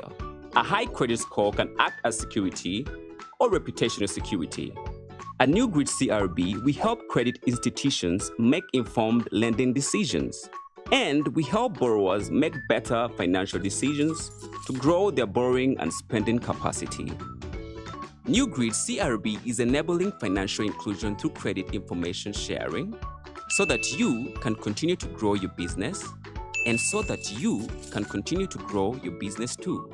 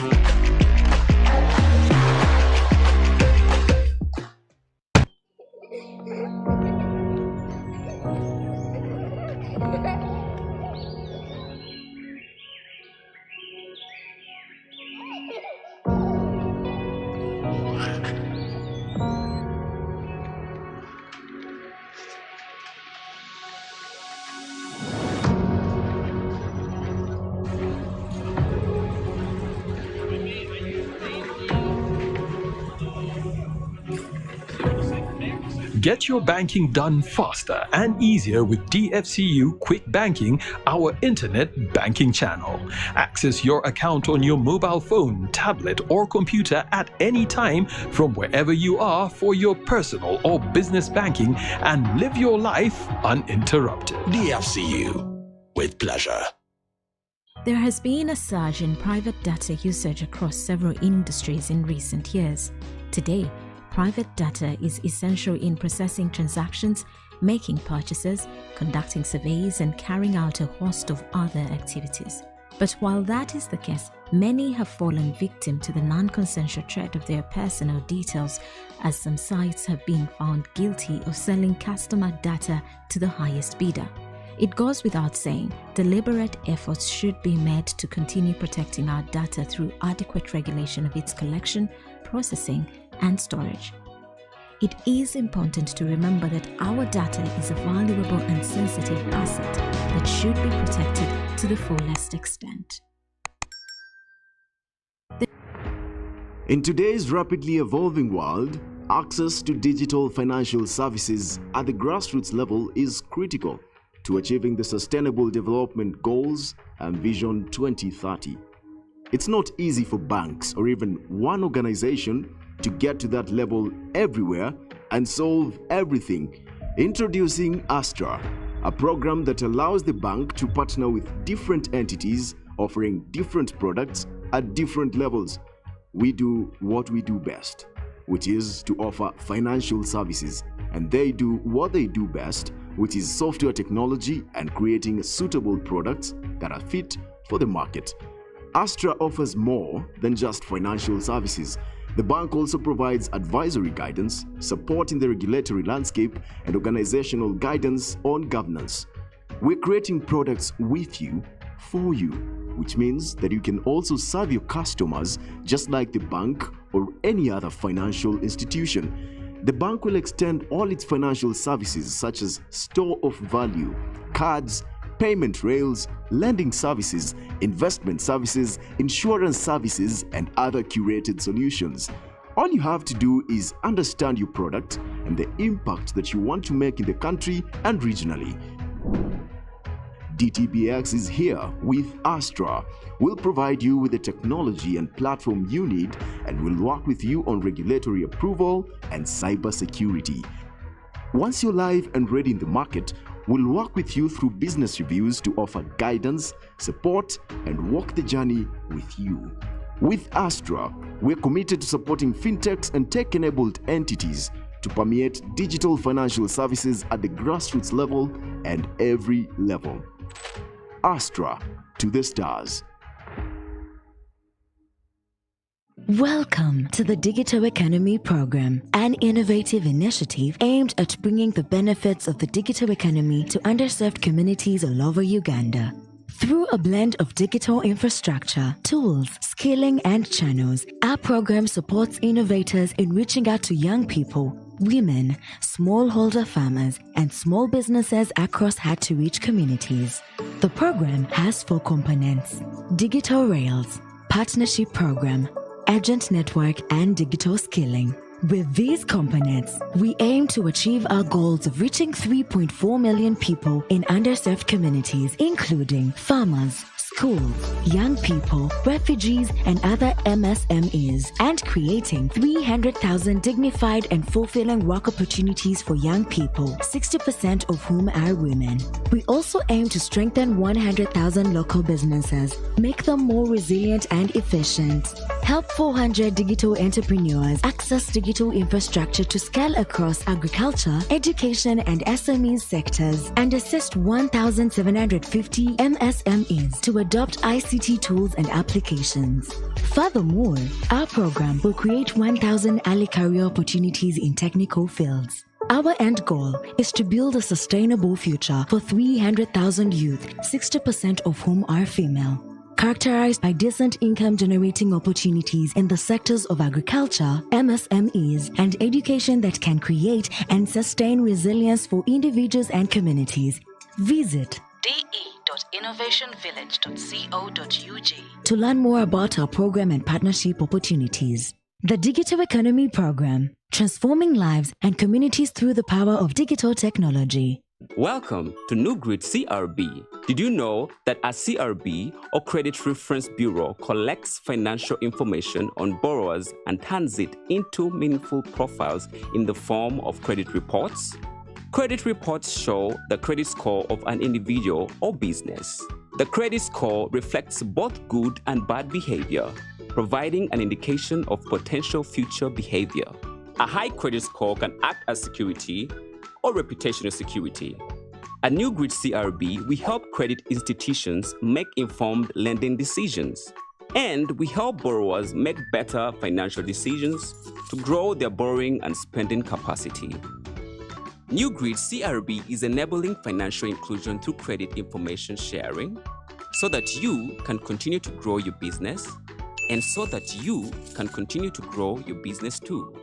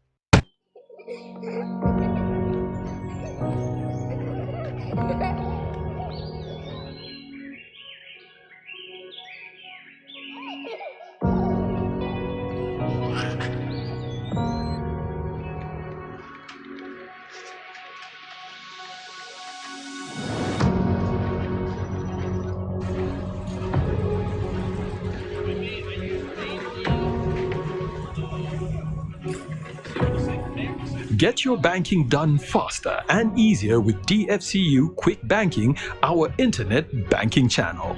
Access your account on your mobile phone, tablet, or computer at any time from wherever you are for your personal or business banking and live your life uninterrupted. DFCU, with pleasure. There has been a surge in private data usage across several industries in recent years.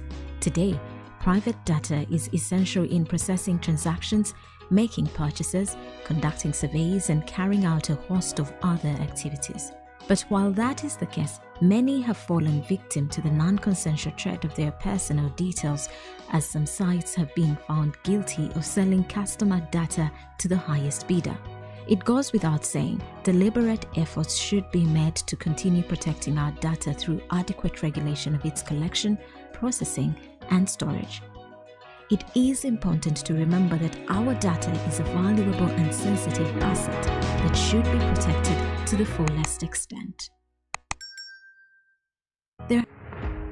In today's rapidly evolving world, access to digital financial services at the grassroots level is critical to achieving the Sustainable Development Goals and Vision 2030.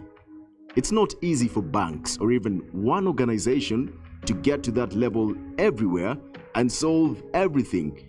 Introducing Astra, a program that allows the bank to partner with different entities offering different products at different levels. We do what we do best, which is to offer financial services, and they do what they do best, which is software technology and creating suitable products that are fit for the market. Astra offers more than just financial services. The bank also provides advisory guidance, support in the regulatory landscape, and organizational guidance on governance.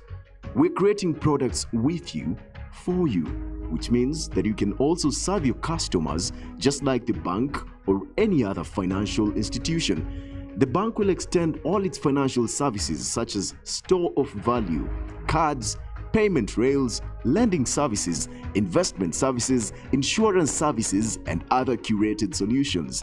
All you have to do is understand your product and the impact that you want to make in the country and regionally.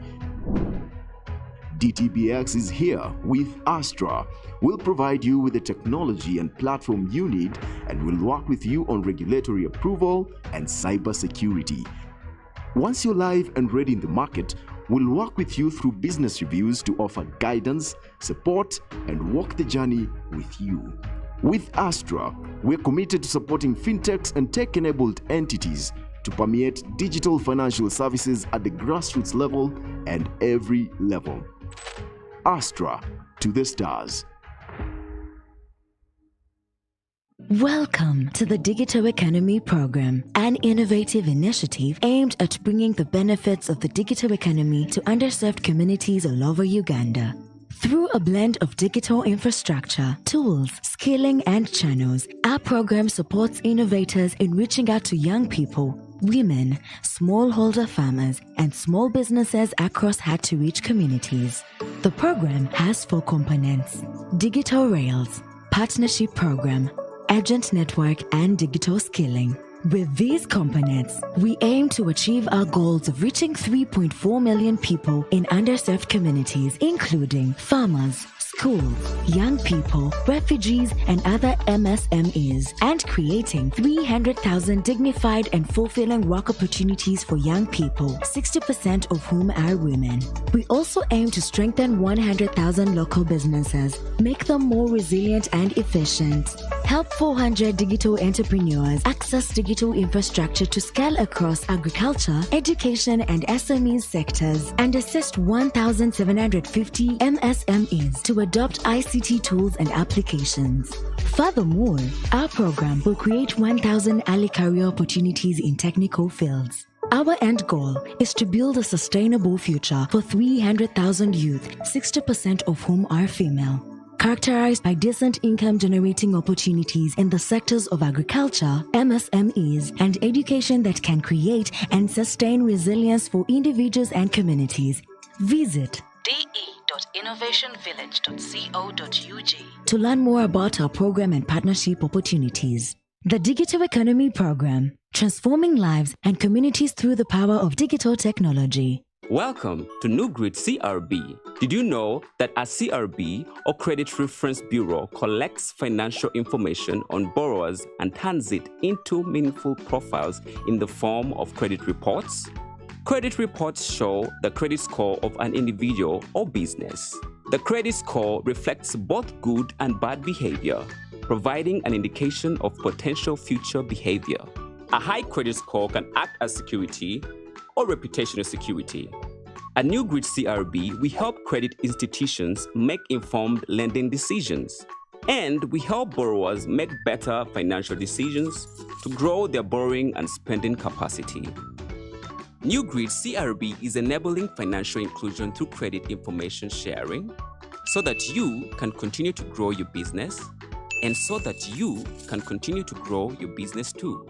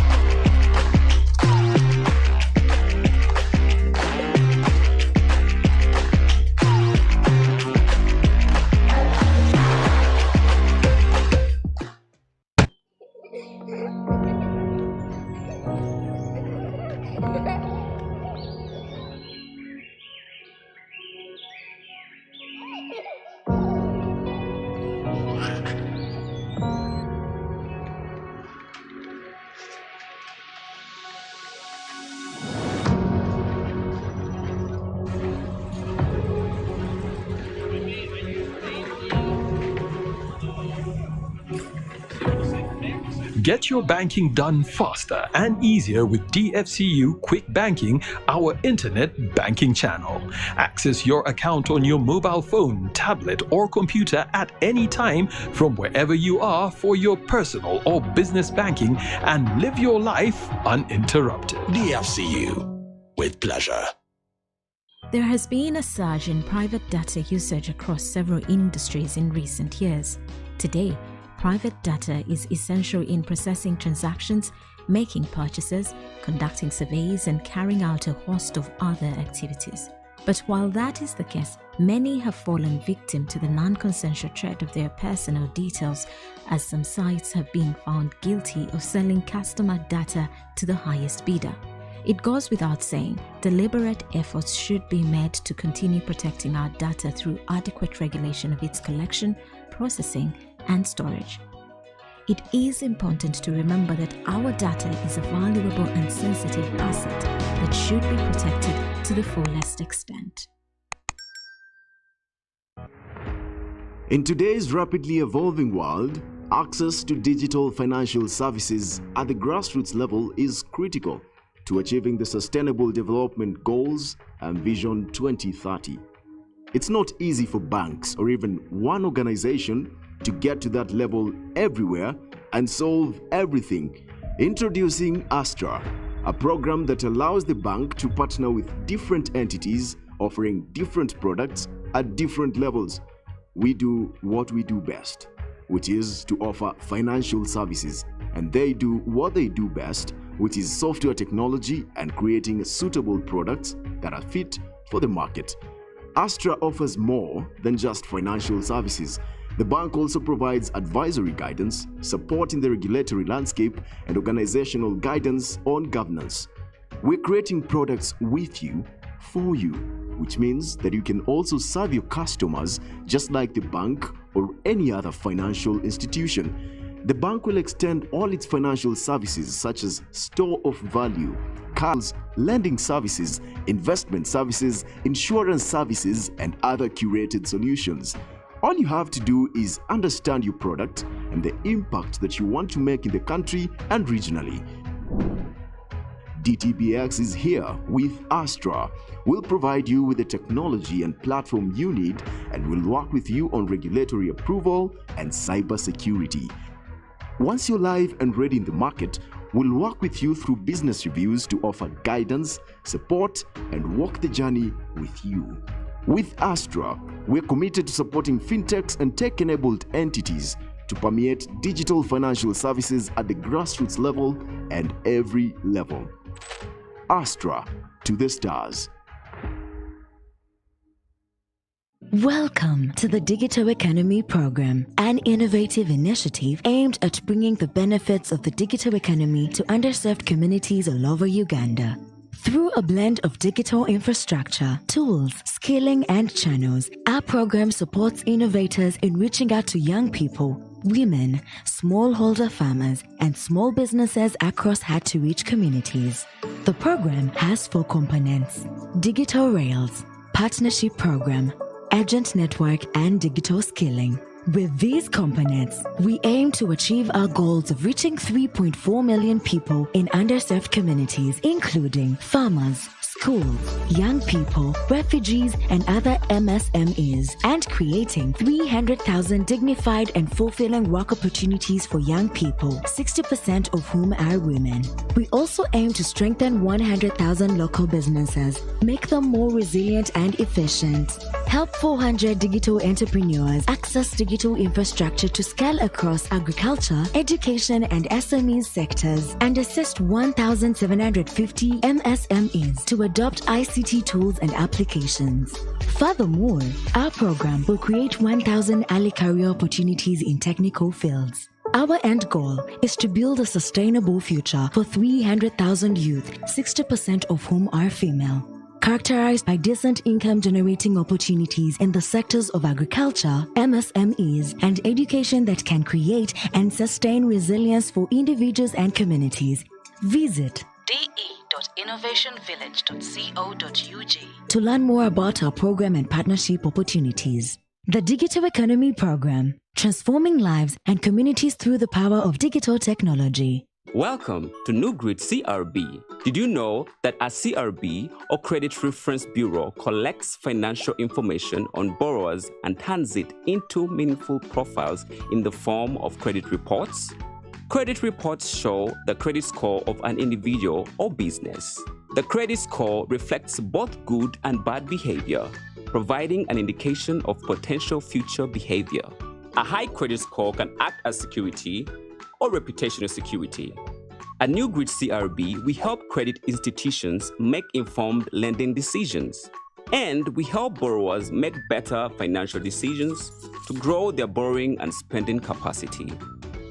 New Grid CRB is enabling financial inclusion through credit information sharing so that you can continue to grow your business and so that you can continue to grow your business too.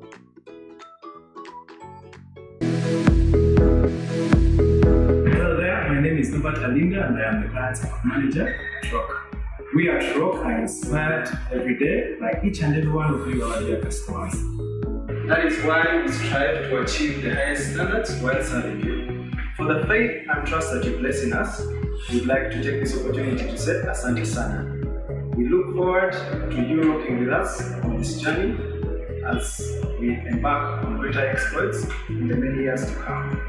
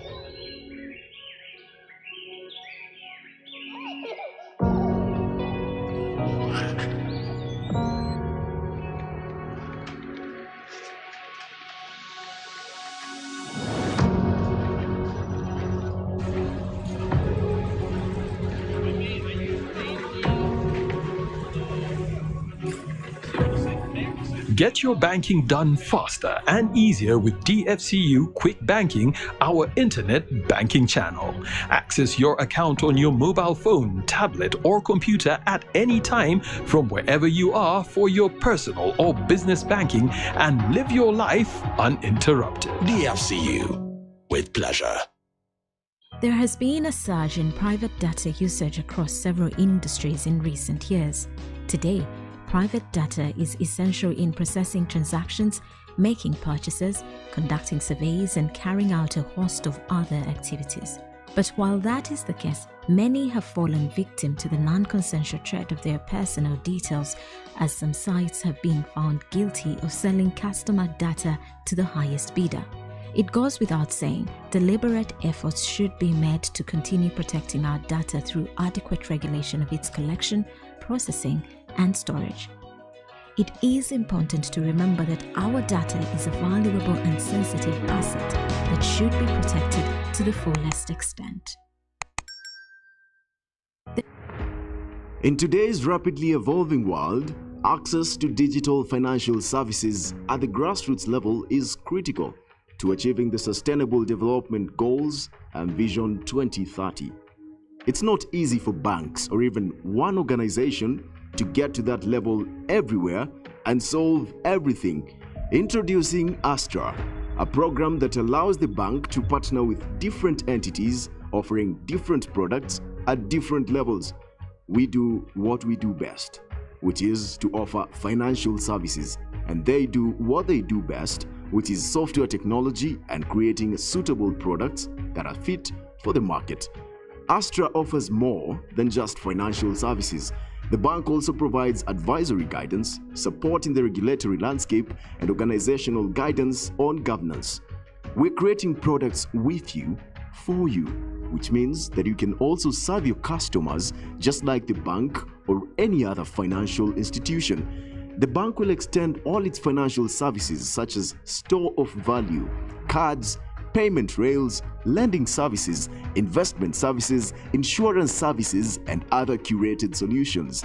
All you have to do is understand your product and the impact that you want to make in the country and regionally. DTBX is here with Astra. We'll provide you with the technology and platform you need, and we'll work with you on regulatory approval and cybersecurity. Once you're live and ready in the market, we'll work with you through business reviews to offer guidance, support, and walk the journey with you. With Astra, we're committed to supporting fintechs and tech-enabled entities to permeate digital financial services at the grassroots level and every level. Astra to the stars. Welcome to the Digital Economy Program, an innovative initiative aimed at bringing the benefits of the digital economy to underserved communities all over Uganda. Through a blend of digital infrastructure, tools, skilling, and channels, our program supports innovators in reaching out to young people, women, smallholder farmers, and small businesses across hard-to-reach communities. The program has 4 components: Digital Rails, Partnership Program, Agent Network, and Digital Skilling. With these components, we aim to achieve our goals of reaching 3.4 million people in underserved communities, including farmers, schools, young people, refugees, and other MSMEs, and creating 300,000 dignified and fulfilling work opportunities for young people, 60% of whom are women. We also aim to strengthen 100,000 local businesses, make them more resilient and efficient, help 400 digital entrepreneurs access digital infrastructure to scale across agriculture, education, and SME sectors, and assist 1,750 MSMEs to adopt ICT tools and applications. Furthermore, our program will create 1,000 early career opportunities in technical fields. Our end goal is to build a sustainable future for 300,000 youth, 60% of whom are female, characterized by decent income-generating opportunities in the sectors of agriculture, MSMEs, and education that can create and sustain resilience for individuals and communities. Visit de.innovationvillage.co.ug to learn more about our program and partnership opportunities. The Digital Economy Program, transforming lives and communities through the power of digital technology. Welcome to New Grid CRB. Did you know that a CRB or Credit Reference Bureau collects financial information on borrowers and turns it into meaningful profiles in the form of credit reports? Credit reports show the credit score of an individual or business. The credit score reflects both good and bad behavior, providing an indication of potential future behavior. A high credit score can act as security or reputational security. At New Grid CRB, we help credit institutions make informed lending decisions, and we help borrowers make better financial decisions to grow their borrowing and spending capacity. New Grid CRB is enabling financial inclusion through credit information sharing so that you can continue to grow your business and so that you can continue to grow your business too.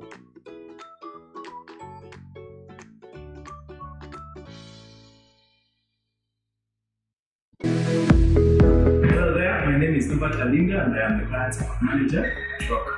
We at Rock are inspired every day by each and every one of you, our dear customers. That is why we strive to achieve the highest standards while serving you. For the faith and trust that you place in us, we'd like to take this opportunity to say Asante Sana. We look forward to you working with us on this journey as we embark on greater exploits in the many years to come.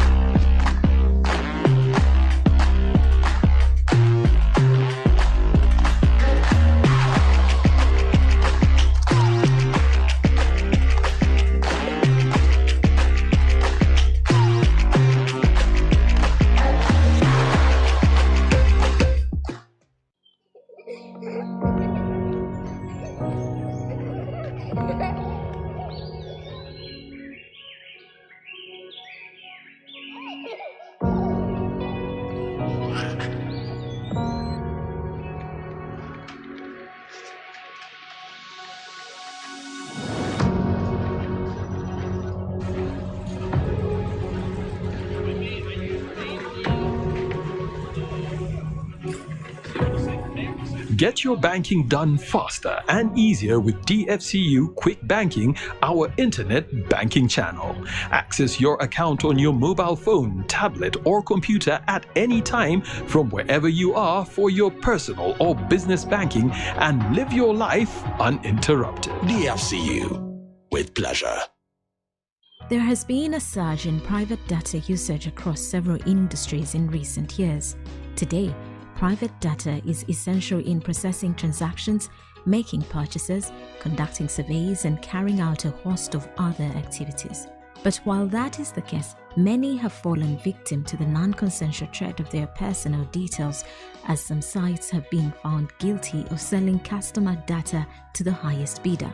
It goes without saying, deliberate efforts should be made to continue protecting our data through adequate regulation of its collection, processing, and storage. It is important to remember that our data is a valuable and sensitive asset that should be protected to the fullest extent. In today's rapidly evolving world, access to digital financial services at the grassroots level is critical to achieving the Sustainable Development Goals and Vision 2030. It's not easy for banks or even one organization to get to that level everywhere and solve everything.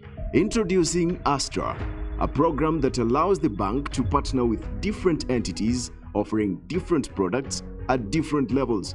We do what we do best, which is to offer financial services, and they do what they do best, which is software technology and creating suitable products that are fit for the market.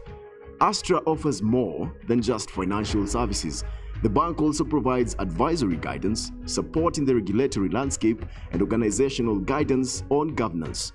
We're creating products with you, for you, which means that you can also serve your customers just like the bank or any other financial institution.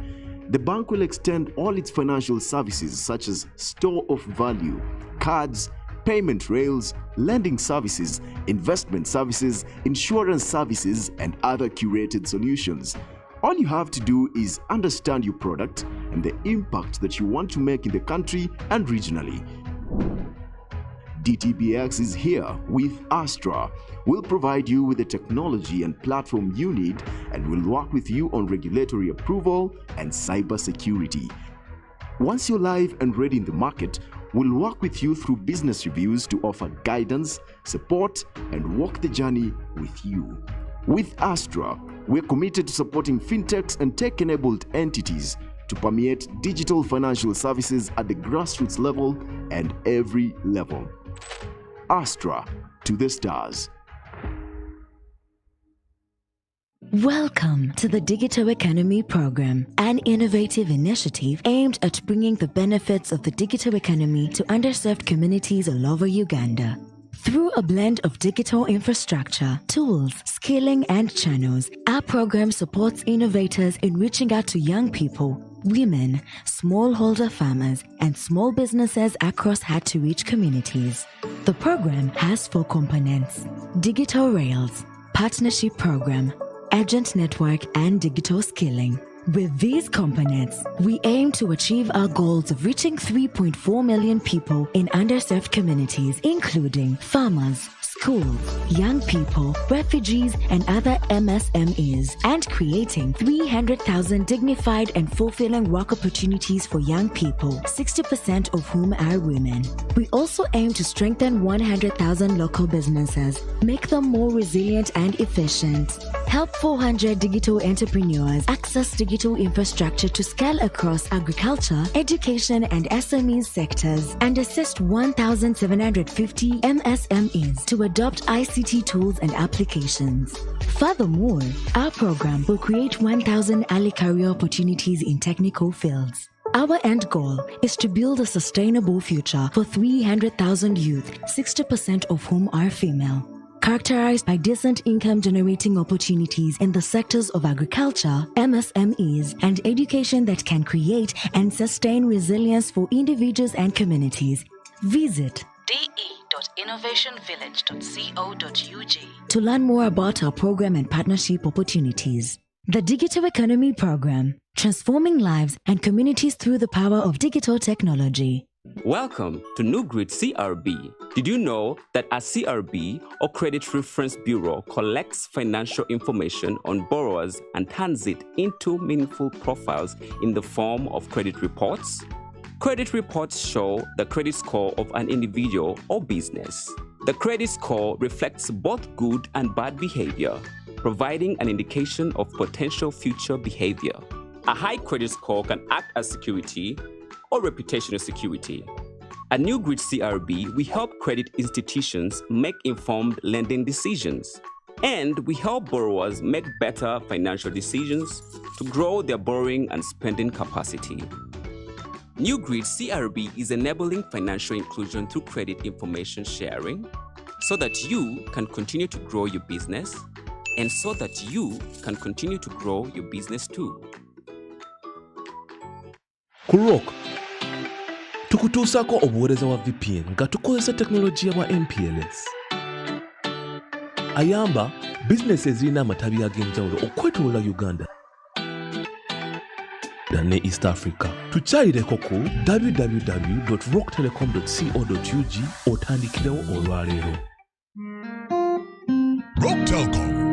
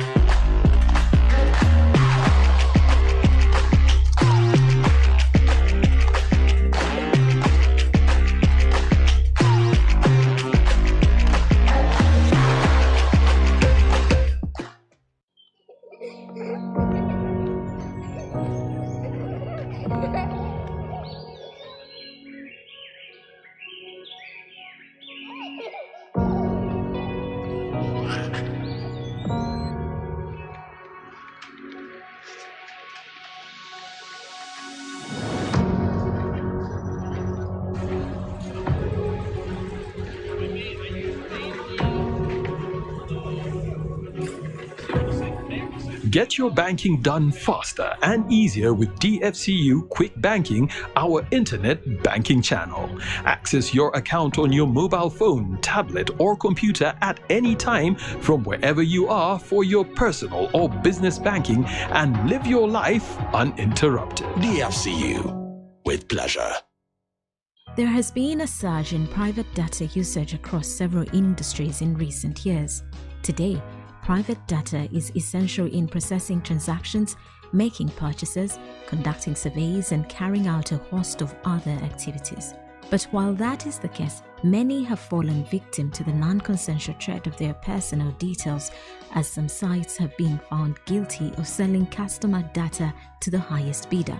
It goes without saying, deliberate efforts should be made to continue protecting our data through adequate regulation of its collection, processing, and storage. It is important to remember that our data is a valuable and sensitive asset that should be protected to the fullest extent. In today's rapidly evolving world, access to digital financial services at the grassroots level is critical to achieving the Sustainable Development Goals and Vision 2030. It's not easy for banks or even one organization to get to that level everywhere and solve everything. Introducing Astra, a program that allows the bank to partner with different entities offering different products at different levels. We do what we do best, which is to offer financial services, and they do what they do best, which is software technology and creating suitable products that are fit for the market. Astra offers more than just financial services.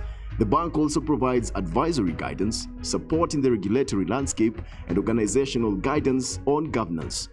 We're creating products with you, for you, which means that you can also serve your customers just like the bank or any other financial institution. The bank will extend all its financial services such as store of value, cards, payment rails, lending services, investment services, insurance services, and other curated solutions. All you have to do is understand your product and the impact that you want to make in the country and regionally. DTBX is here with Astra. We'll provide you with the technology and platform you need, and we'll work with you on regulatory approval and cyber security. Once you're live and ready in the market, Kurok tukutuusako obuweereza wa VPN nga tukozesa teknologiya bwa MPLS. Kurok tukutuusako obuweereza wa VPN nga tukozesa teknologiya bwa MPLS. Ayamba bizinesi ezirina amatabi ag'enjawulo okwetooloola Uganda ne East Africa. Tukyayireko ku www.rocktelecom.co.ug otandikirewo olwaleero. Rock Telecom.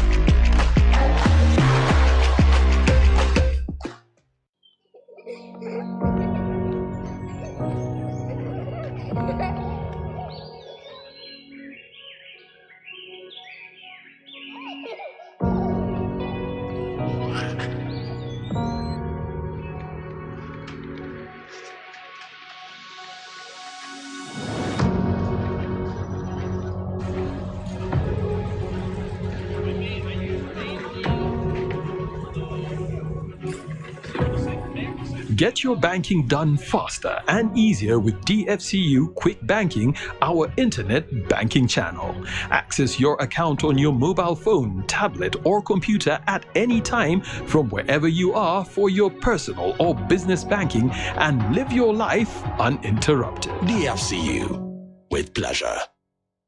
There has been a surge in private data usage across several industries in recent years. Today, private data is essential in processing transactions, making purchases, conducting surveys, and carrying out a host of other activities. But while that is the case, many have fallen victim to the non-consensual threat of their personal details, as some sites have been found guilty of selling customer data to the highest bidder. It goes without saying, deliberate efforts should be made to continue protecting our data through adequate regulation of its collection, processing, and storage. It is important to remember that our data is a valuable and sensitive asset that should be protected to the fullest extent. In today's rapidly evolving world, access to digital financial services at the grassroots level is critical to achieving the Sustainable Development Goals and Vision 2030. It's not easy for banks or even one organization to get to that level everywhere and solve everything. Introducing Astra, a program that allows the bank to partner with different entities offering different products at different levels. We do what we do best, which is to offer financial services, and they do what they do best, which is software technology and creating suitable products that are fit for the market. Astra offers more than just financial services. The bank also provides advisory guidance, support in the regulatory landscape, and organizational guidance on governance. We're creating products with you, for you, which means that you can also serve your customers just like the bank or any other financial institution. The bank will extend all its financial services such as store of value, cards, payment rails, lending services, investment services, insurance services, and other curated solutions. All you have to do is understand your product and the impact that you want to make in the country and regionally. DTBX is here with Astra. We'll provide you with the technology and platform you need, and we'll work with you on regulatory approval and cyber security. Once you're live and ready in the market, we'll work with you through business reviews to offer guidance, support, and walk the journey with you. With Astra, we're committed to supporting fintechs and tech-enabled entities to permeate digital financial services at the grassroots level and every level. Astra to the stars. Welcome to the Digital Economy Program, an innovative initiative aimed at bringing the benefits of the digital economy to underserved communities all over Uganda. Through a blend of digital infrastructure, tools, skilling, and channels, our program supports innovators in reaching out to young people, women, smallholder farmers, and small businesses across hard-to-reach communities. The program has 4 components: digital rails, partnership program, agent network, and digital skilling.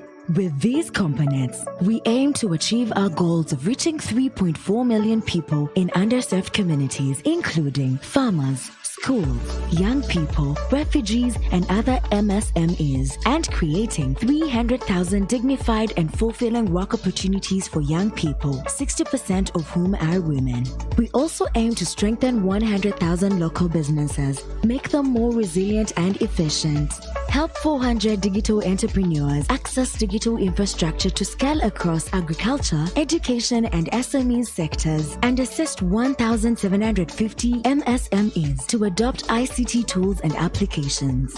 Furthermore, our program will create 1,000 early career opportunities in technical fields. Our end goal is to build a sustainable future for 300,000 youth, 60% of whom are female, characterized by decent income-generating opportunities in the sectors of agriculture, MSMEs, and education that can create and sustain resilience for individuals and communities.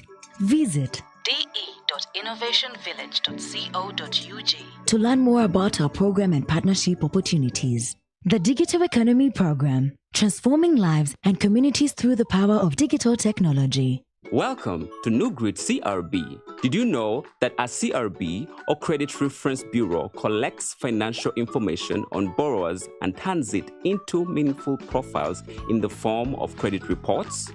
Credit reports show the credit score of an individual or business. The credit score reflects both good and bad behavior, providing an indication of potential future behavior. A high credit score can act as security or reputational security. At New Grid CRB, we help credit institutions make informed lending decisions, and we help borrowers make better financial decisions to grow their borrowing and spending capacity. New Grid CRB is enabling financial inclusion through credit information sharing so that you can continue to grow your business and so that you can continue to grow your business too.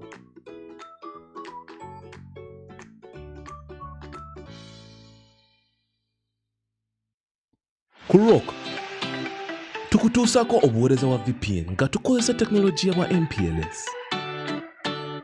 Ayamba bizinesi ezirina amatabi ag'enjawulo okwetooloola Uganda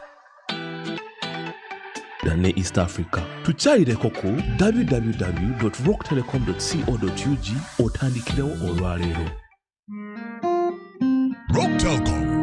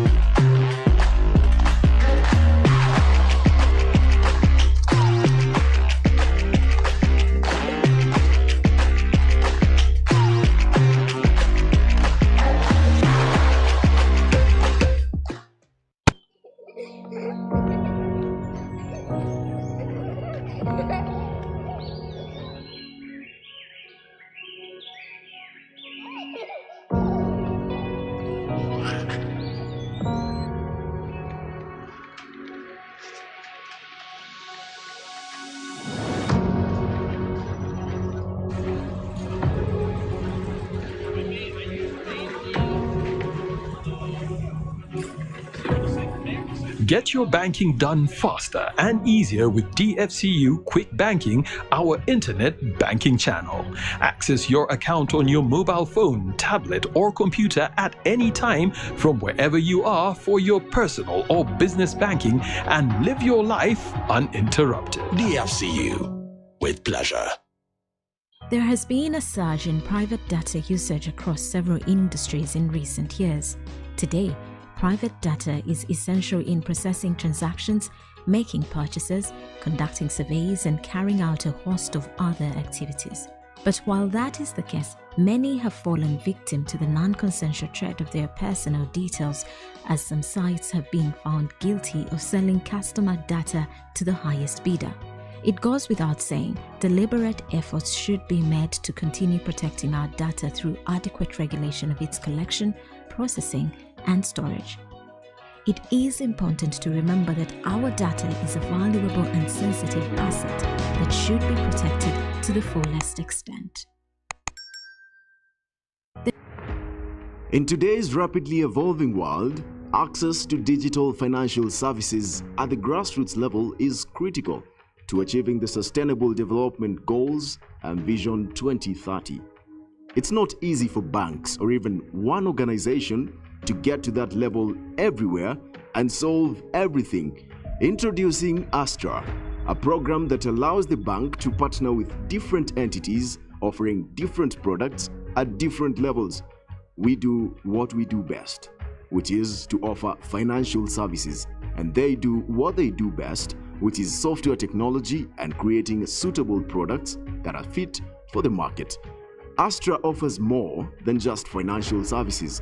The bank also provides advisory guidance, support in the regulatory landscape, and organizational guidance on governance. We're creating products with you, for you, which means that you can also serve your customers just like the bank or any other financial institution. The bank will extend all its financial services such as store of value, cards, payment rails, lending services, investment services, insurance services, and other curated solutions. All you have to do is understand your product and the impact that you want to make in the country and regionally. DTBX is here with Astra. We'll provide you with the technology and platform you need, and we'll work with you on regulatory approval and cybersecurity.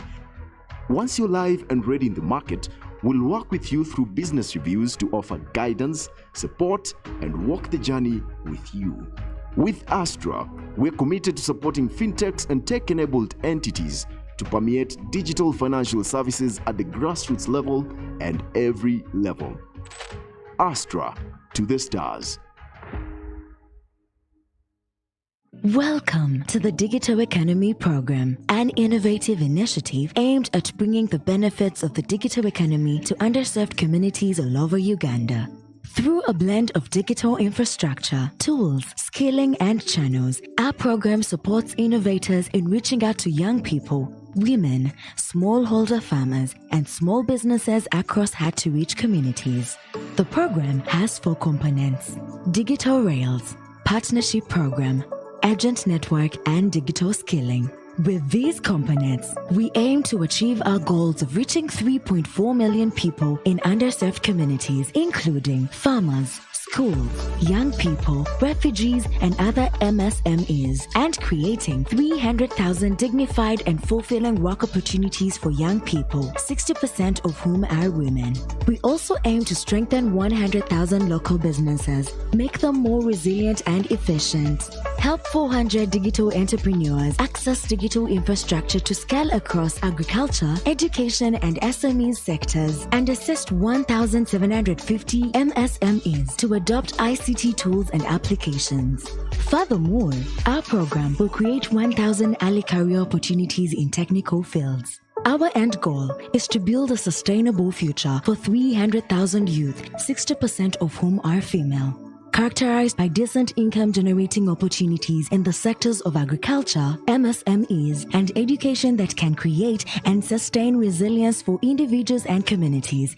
Visit de.innovationvillage.co.ug to learn more about our program and partnership opportunities. The Digital Economy Program, transforming lives and communities through the power of digital technology. Welcome to New Grid CRB. Did you know that a CRB or Credit Reference Bureau collects financial information on borrowers and turns it into meaningful profiles in the form of credit reports? Credit reports show the credit score of an individual or business. The credit score reflects both good and bad behavior, providing an indication of potential future behavior. A high credit score can act as security or reputational security. At New Grid CRB, we help credit institutions make informed lending decisions. And we help borrowers make better financial decisions to grow their borrowing and spending capacity. New Grid CRB is enabling financial inclusion through credit information sharing so that you can continue to grow your business and so that you can continue to grow your business too.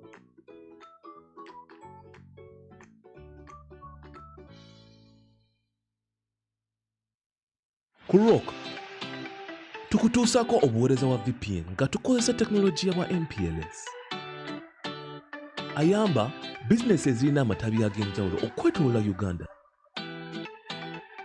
ne East Africa. Tukyalireko ku www.rocktelecom.co.ug otandikirewo olwaleero.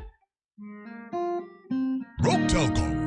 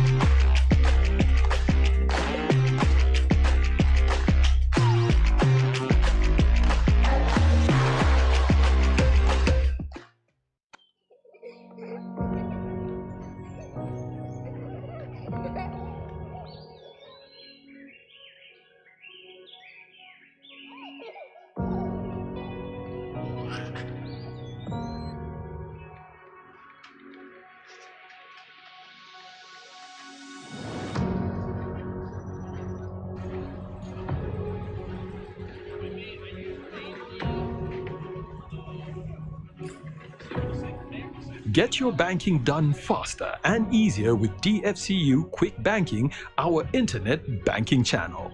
Access your account on your mobile phone, tablet, or computer at any time from wherever you are for your personal or business banking and live your life uninterrupted. DFCU, with pleasure. There has been a surge in private data usage across several industries in recent years. Today, private data is essential in processing transactions, making purchases, conducting surveys, and carrying out a host of other activities. But while that is the case, many have fallen victim to the non-consensual threat of their personal details, as some sites have been found guilty of selling customer data to the highest bidder. It goes without saying, deliberate efforts should be made to continue protecting our data through adequate regulation of its collection, processing, and storage. It is important to remember that our data is a valuable and sensitive asset that should be protected to the fullest extent. In today's rapidly evolving world, access to digital financial services at the grassroots level is critical to achieving the Sustainable Development Goals and Vision 2030. It's not easy for banks or even one organization to get to that level everywhere and solve everything. Introducing Astra, a program that allows the bank to partner with different entities offering different products at different levels. We do what we do best, which is to offer financial services, and they do what they do best, which is software technology and creating suitable products that are fit for the market. Astra offers more than just financial services. The bank also provides advisory guidance, support in the regulatory landscape, and organizational guidance on governance. We're creating products with you, for you, which means that you can also serve your customers just like the bank or any other financial institution. The bank will extend all its financial services such as store of value, cards, payment rails, lending services, investment services, insurance services, and other curated solutions. All you have to do is understand your product and the impact that you want to make in the country and regionally. DTBX is here with Astra. We'll provide you with the technology and platform you need, and we'll work with you on regulatory approval and cybersecurity. Once you're live and ready in the market, we'll work with you through business reviews to offer guidance, support, and walk the journey with you. With Astra, we're committed to supporting fintechs and tech-enabled entities to permeate digital financial services at the grassroots level and every level. Astra to the stars. Welcome to the Digital Economy Program, an innovative initiative aimed at bringing the benefits of the digital economy to underserved communities all over Uganda. Through a blend of digital infrastructure, tools, skilling, and channels, our program supports innovators in reaching out to young people, women, smallholder farmers, and small businesses across hard-to-reach communities. The program has 4 components: Digital Rails, Partnership Program, Agent Network, and Digital Skilling. With these components, we aim to achieve our goals of reaching 3.4 million people in underserved communities, including farmers, schools, young people, refugees, and other MSMEs, and creating 300,000 dignified and fulfilling work opportunities for young people, 60% of whom are women. We also aim to strengthen 100,000 local businesses, make them more resilient and efficient, help 400 digital entrepreneurs access digital infrastructure to scale across agriculture, education, and SME sectors, and assist 1,750 MSMEs to adopt ICT tools and applications. Furthermore, our program will create 1,000 early career opportunities in technical fields. Our end goal is to build a sustainable future for 300,000 youth, 60% of whom are female, characterized by decent income-generating opportunities in the sectors of agriculture, MSMEs, and education that can create and sustain resilience for individuals and communities. Visit de.innovationvillage.co.ug to learn more about our program and partnership opportunities. The Digital Economy Program, transforming lives and communities through the power of digital technology. Welcome to New Grid CRB. Did you know that a CRB or Credit Reference Bureau collects financial information on borrowers and turns it into meaningful profiles in the form of credit reports? Credit reports show the credit score of an individual or business. The credit score reflects both good and bad behavior, providing an indication of potential future behavior. A high credit score can act as security or reputational security. At New Grid CRB, we help credit institutions make informed lending decisions, and we help borrowers make better financial decisions to grow their borrowing and spending capacity. New Grid CRB is enabling financial inclusion through credit information sharing so that you can continue to grow your business and so that you can continue to grow your business too.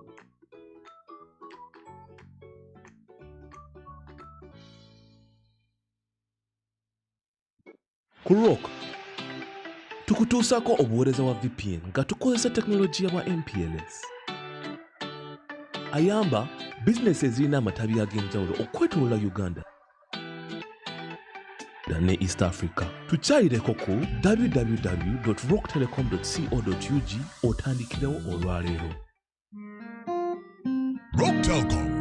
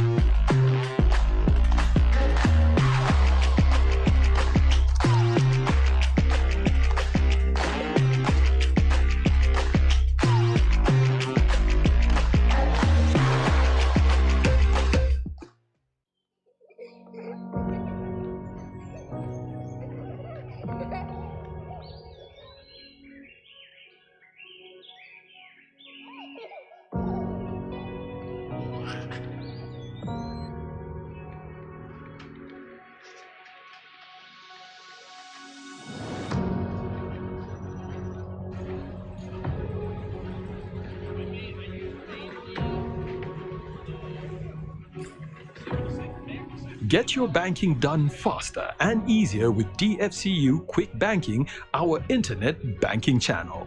Access your account on your mobile phone, tablet, or computer at any time from wherever you are for your personal or business banking and live your life uninterrupted. DFCU, with pleasure. There has been a surge in private data usage across several industries in recent years. Today, private data is essential in processing transactions, making purchases, conducting surveys, and carrying out a host of other activities. But while that is the case, many have fallen victim to the non-consensual threat of their personal details, as some sites have been found guilty of selling customer data to the highest bidder. It goes without saying, deliberate efforts should be made to continue protecting our data through adequate regulation of its collection, processing, and storage. It is important to remember that our data is a valuable and sensitive asset that should be protected to the fullest extent. In today's rapidly evolving world, access to digital financial services at the grassroots level is critical to achieving the Sustainable Development Goals and Vision 2030. It's not easy for banks or even one organization to get to that level everywhere and solve everything.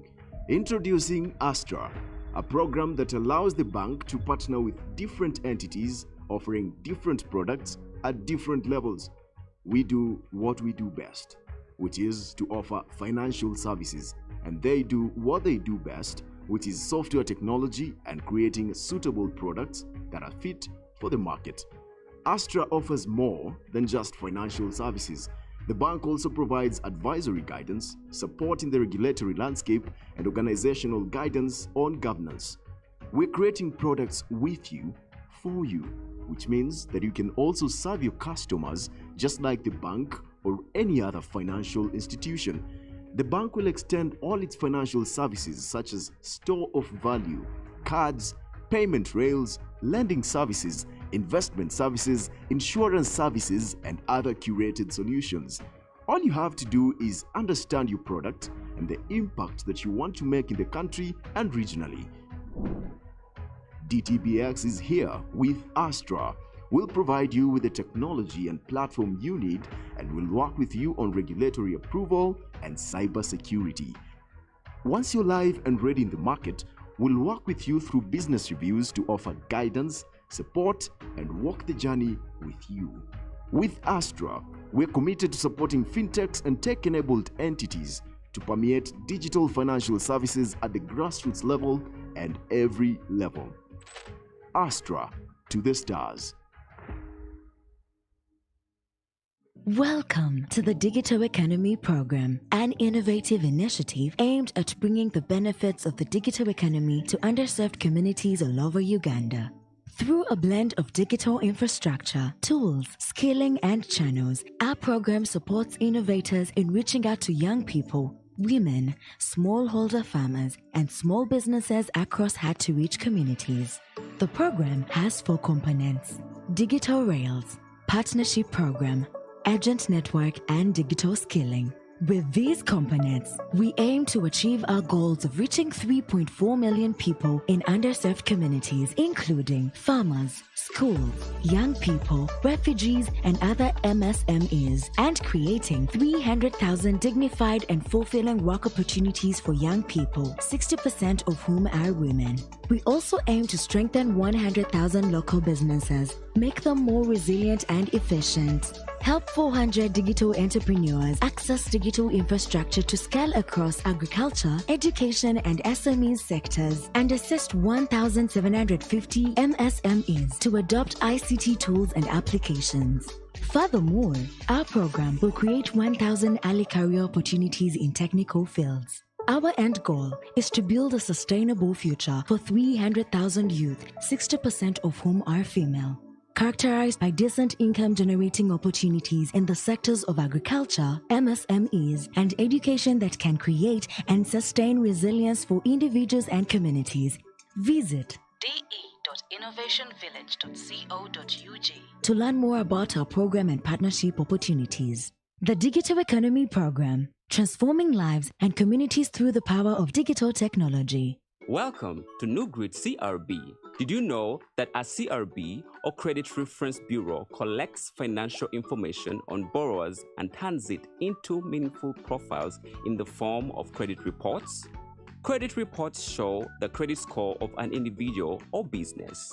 The credit score reflects both good and bad behavior, providing an indication of potential future behavior. A high credit score can act as security or reputational security. At New Grid CRB, we help credit institutions make informed lending decisions, and we help borrowers make better financial decisions to grow their borrowing and spending capacity. New Grid CRB is enabling financial inclusion through credit information sharing so that you can continue to grow your business and so that you can continue to grow your business too.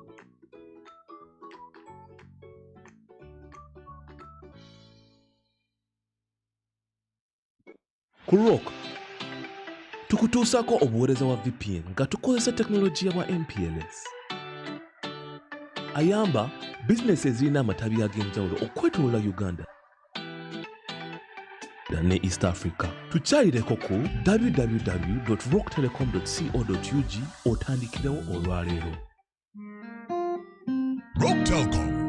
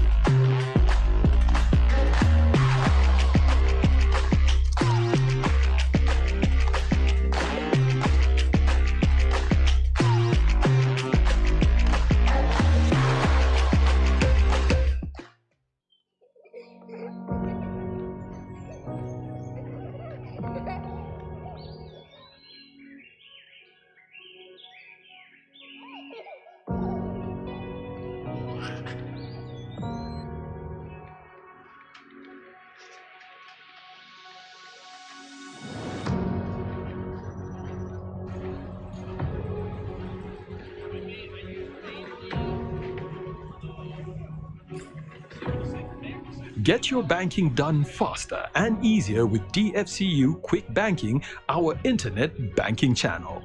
Access your account on your mobile phone, tablet, or computer at any time from wherever you are for your personal or business banking and live your life uninterrupted. DFCU, with pleasure. There has been a surge in private data usage across several industries in recent years. Today, private data is essential in processing transactions, making purchases, conducting surveys, and carrying out a host of other activities. But while that is the case, many have fallen victim to the non-consensual threat of their personal details, as some sites have been found guilty of selling customer data to the highest bidder. It goes without saying, deliberate efforts should be made to continue protecting our data through adequate regulation of its collection, processing, and storage. It is important to remember that our data is a valuable and sensitive asset that should be protected to the fullest extent. In today's rapidly evolving world, access to digital financial services at the grassroots level is critical to achieving the Sustainable Development Goals and Vision 2030. It's not easy for banks or even one organization to get to that level everywhere and solve everything. Introducing Astra, a program that allows the bank to partner with different entities offering different products at different levels. We do what we do best, which is to offer financial services, and they do what they do best, which is software technology and creating suitable products that are fit for the market. Astra offers more than just financial services. The bank also provides advisory guidance, support in the regulatory landscape, and organizational guidance on governance. We're creating products with you, for you, which means that you can also serve your customers just like the bank or any other financial institution. The bank will extend all its financial services such as store of value, cards, payment rails, lending services, investment services, insurance services, and other curated solutions. All you have to do is understand your product and the impact that you want to make in the country and regionally. DTBX is here with Astra. We'll provide you with the technology and platform you need, and we'll work with you on regulatory approval and cybersecurity. Once you're live and ready in the market, we'll work with you through business reviews to offer guidance, support, and walk the journey with you. With Astra, we're committed to supporting fintechs and tech-enabled entities to permeate digital financial services at the grassroots level and every level. Astra to the stars. Welcome to the Digital Economy Program, an innovative initiative aimed at bringing the benefits of the digital economy to underserved communities all over Uganda. Through a blend of digital infrastructure, tools, skilling, and channels, our program supports innovators in reaching out to young people, women, smallholder farmers, and small businesses across hard-to-reach communities. The program has 4 components: Digital Rails, Partnership Program, Agent Network, and Digital Skilling. With these components, we aim to achieve our goals of reaching 3.4 million people in underserved communities, including farmers, schools, young people, refugees, and other MSMEs, and creating 300,000 dignified and fulfilling work opportunities for young people, 60% of whom are women. We also aim to strengthen 100,000 local businesses, make them more resilient and efficient, help 400 digital entrepreneurs access digital infrastructure to scale across agriculture, education, and SME sectors, and assist 1,750 MSMEs to adopt ICT tools and applications.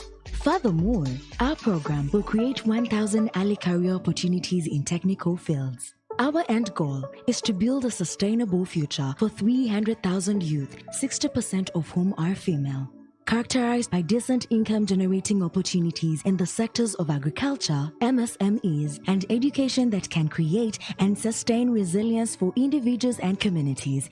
Visit de.innovationvillage.co.ug to learn more about our program and partnership opportunities. The Digital Economy Program, transforming lives and communities through the power of digital technology. Welcome to New Grid CRB. Did you know that a CRB or Credit Reference Bureau collects financial information on borrowers and turns it into meaningful profiles in the form of credit reports? Credit reports show the credit score of an individual or business. The credit score reflects both good and bad behavior, providing an indication of potential future behavior.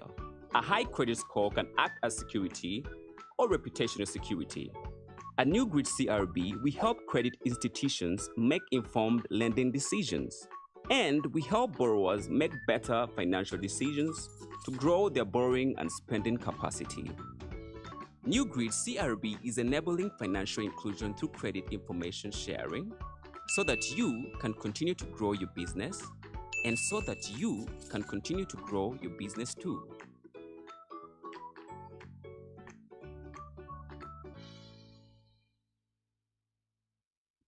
Ku Rock tukutuusako obuweereza wa VPN nga tukozesa tekinologiya bwa MPLS. Ayamba bizinesi ezirina amatabi ag'enjawulo okwetooloola Uganda ne East Africa. Tukyalireko ku www.rocktelecom.co.ug otandikirewo olwaleero. Rock Telecom.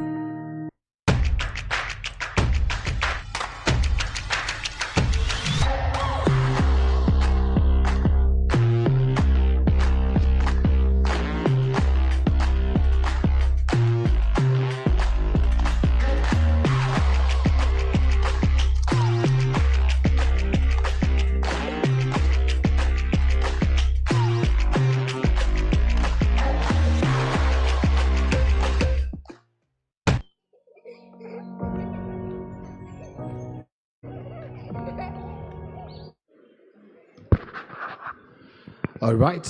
Good afternoon, ladies and gentlemen. Good afternoon, ladies and gentlemen.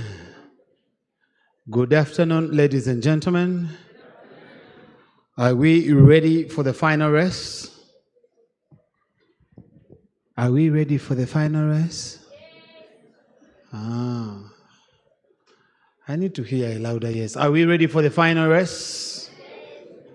Sometimes I wish that the keeping quiet would mean that you people are excited, because sometimes when people ask questions and you don't get any single response, then you are a bit worried, oh, now we're going to proceed. Ladies and gentlemen, as earlier mentioned, we are going in for our final round. Thank you very much for keeping time. Our next 2 sessions, one is on positioning, of women positioning for growth. That is going to be here in the main plenary.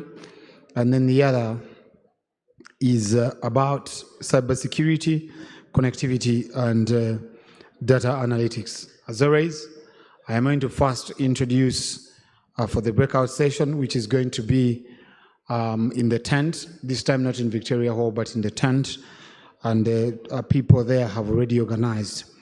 This session is going to be moderated by Elizabeth. Elizabeth is a certified compliance and risk and anti-money laundering specialist in the financial services industry, including banking, asset management, and digital financial services, with emphasis in fintechs, and she is an advocate at the High Court of Uganda and all courts subordinate to that. Her career objective is to build competences in matters of corporate compliance, risk, and anti-money laundering, to become a reference point for all compliance, risk, and anti-money laundering matters, and also to develop competences for enterprises, risk management, and not for financial and non-financial institutions. She has clearly mentioned here in her bio that she is dynamic, she is professional, she is a professional who has humility to both teaching and learning. She is versatile, self-driven, and she regards herself as a team player with high dignity and a servant leader. Ladies and gentlemen, let's welcome Elizabeth. Elizabeth, I don't know if you're here. Can we give Elizabeth a round of applause? Elizabeth, please come to the front so that people can put their face to the name.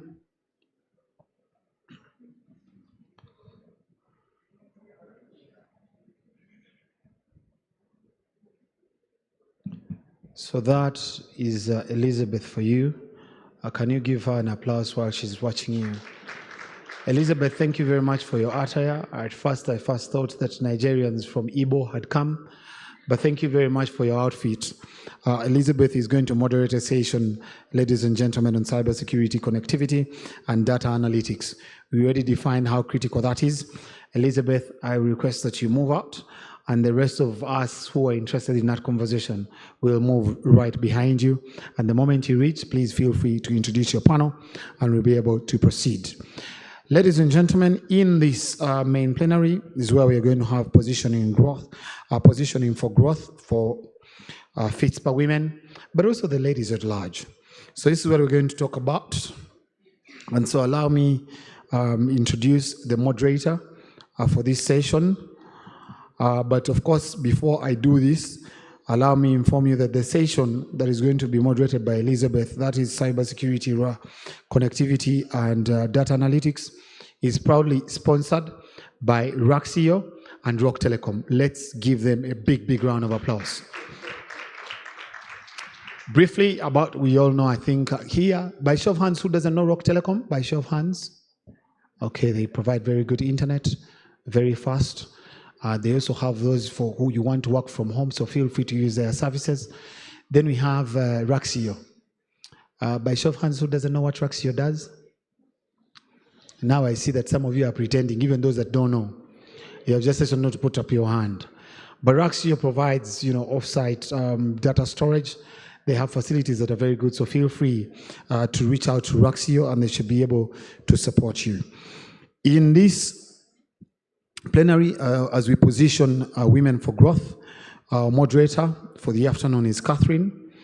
Catherine Kafumbe is the country director of Safe Border Uganda, which is a transportation or a hailing app that uses power of technology to evolve the industry and has evolved to provide fintech services.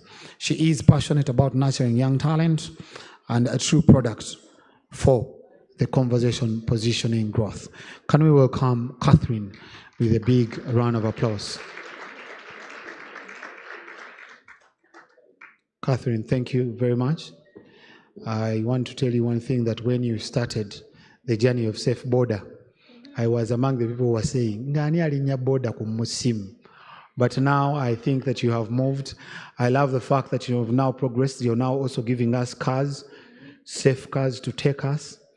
And I also love the fact that now your riders do not even pay cars. Initially, when Safe just started, many of the riders said, oh, in a cars or what are in a cars? But now the riders have evolved over time. So thank you very much. And I'm sure that now you're continuing to give us better services. Now you also bring the food home. Soon now you'll also go to the garden and dig, and then we stay home and just... Can we welcome her with a round of applause? Kindly take your seats. And no, don't even take your seat. Come here. You introduce your panel, and then they come over and we start this session.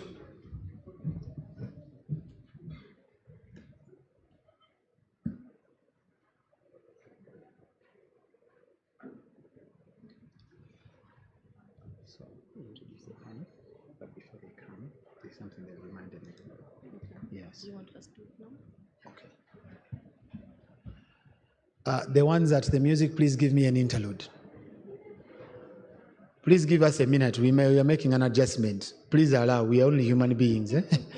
Okay. So.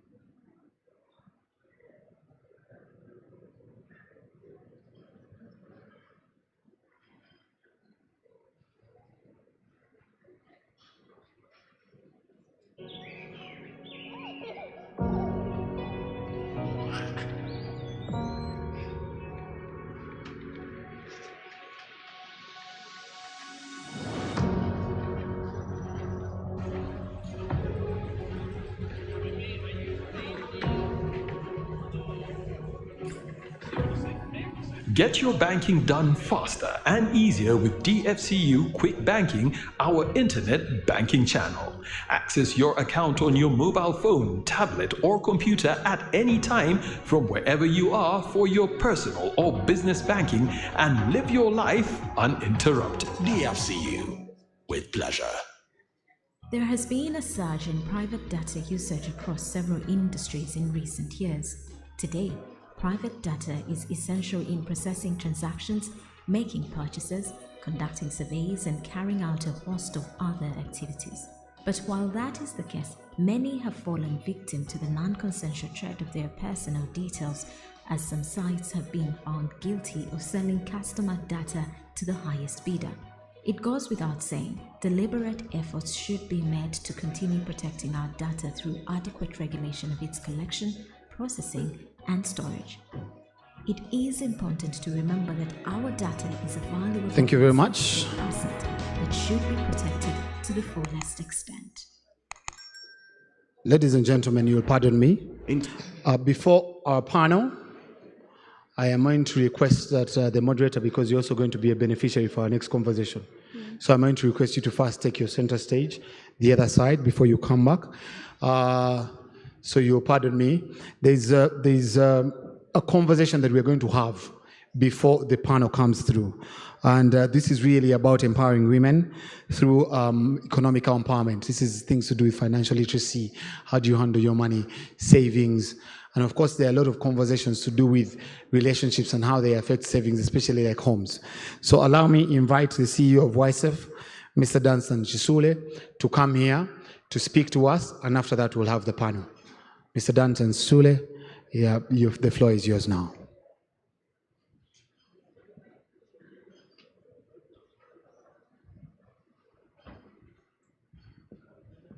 People, clapping is it gives food to the people. No, it's not that. You have a presentation? Okay, you can start and then we work on the presentation. Good afternoon, everybody. How are you this afternoon? Well, thank you for giving me an opportunity just to come and share a few thoughts about financial wellness, and I was given 25 minutes to be able to do that. Oh, sorry, I need something to help me move to the next slide.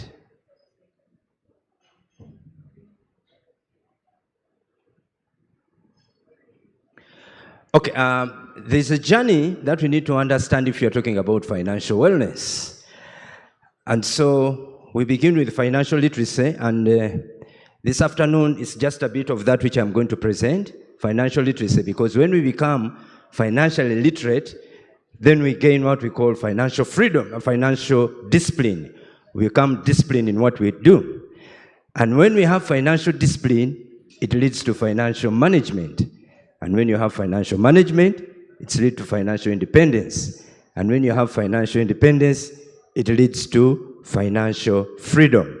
That's a bit about financial wellness. Now, so what is financial literacy?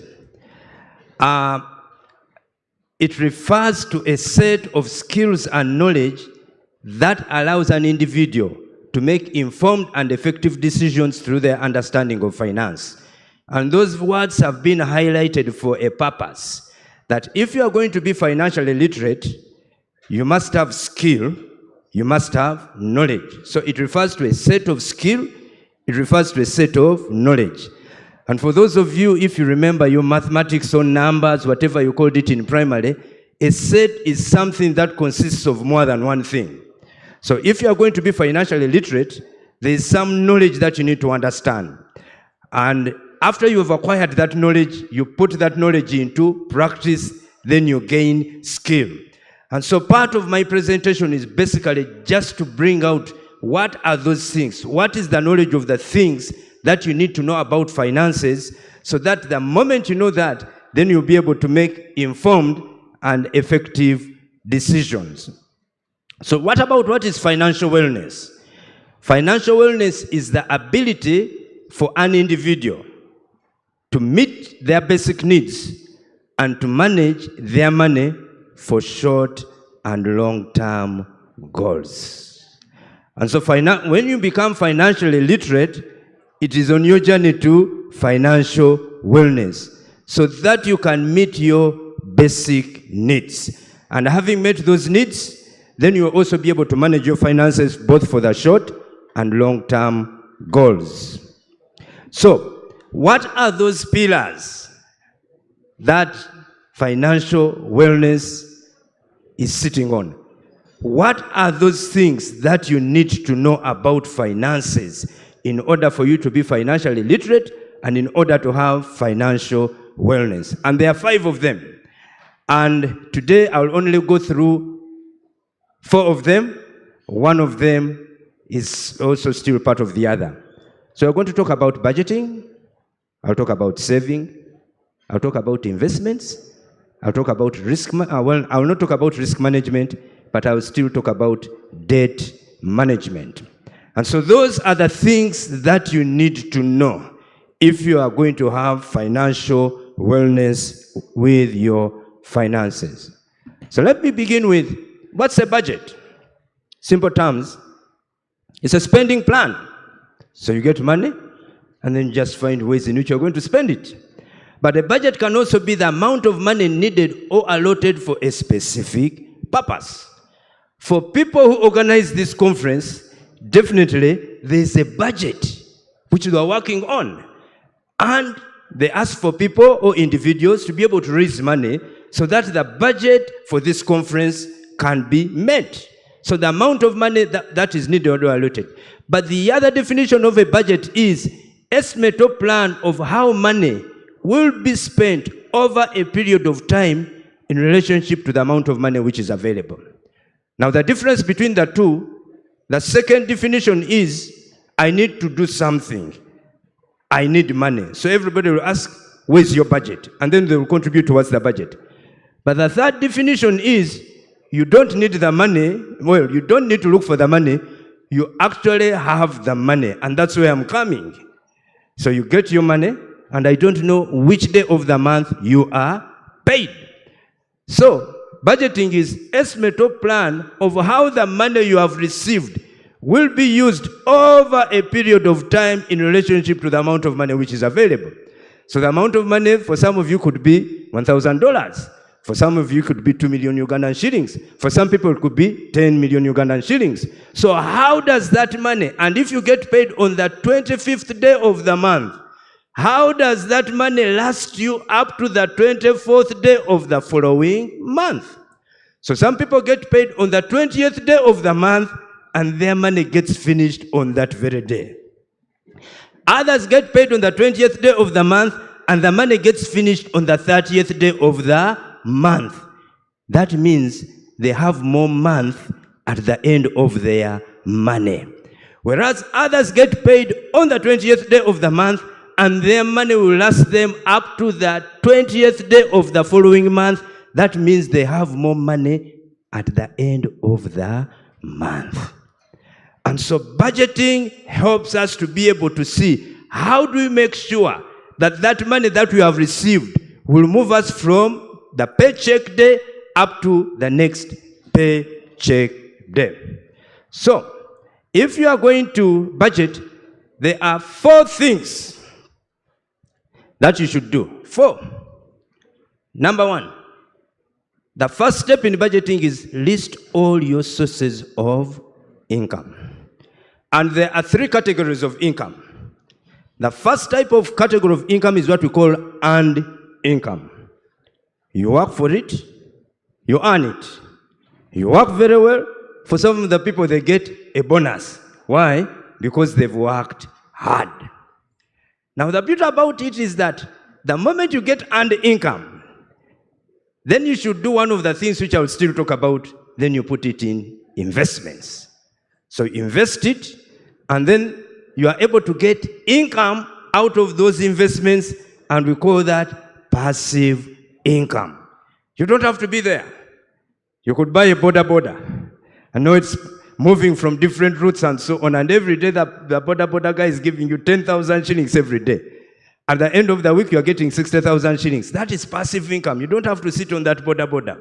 You could buy land and build rental, apartments or commercial buildings. You don't have to be there to earn. There are different forms of passive income. That is money that you earn and you don't have to be physically involved in running that investment venture. And the third type of income is what we call portfolio income. You put your money somewhere in an investment. It may get you money, it may not get you money. So for instance, you go somewhere and buy a plot of land. You could have bought it at 20 million Ugandan shillings. And after some time, you sell it, and you will sell it around 50 million Ugandan shillings. That means that you've made 30 million Ugandan shillings from that piece of land. That's what you call portfolio income. I invested in 20 million shillings. At the end of 2 years, 3 years, I've gotten 30 million shillings. Could also be you buy shares of Airtel, which actually the IPO is closing today. Well, it has been extended for 2 weeks. So you buy shares in Airtel. You could have bought shares in MTN or other companies. I mean, you can also go on the New York Stock Exchange, Johannesburg, and you buy shares. And so you buy shares at maybe $10 or $100, and after some time you sell off those shares, they've appreciated in value. That's what you call portfolio income. So, number 1, list your sources of income. And for the majority of the people, they only have earned income. And so as part of financial wellness is you are trying to teach people not only to rely on earned income, but the money that they've received, they must be able to put it somewhere so that they invest and they get into what we call the holy grail of investment, and they are getting passive income. So you get, what is my income? 2, make a list of everything that you would want to spend on. And I always say it's a wish list. So you write everything: rent, school fees, utilities, transport, food, clothing, vacation, everything. And you put a cost. Rent will be this. Transport will be this. At the end of that, number 3, add up the total of what you want to spend on. You remember you already have your income. 2, you make a list. 3, add up the total. Now, number 4, subtract your expenses from your income. So most of the people you'll find, what is their income? 2 million Ugandan shillings. What will their expense be? Okay, somebody has said 7 million shillings. You automatically know what is going to happen. You are going to be in debt. Whatever you do, whether you pray, whether you fast, your income is less than your expenses. And so we say the golden rule is, please make sure that your expenses are less than your income. And so how do you do that? You go back and sit down and you begin to prioritize. Go back to your expense list and see what are some of the things that you need to chop off, or what are some of the things that you can be able to add, so that you make sure that that equation is not violated. Because the moment your expenses are greater than your income, you're automatically going to get into debt. And I'll talk about that. Because when I'm having those financial wellness sessions, that's one of the biggest things that affect people. They live from debt from one month to the other until they eventually die. So now we all go through stages in our life. Basically 4. Some it could be 3. Well, depending on how long you've lived. Some it's only childhood. But assuming you've grown to a good age. And each of those stages in our lives requires a certain form of financing. When we are children, and some of us who have children, our children most times depend on us to finance the things that they need. When we begin to work, like some of you, young age and so on, you are depending on your earnings to earn the different obligations that you have. You work so hard, you get promoted, your salary is increased, you are into mid or top employment. Most people are still relying on their earnings. I don't have to be a prophet to tell you that a certain time is going to come when you'll have to retire. And so what are you going to depend on? Everybody will say savings, investments. But have you been deliberate to work on that? So, what is saving? It's to economize, cut costs, rescue someone or something. It really happened from 2020. People were being economical with their resources. Others cut costs. They cut off some of the staff members and so on, and different activities that the organization was doing. I will give you an example. The organization where I work, we used to buy newspapers. We stopped buying, and we have never resuscitated from that. We survived for 2 years without them. We said, okay, now we can still use online. I think that was an extra added expense. Cut costs. But in financial terms, it is putting aside money or other resources for future use. And one of the things you should know, when I talked about budgeting, I said, number 1, your income. Number 2, list things that you want to spend on. Now, I want to tell you something. When you make that list of the things that you want to spend on, the only money that you remain with at the end of the month are your savings. Rent goes to the landlord. Fuel and so on goes to the petrol station. Some of us could be using boda. Food goes to the vendors or restaurant. School fees goes to the school. I mean, clothes, whatever you have that you have made on the list, the only thing that you remain with at the end of the month is money that you have put in on your savings.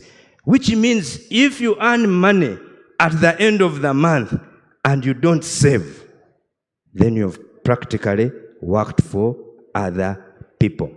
And so that's why we say a part of all you earn is yours to keep. So when you get your paycheck, the only money that you keep are your savings. Which means if you never save, then you never have anything for yourself, and then you are also never going to have any development. So why don't people save? People give various reasons. The salary is low and the demand is high. That's the very first thing that people say. Others say, I have irregular income, you know, I work on contracts and so on. The last paycheck I got was in January, now it's 10 months down the road, I've not got anything. Others, extravagant living, you know, they live for the moment. Life is too short, you only live once in a lifetime. So why don't I eat my money, let me eat and be merry, for tomorrow I will die. Others are unemployed, and others have extremely too many debts. Why? Because they violated the first rule. They were spending more than they were earning, and so they got into debt. Others don't see its need, and others are so religious. They say we shall live by faith. You know, let's see as things do happen, then we will see how it comes. But why should we save? 5 reasons. Number 1, savings help us to plan for the future. You have where you're going. You have your goals. There are certain things that you want to achieve. So on a monthly basis or whenever you get paid, you say, that's what I want to achieve.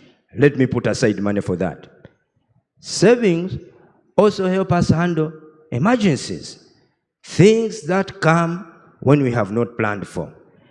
And the period that we went through 2-3 years ago, I'm sure it taught many people a lesson. Nobody was prepared for it. The whole world was on a lockdown, people couldn't move. Some of us had our loved ones getting into hospital, and there were huge medical bills that we had to pay, which we had not planned for.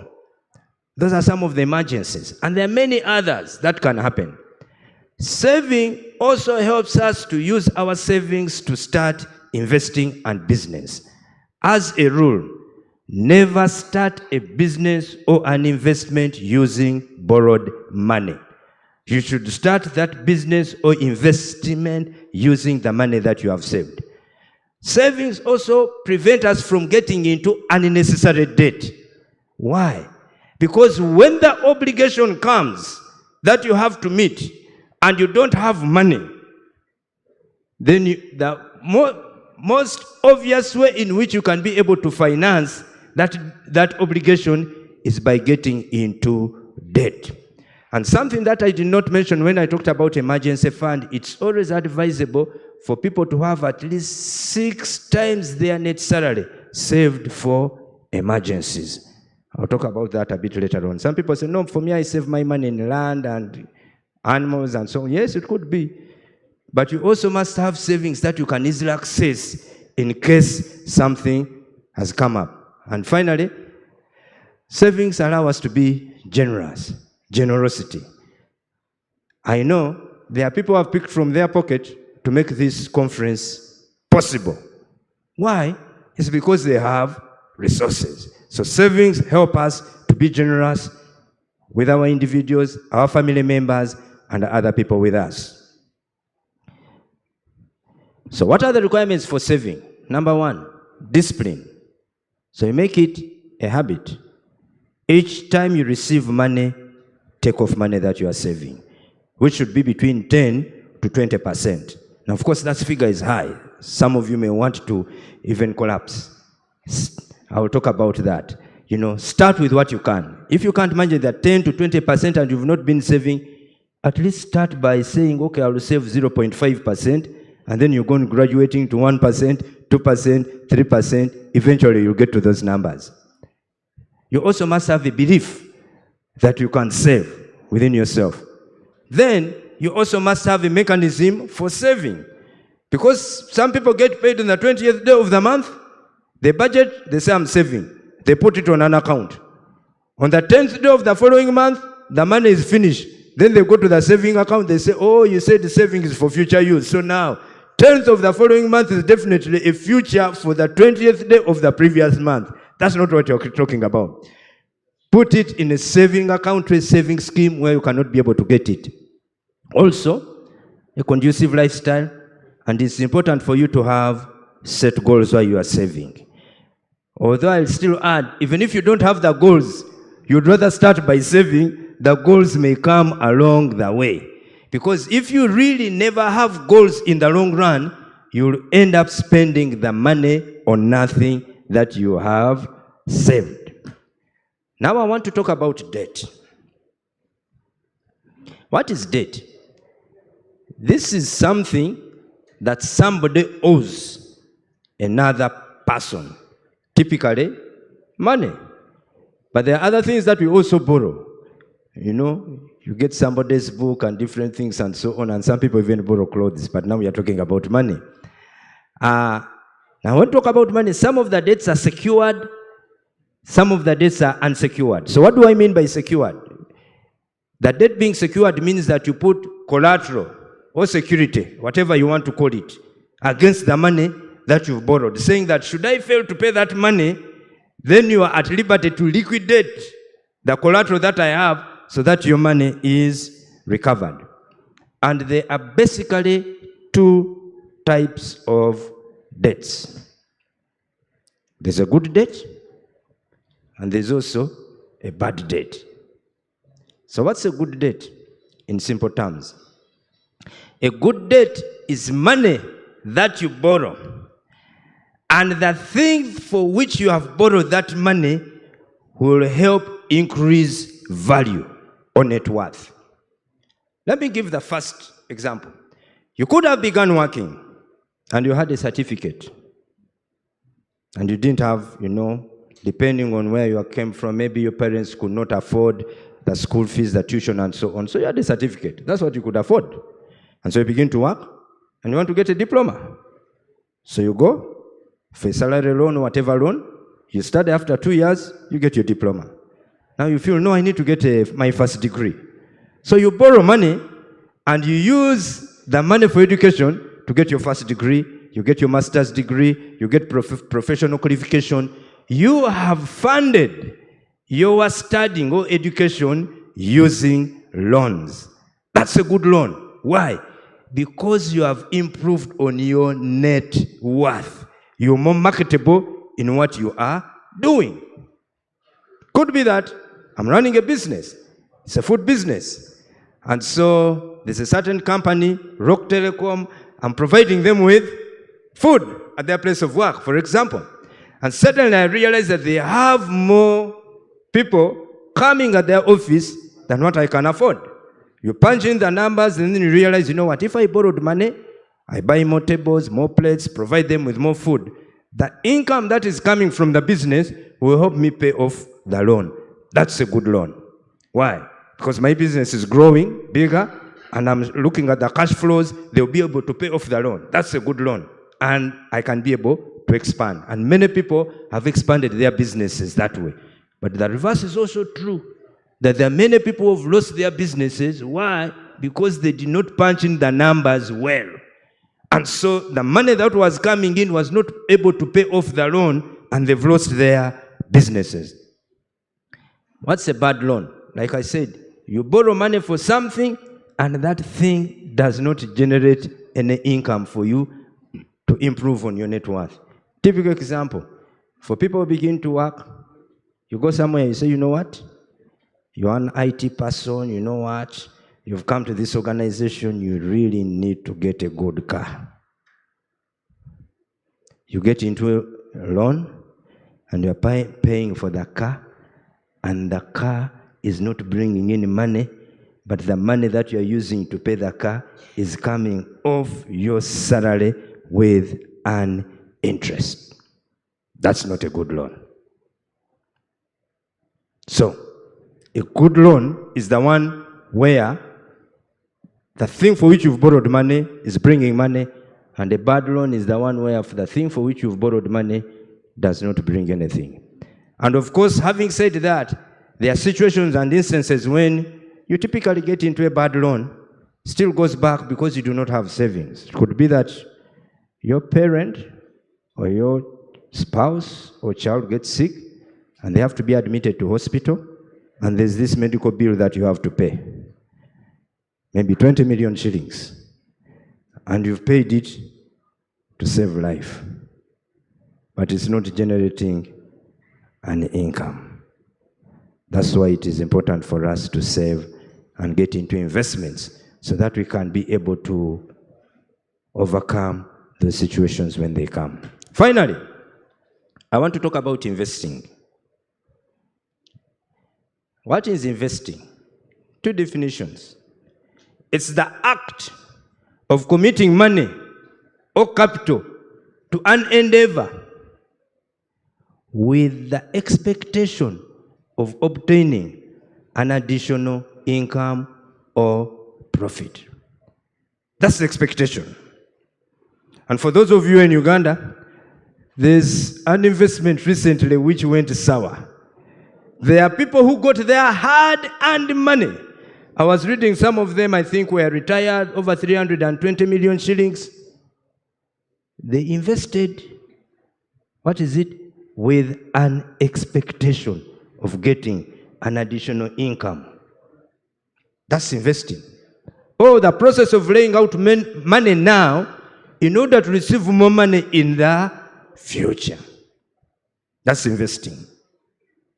Now, what do we do if you are going to invest? Number one, you have to look for the investment opportunities. That means that you must do research. Never get, I'll still talk about that. You must look for them. Two, you must look for what is going to be the source for funding the investments that you want to get in. And the first thing that I would encourage you is that it must be your savings. And so we will say, if you're ever going to get into investment, you must be saving consistently. It must not be a one-off. It must be consistently. And you have an account where you are consistently putting money that you're going to use for your investments. So you must save for the investments. You also must carry out research. Never get involved in an investment without carrying out research. And there are many people that you can ask. There's the Uganda Investment Authority, there's the Capital Markets Authority, there's the stockbrokers. Ask them. I mean, for people who invested in that business and they lost, if only they had asked. People tell you are rearing chicken, it's a very big.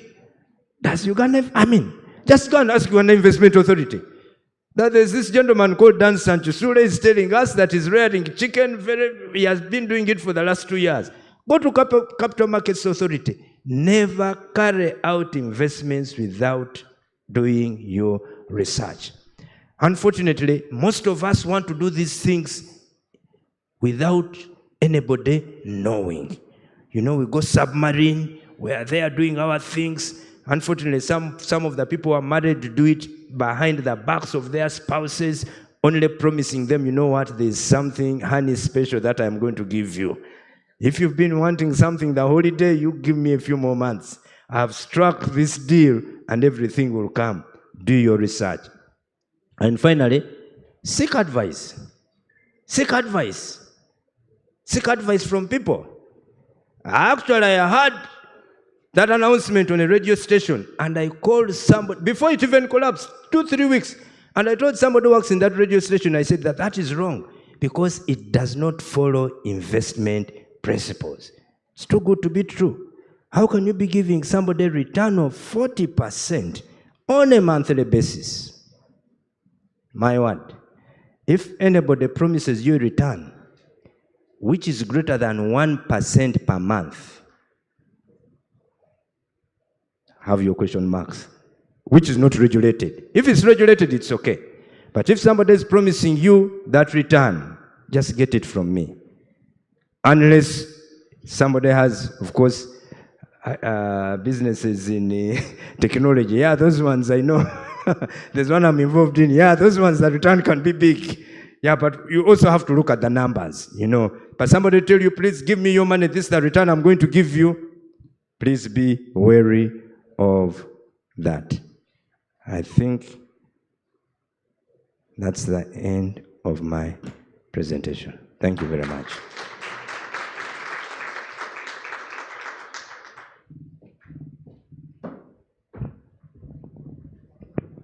Dunstan. You cannot come here and threaten us, save, and you think people won't fire you questions. They are going to fire you questions. I'm among those people, but can we give Mr. Dunstan Jisule a big round of applause? Dunstan, thank you very much. I was busy thinking, for us, the young men, and for those who understand Luganda, what do you did waiter? Someone tells you, bro, 300K, I return 600K. And certainly it is a deal that is worth thinking about. Yes. But also, Dunstan, the young people have that statement that you talked about, we only live once. But when I want to go to Dubai and chill, and and also you talked about so many interesting things, like plan your expenditure. Dunstan, I don't know about your regime, but for our regime, especially even the Gen Zs, the younger people than me, you can be, entering a restaurant or going to that Bugolobi place. I don't know if, Dunstan, you're comfortable with Bugolobi. There are places like Thrones, you reach there and, bro, there are people you are seeing, and before you know it, you're saying, please have a drink. That's not on budget. We didn't plan for it. How do we, I'm not the one who asks you questions, Dunstan, but do we have 2-3 burning questions we can pick before Dunstan leaves? Purely on savings and how to handle money, because some conversations really. Do we have any questions? 2-3 questions that we can pick. Okay, please move the microphone there. Dunstan, the other question I'm going to ask you. If he's done and I don't find any other hand, we will only pick 2 questions. Dunstan, for the last 2 years, I have decided, I told me and my wife, agreed that we're going to start a savings account that is emergency driven. And you said that our emergency fund should be 6 times our salary. When I computed, I was overwhelmed. What sort of emergencies are we planning for? Are we planning for earthquake? What? 6 times. Dunstan, if I am doing about 3 million, 3 million times 6 is how much? So all that money stays there when I need to buy land. So when is emergency? When does emergency stop to be emergency? That's one issue. Plus, here in Africa, emergency, we have our parents. We have our aunties who are in the US and they are planning for us. If they see the emergency, they come through. The other thing I wanted to ask you is, I have, I opened up an account and I told my wife we have branded that as our savings account. The challenge we got is that when now the children are going back to school and I don't have money, we go and pinch a bit. So at one point we put it back to 0. Which facilities are there where people can use to do what? To save, and that money is not reachable. So that it is really for the purpose they have designed. Let's pick one more question or 2. Yes, please. The name and the question. We'll go right there. Thank you. I'm called John Mark Mwangala from Michuli Consulting. I have a quick question around, we have all these ratios or percentages in terms of what to save for retirement, what to spend at home, what to give away, give back. Do we have a blueprint for Uganda in terms of ratios? Thank you. It's very important. Because different economies, in Uganda, sometimes, someone recently said that as you were saving, your grandmother swallows a razor blade. Then you have to do what? Mr. Joga Sebukulu, I'll end with the lady there because this is the ladies' agenda. I'll come to you and pick your final question. So sometimes it's, as you're planning to save, before you know it, someone has a wedding meeting, introduction launch. Yes, please. Thank you. Joga Sebukulu from Craft Silicon. I turn 60 next year, and I've lost a lot of rich people, and whose wealth has created misery for the people who have come after. And that narrative of primitive wealth accumulation as save and save, to the tune that you end up saving and you even forget to consume or to enjoy your money. By the time you think you are starting, talk about and that's the new realization I have. I've learned to enjoy the little. Mr. Joga Sebukulu, I've given you more time. Elucidate on the point. Elucidate. I've learned to enjoy, to be part of my financial equation. In your definition, when does one start enjoying their money? The ladies now are thinking. Now some of them are, don't move away, don't move away, don't move away. Don't move away, they are my seniors there. Mr. Joga Sebukuru, you will bundle the questions because I'll just give you 2 minutes to respond quickly. And I'm sure that you are well located in Samtos where people can find you. But now first pick all the questions, you respond at once. Yes, please. Thank you.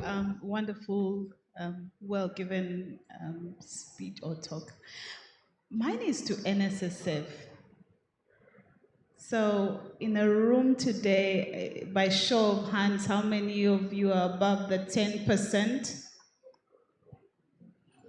So 10. We are about 3 people that have over 10 million, right? So everybody else is below that.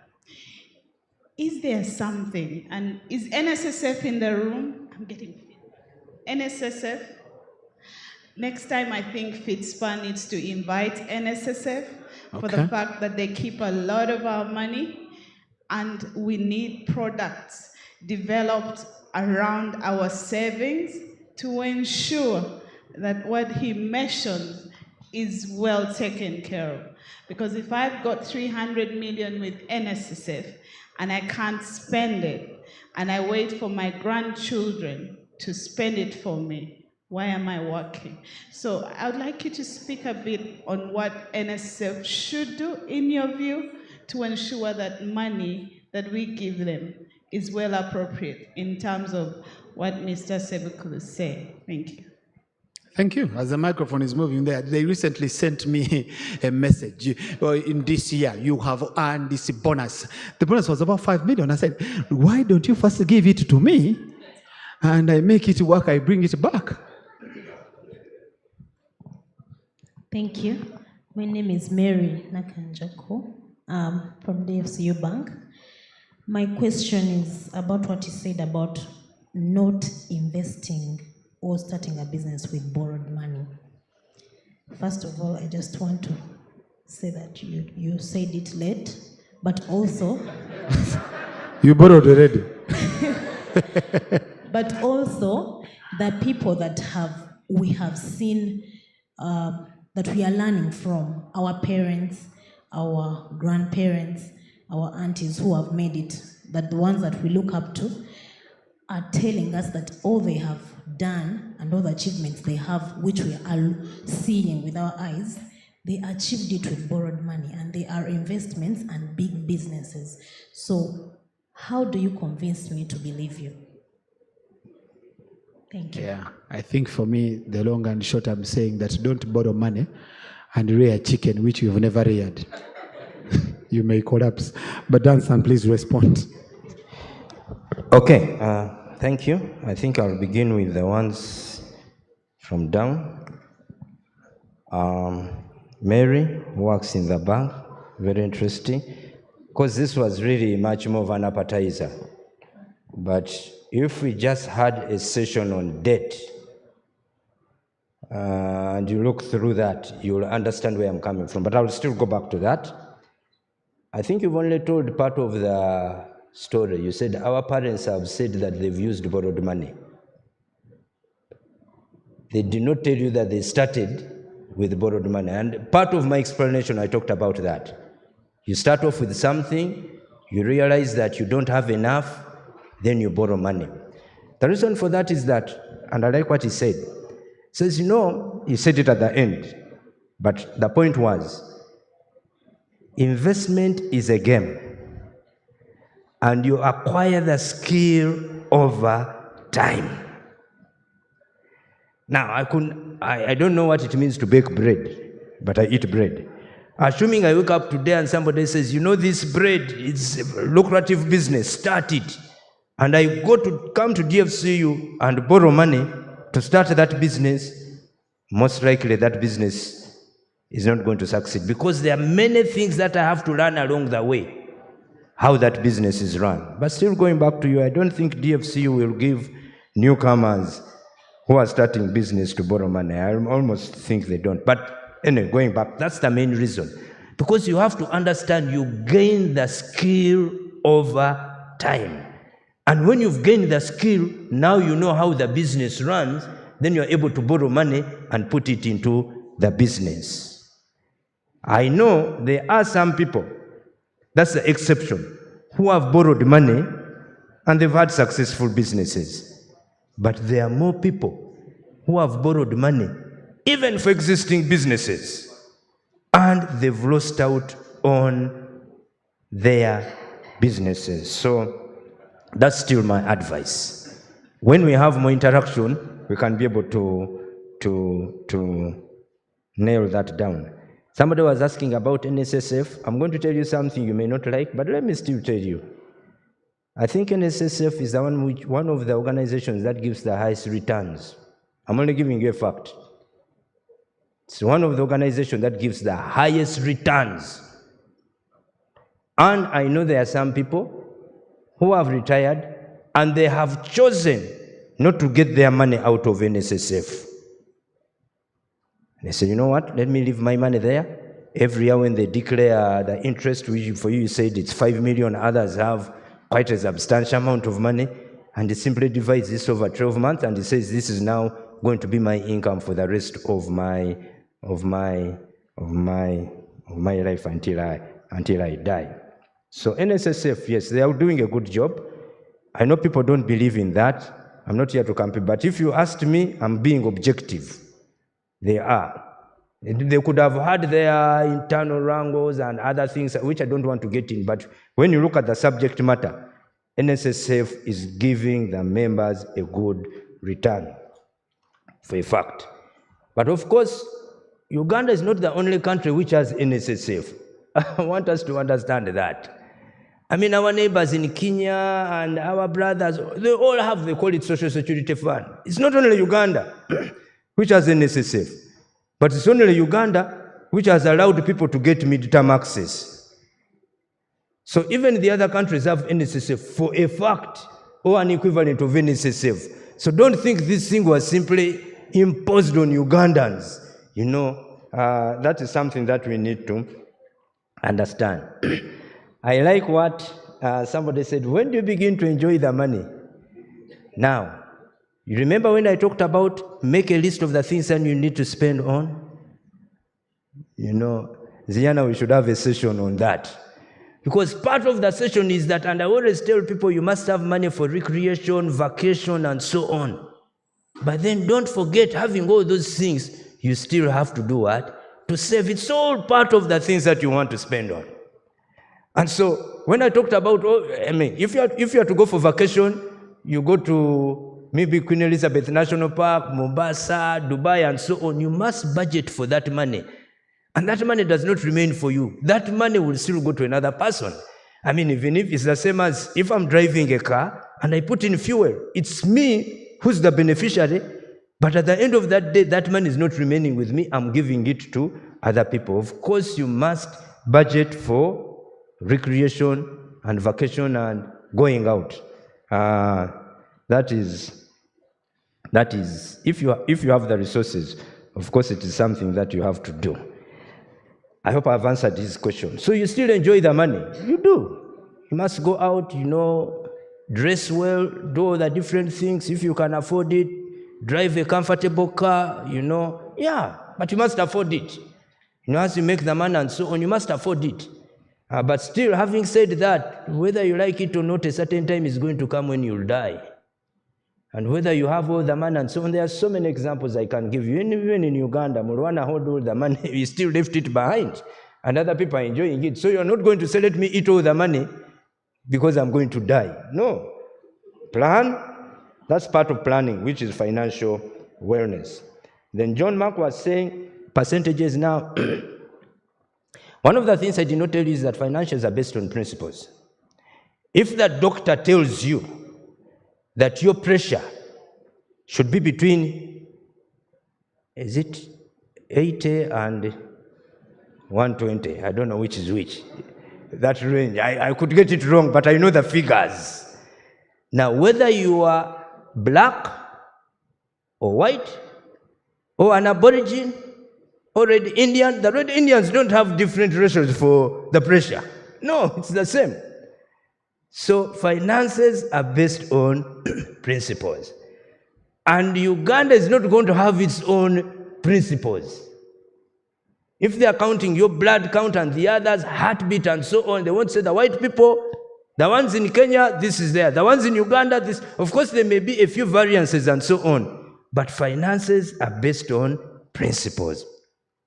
And so those principles, whether you're Ugandan, or you are from Kenya, or you are from South Africa, or you are from UK, those are the same principles that we follow and which will work for us.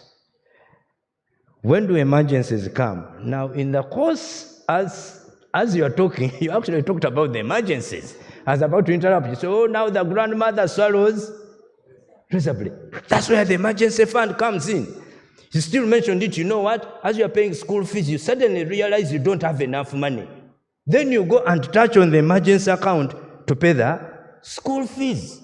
Then over time, you replenish back the emergency account. You are actually an advocate for the emergency account with the examples that you're giving. Thank you very much.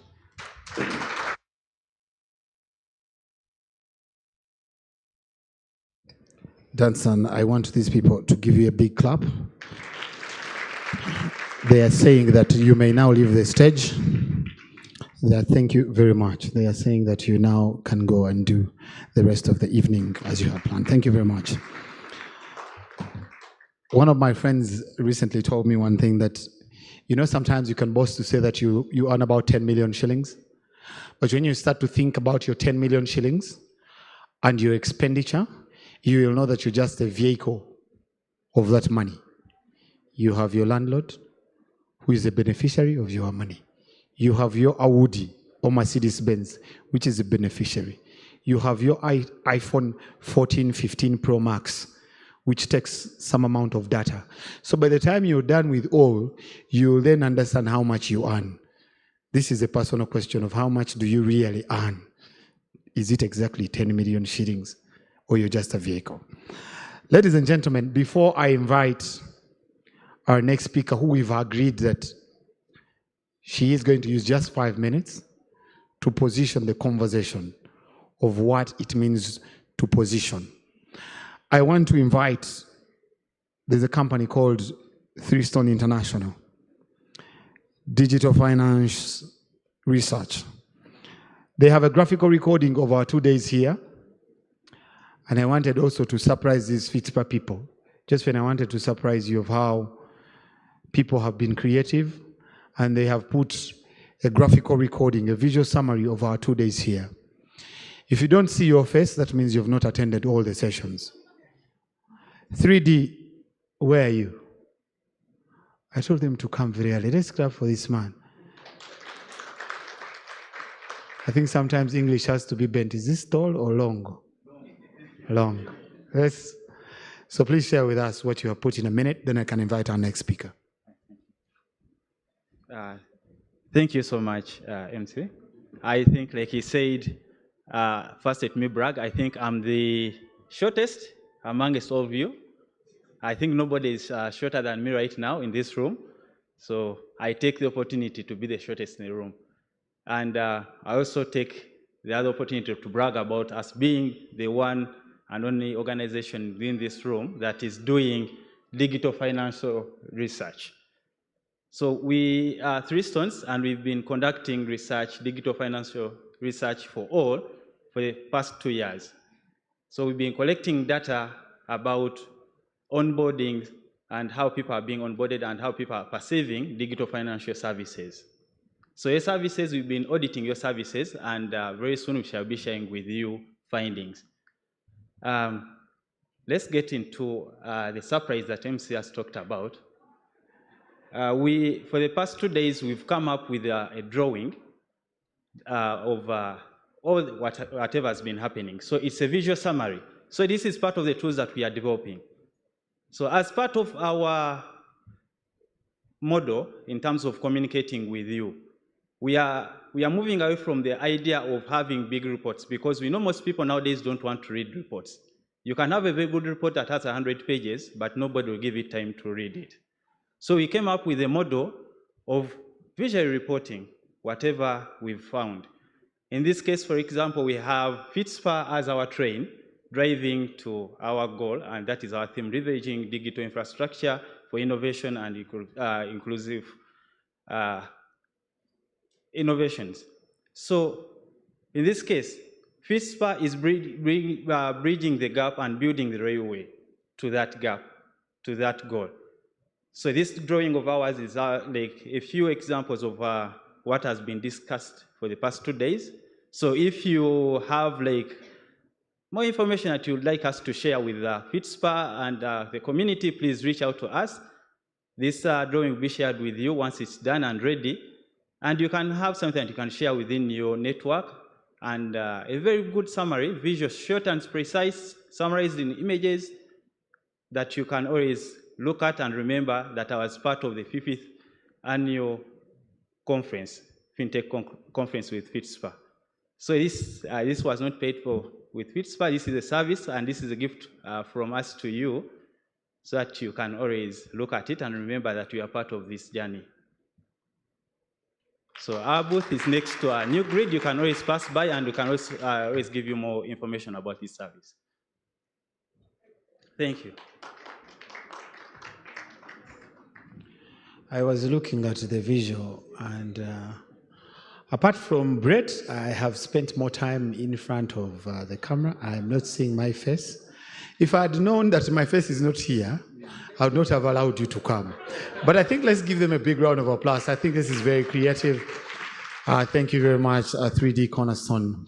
And please make sure that that image is ready at the earliest so we can be able to use it. Ladies and gentlemen, in the next 5 minutes, we want to understand what is positioning. Because sometimes we can throw around these words, but what does positioning mean for you? How do you position yourself to create clarity with the people that you serve? How do you understand your target market? How do you understand the strategies you need to continue positioning yourself? Does positioning require resources, or it does not require resources? So as different individuals and brands, we need to understand the theming before I invite the panel.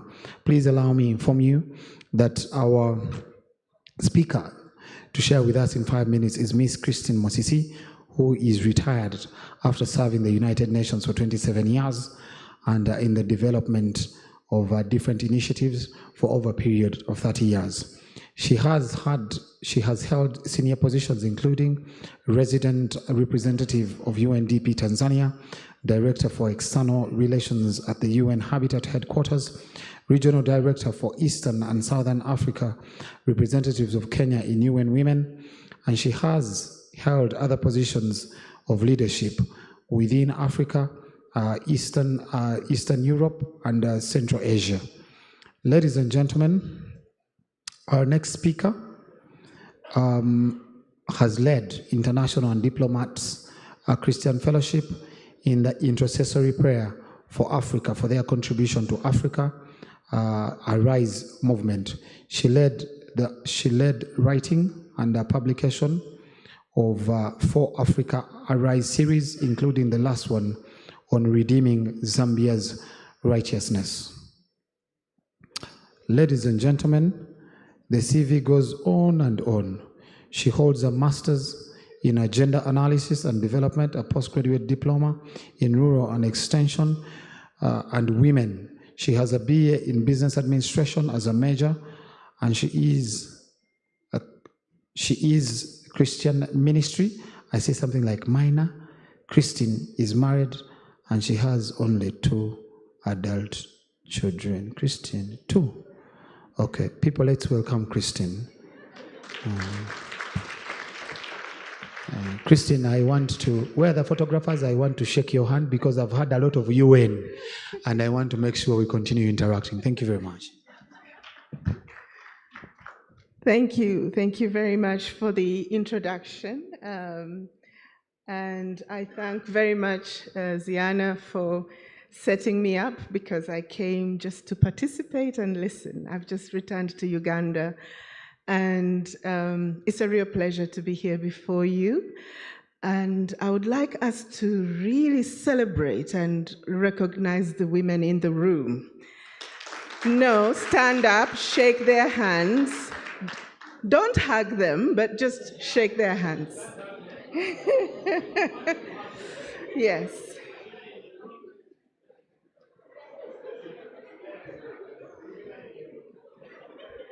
Thank you.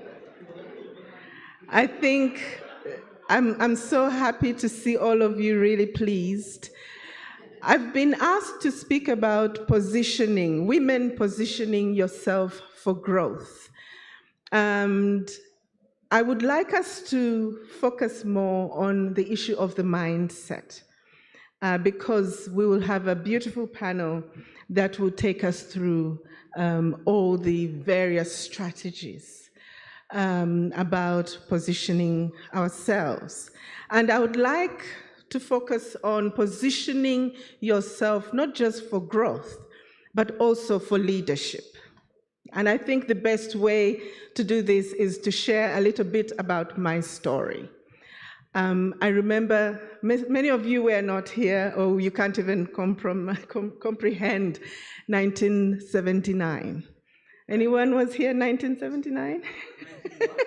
When I had just moved to my secondary school, very excited. I had been in Gayaza and I was going to Budo, to study with boys. Wow, that was, an incredible thing to look forward to.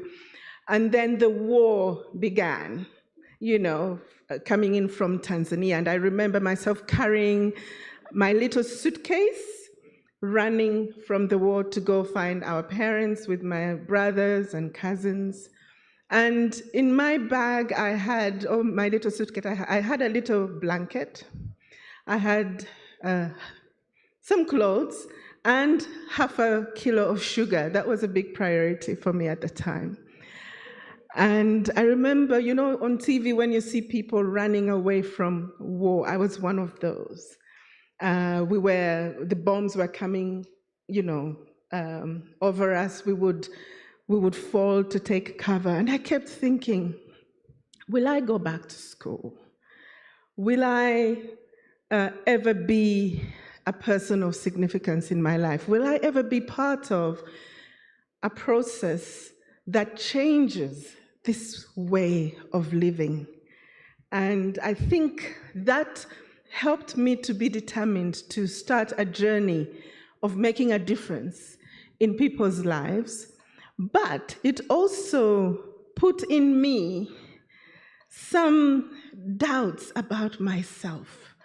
And I remember one time when, I was in the element of my life, of my career. I was already a policy advisor, giving advice to governments, having started as a UN volunteer in Mongolia.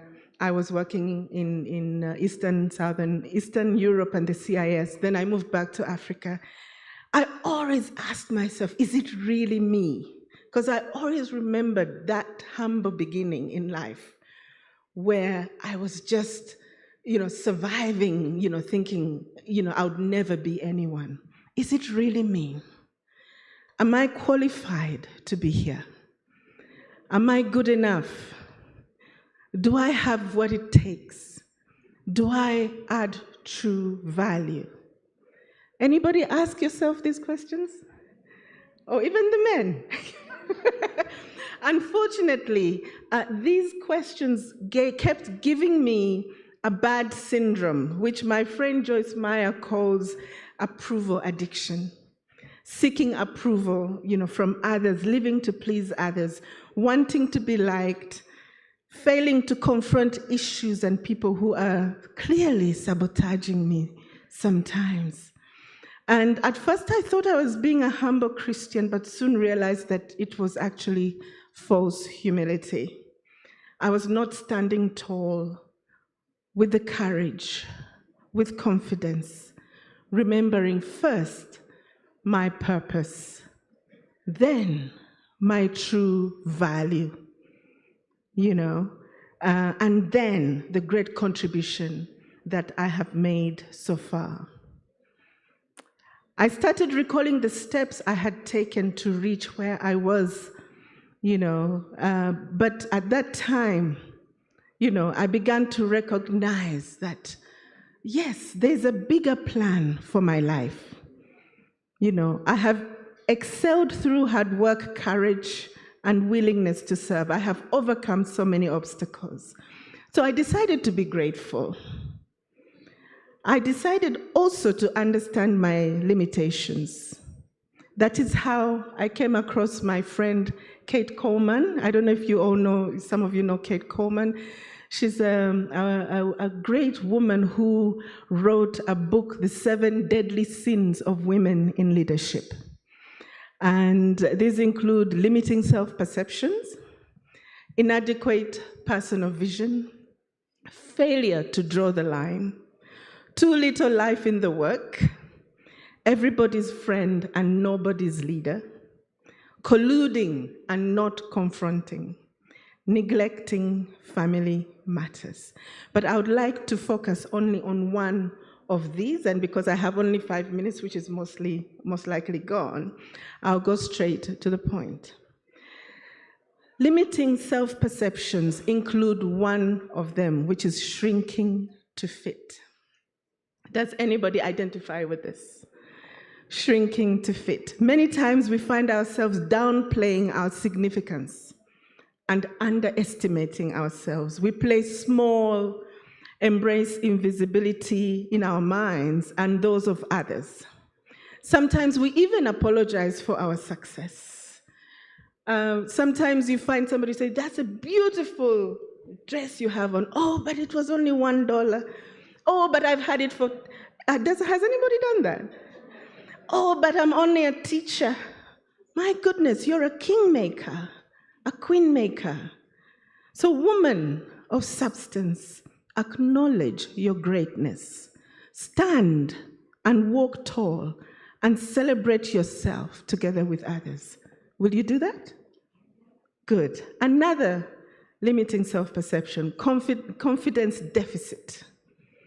Let's look at job descriptions. The jobs come. The men will see, oh, I qualify 40%. A woman is looking for 99.999% in order to apply for the position. And that's how we sometimes lose our opportunities. I just want to tell you, woman, you have it. You just haven't explored your limitless potential. Just give it a chance, okay?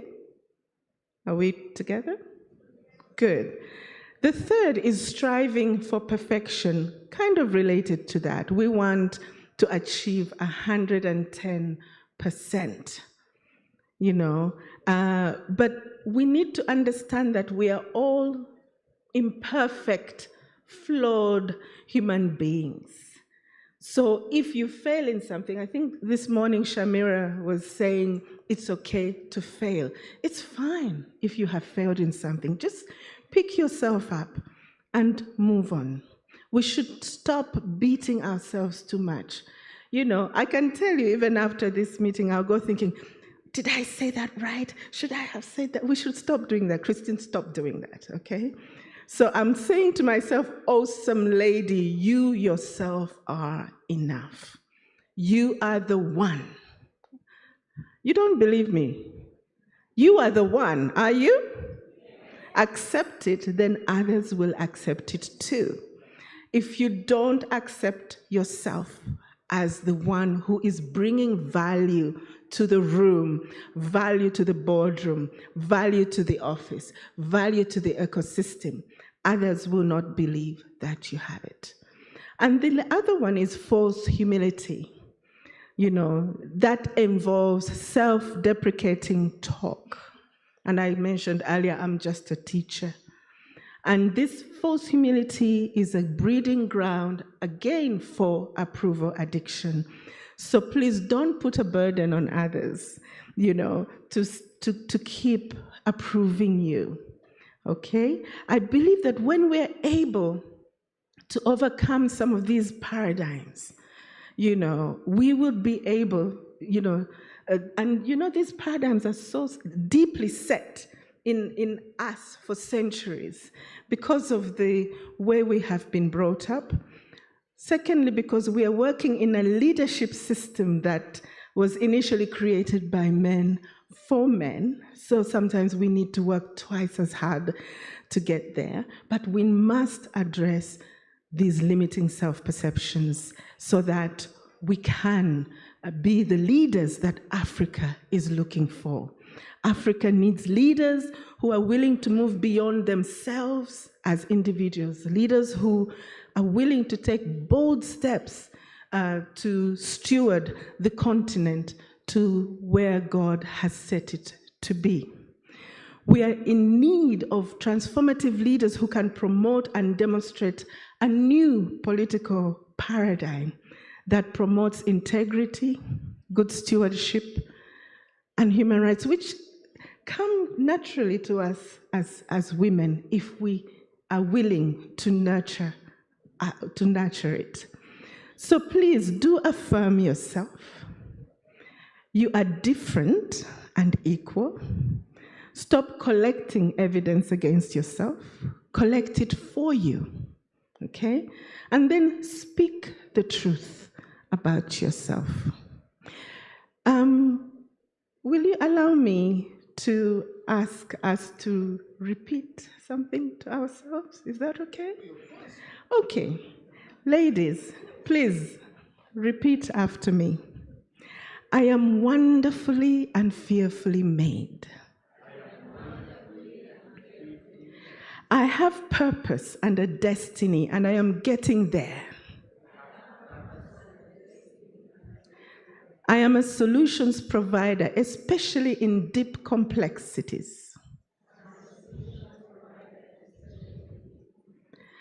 I lead thousands and millions of people now and tomorrow. I am an influencer for the greater good of society and humankind.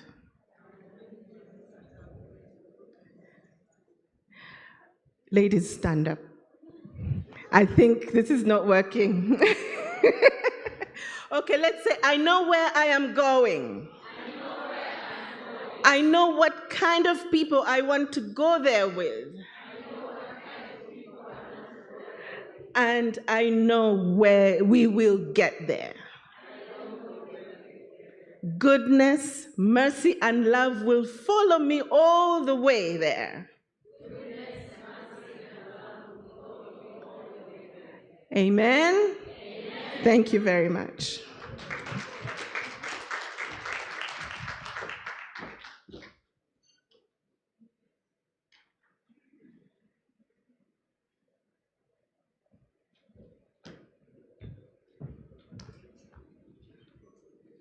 I will not leave this time. Christine, thank you so much. How many of us in this room can relate to limiting perceptions? As she spoke, I thought about myself. This is my birthday week. And this time last year, I did not celebrate my birthday because I felt I didn't deserve it. I felt so many wrong things I did not, to the point that I called the lady in the office and told them, if you dare tell anybody that today is my birthday, it's trouble. So it was quiet. This week, I have celebrated my birthday. It was amazing. It continues to be amazing. So ladies, let's take the stage. Good afternoon, ladies and gentlemen. It's very exciting to be here this afternoon. Christine, I couldn't say anything less than what you have said. I'm sure every one of us now understands why we are here this afternoon. It is about positioning for growth.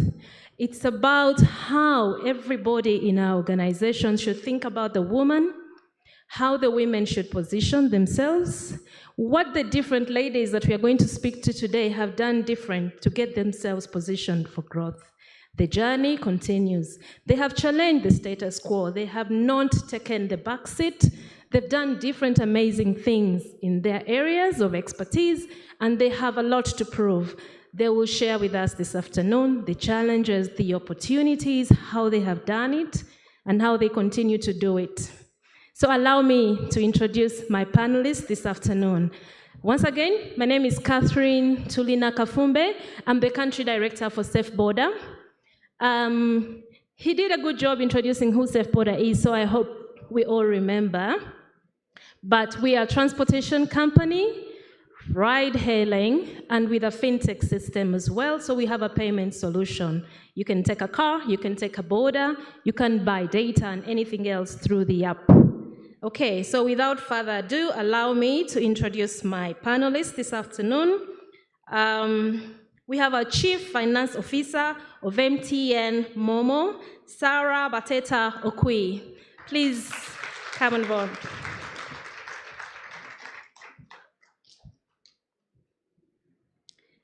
From DFCU Bank, we have a Chief Change and Innovation Officer, Veronica Sentongo.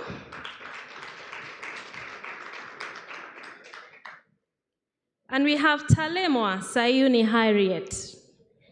Talemwa, I say her name while smiling. She holds so many capacities here today. She is the Director of the Business Development Manager Program. She also serves in NAPSAF Consultants. And today, in particular, she's unique because she's a member of the mentorship program for Fitspa women. So today we'll get to understand how this has aided her to position, how is she today because of this program. And last but not least, we have Gladys Muche, the Chief Executive and Head of Credit, Stanbic Bank Uganda. So I want to believe that we are all quite clear on why we are here this afternoon. It's about positioning for growth. Let's think about how the different industries and organizations in the fintech space and even beyond are positioning for growth. How can we learn? What can we do better? For the different leadership positions, for the different people in leadership, how can we support this cause? And for us, the women, how can we take the stage? So without further ado, we'll get into our first discussion, and allow me to have Veronica speak to us about how you think that gender dynamics in the digital financial services sector have evolved. Thank you very much, Catherine. Good afternoon, everybody. Thank you so much for your patience. This is the graveyard shift, but thank you for staying to listen to us. Christine, I met you this morning, and I didn't realize that you were going to have such a profound introduction to our panel. Thank you very, very much. So to the ladies and the gentlemen in the room today, I'll start off by giving a personal story. When I was in university, a number of years back, I'm not going to say how many they were, we started off first year, electrical and computer engineering class, 3,000 students. We graduated 300. Of the 300, only 7 of us were ladies. Of the 7, only 3 of us were actually that class. For example, what I mean is, we were the only 3 who were actually finishing within the 4 years. Those numbers were humbling. But I'm happy to say that this has evolved. I work at DFCU Bank, and I look after the innovation team and the value management team, and I get a lot of ladies applying to come to work for the bank in change and innovation. I see a lot of ladies have taken up the technology field in terms of engineering, IT, software engineering, data analytics, and they have gone into specializing. So we see that the roles that are available for us are also changing. We have people being solutions architects. We have Mary there, she's a system analyst at DFCU Bank. We have user experience experts, program managers. We have a lot of different specialized skills in technology that we see ladies actually taking up. So for me, that is an evolution, but we still have a long way to go. Because in my team of 31 staff, there are only 9 ladies. Ooh, okay. So as a leader, I say yes, we have made some traction, we have made some progress, but there is still a long way for us to go to create the 50-50 split that we expect in all professions. To prepare for this engagement today, I set up a WhatsApp question on the WhatsApp group for my team, and I asked them the exact question: why is it that we have more ladies in technology than men? It's not about brains or smarts. It's not about physical strength, but for some reason, the women who start off in grade 1, excelling in maths and English, maths and science, go into high school and excel in the sciences. The difference is not big there, but the difference starts to happen in university. And then you come into the workplace and you find that there are lots of graduates, female graduates in the science and technology space who have opted to go into different professions. And the questions were wide. I think through the panel here, we will have more exposure into the different divide. But my response to your question, Catherine, is yes, it has evolved. The number of ladies in science and technology has evolved. The number of opportunities have definitely increased. But are we there yet? No, we still have a long way to go. Okay, thank you so much. I don't have very good visuals, so I think I'll go back and stand. But as I do, it's good that we acknowledge that there's a lot much more to do, but the journey has started. That's great. So maybe we can hear from Sarah. So Sarah, you could tell us from your experience in MTN, what initiatives are in place to ensure that there's inclusivity and there's intentionality in this space? Thank you very much. Good afternoon, everyone. I hope you're having a good afternoon. At MTN, MTN is very intentional about developing women. Why I say it is very intentional is that there are actually programs that are specifically set up to position women for growth. Currently, as we stand, the company actually has a policy that we should have a 50-50 employment gender equity in the workplace. So MTN Uganda has actually hit the 50% mark. And this 50 is actually at all levels. We are intentional to make sure that ladies are not only at the lower level, but even up to senior leadership. So as we speak, yes, we have ladies at the senior leadership, and I'm one of them at the company, MTN Mobile Money, but we're not yet there in terms of the 50-50, but that's the intention that we have. So that is one of the programs that actually promote equality or diversity in the workplace with regard to women. This is not only MTN Uganda, but MTN Group in general is intentional about this. So we report about this on a monthly basis, even in our reports, our publicly published reports. So it's our high priority to have women.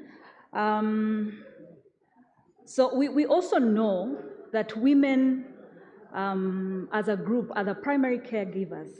And because of that, many women reach a point in their life where they get challenged. You've just had a baby, you have a role in the company, it's quite hectic. So MTN is very sensitive about that. And we have allowed our women to have a 4 months maternity leave, which is not the same for every other company. Some companies have actually less than that. We have 4 months, you can get an additional one of your leave to make it 5, so that you can leave your baby when they are grown enough and you have a peace of mind for you to be able to operate. But it doesn't stop at that. MTN also has developed a baby care center at the workplace. So we have a fully supported center where you can come with your baby to the workplace. They are taken care of up to 1.5 years of that child. So what are we doing as a company? We are saying the women should have a peace of mind even as they work. We all know the community we live in and the nannies and the challenges we have. That can impact your work. It can actually make you fail to progress because you kind of feel like you have a lot of responsibilities. We've seen some ladies in workplaces that are not conducive, they leave off their work, they resign because they have to take care of their children. At MTN, that would be a choice that you take, but not because it's impossible for you to raise your child in a comfortable place. So we have created an environment where there's balance. You can balance your work and your motherhood responsibilities to enable you to actually progress. So MTN has not stopped at that. We may all know, or if you don't know, MTN is celebrating 25 years this year, actually this month. And out of that, we've birthed a program, a project that we call Advancing Women in Entrepreneurship, AWE.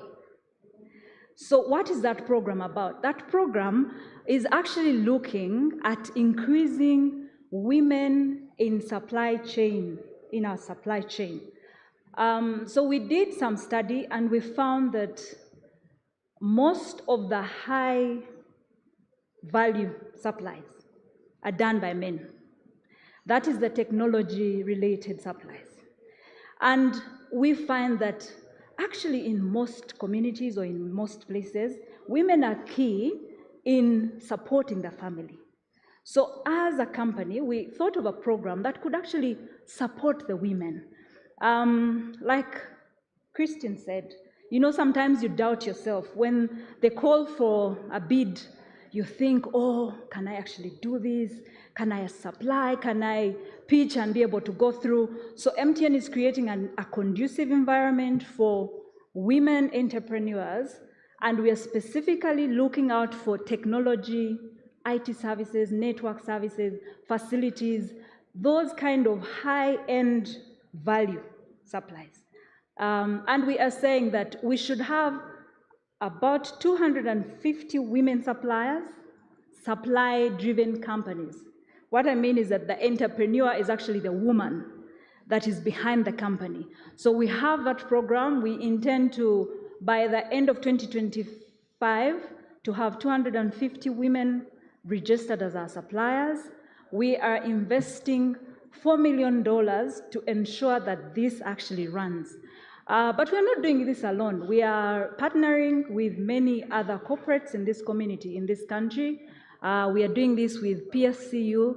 We are doing this with UN Women, DFCU, NSSF. The other is Innovation Village and ATC Uganda. So most of these are actually promoting women in technology. So it is a focus and it is a high priority for MTN to actually make sure that women in the workplaces as well as in the community that we serve are actually uplifted and positioned for good progress. We also have other initiatives that we've put in place. There's a specific program that runs across the MTN group called Rising Leaders Program. It's a program that I'm actually part of.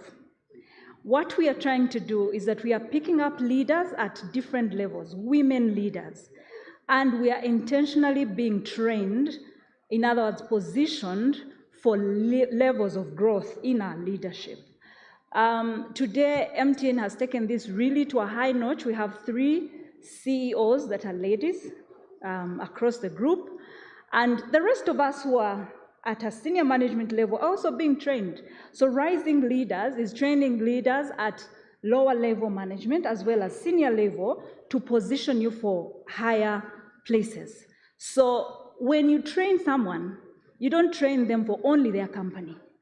Tomorrow I can leave MTN, but I will go with the skills. So what MTN is doing is actually training the community that serves all of us.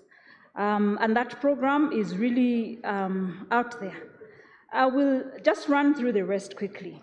We tend to, like Christian said, when an advert goes out for a job, you look through the requirements and you want to make 99%, which most times men don't. They actually do 30% and they go for it. What we've done is to have a group, Women at Work, where we actually mentor each other, support each other at whichever level, So we get to speak, we get programs where we are encouraging women and young ladies to actually up the game, position themselves for a great career, not only at MTN, but even elsewhere they'll go. So really, there are all these initiatives. I could go on and on. Can you hear me? Okay. I guess one could say that MTN can, right? But I think for me the message is the intentionality behind it that we see, that they are taking the time to ensure that they position the women right. So thank you so much, MTN. So for even all of us here in our different companies, there's a lot we can do. At Safe Border, there's probably quarter we can do, but at least we need to start from somewhere. That's very important. Let's hear from Gladys. If you could tell us from Stanbic Bank, what are the different roles that Stanbic is doing to ensure that women are positioned for growth? Thank you. So I think great companies have similar strategies, and to a large extent similar to MTN. But in particular, our strategies are gender sensitive as well as gender diversity sensitive. What that means is that we look out for both men and women. We are cognizant that there is a gender gap in as far as women are concerned. And so we have a very deliberate program that we have put in place. We call it Ignite. It's been an exceptional success. It started back in 2018, and every year we pick leaders across the entire bank that go through the program, and by the end of the program, we have found that majority of the women get promoted, and they also not just step into new roles, but they also choose to pivot into different areas. It's a self-discovery journey, so you're able to deal with some of the elements that Christine spoke about, the negative self-talk, the doubt, the things that keep holding you back. So all those issues are addressed during that program, and what we have found is that by the time the ladies are graduating, they're completely different. So I think back at the time when this program was launched, and we had a vacancy at an ExCo function. It was the head of CIB role, and previously it was held by a gentleman. And we in class sat and asked our colleague who we felt had everything to step into this role. And she was unsure. And we told her, no, for us, you have to step forward and we'll be here to support you. Needless to say, she went on and got the role and has progressed to be the executive director. But it goes to show the support that one gets as part of this program. In addition to that, we have a corporate culture that encourages women to step up. What that means is that not just your line manager, but down to the grassroots, we encourage ladies. As long as you're able to deliver and you can do the role, put your hand up. We'll find you a mentor within the bank, someone who will hold your hand. The bank has gone to great lengths to train coaches, and they have ICF certifications, so they know what they're doing when they're mentoring you and coaching you through your career journey. Okay, that's great. Thank you so much. So to the audience, we'll give some time for some questions at the end. So if you could keep taking the questions so that we come back to you at the right time. Sayuni, you have served in several capacities, and would like to get some of your insights into the different strategies and innovations that have driven business development in digital payments and your agency banking experience as well. And how do you see these aligning with the theme of growth and inclusivity for women?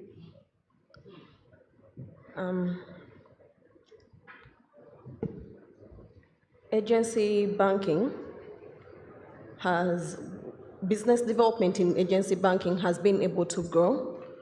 In our company, we provide it to the banks.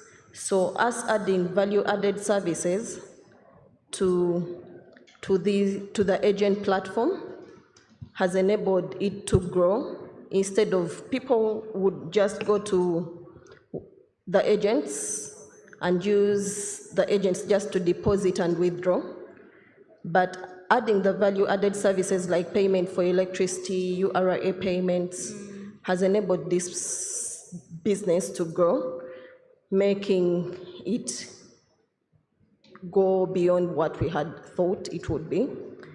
Then mobile wallets, people are able to transact at their own convenience through the different mobile wallets that we provide as a company, which has also seen this platform grow. Then,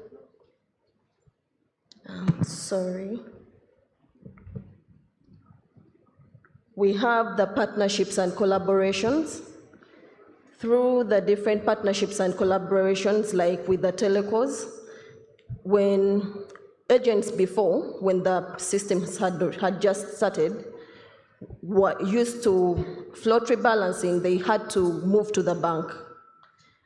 Right now, they just need to load float on their telecom, on their phone number, send it to the bank, and the float will be put on their different agent platforms. So partnerships and collaborations have enabled the agency banking platform to grow and seen business. Also, the banks being able to partner with the different businesses or in the villages has enabled the platform to grow and help them reach further than they would have reached by opening up bank branches. Okay, great. And we all understand the impact of agency banking and digitalization on underserved communities. We know how much this has benefited the women out there, outside even our corporate realms and in the offices. So great initiative right there. So we've spent some time on the different organizations. We would like to now zoom in a little into the individuals, just to appreciate how it has benefited. How have you done this thing different? And I would like to come back to you, Veronica, and would like you to tell us what has been your personal experience in realizing this inclusivity in the workspace. Thank you, Catherine. I like to tell stories, so I'll tell two stories. One of me growing up the ladder, and then the second story is about helping others grow. So I mentioned I was an engineering student, and when we started off, I joined an organization, and the boss had to leave abruptly, and he left me in charge. We used to go out to different organizations and different companies and lay software in their companies. I was the lead, but I was always the one at the back. And when the company would say, okay, so who is handling this project? They would sort of part the Red Sea like they did for Moses, and then I would come. And one of the ladies in the companies pulled me aside. And she said, you need to stop being a wilting flower. She said, if you are the lead, no matter how young you are, and no matter who you are, lead the team. Mm-hmm. And after that, of course it wasn't in one day, but I started to think of myself as a leader. So when we talk about the evolution of a woman in technology, it usually starts with one woman actually pulling you forward out of the background. And for me, that was a very similar journey. Another thing that I noticed in class, remember 3,000, we went down to 300.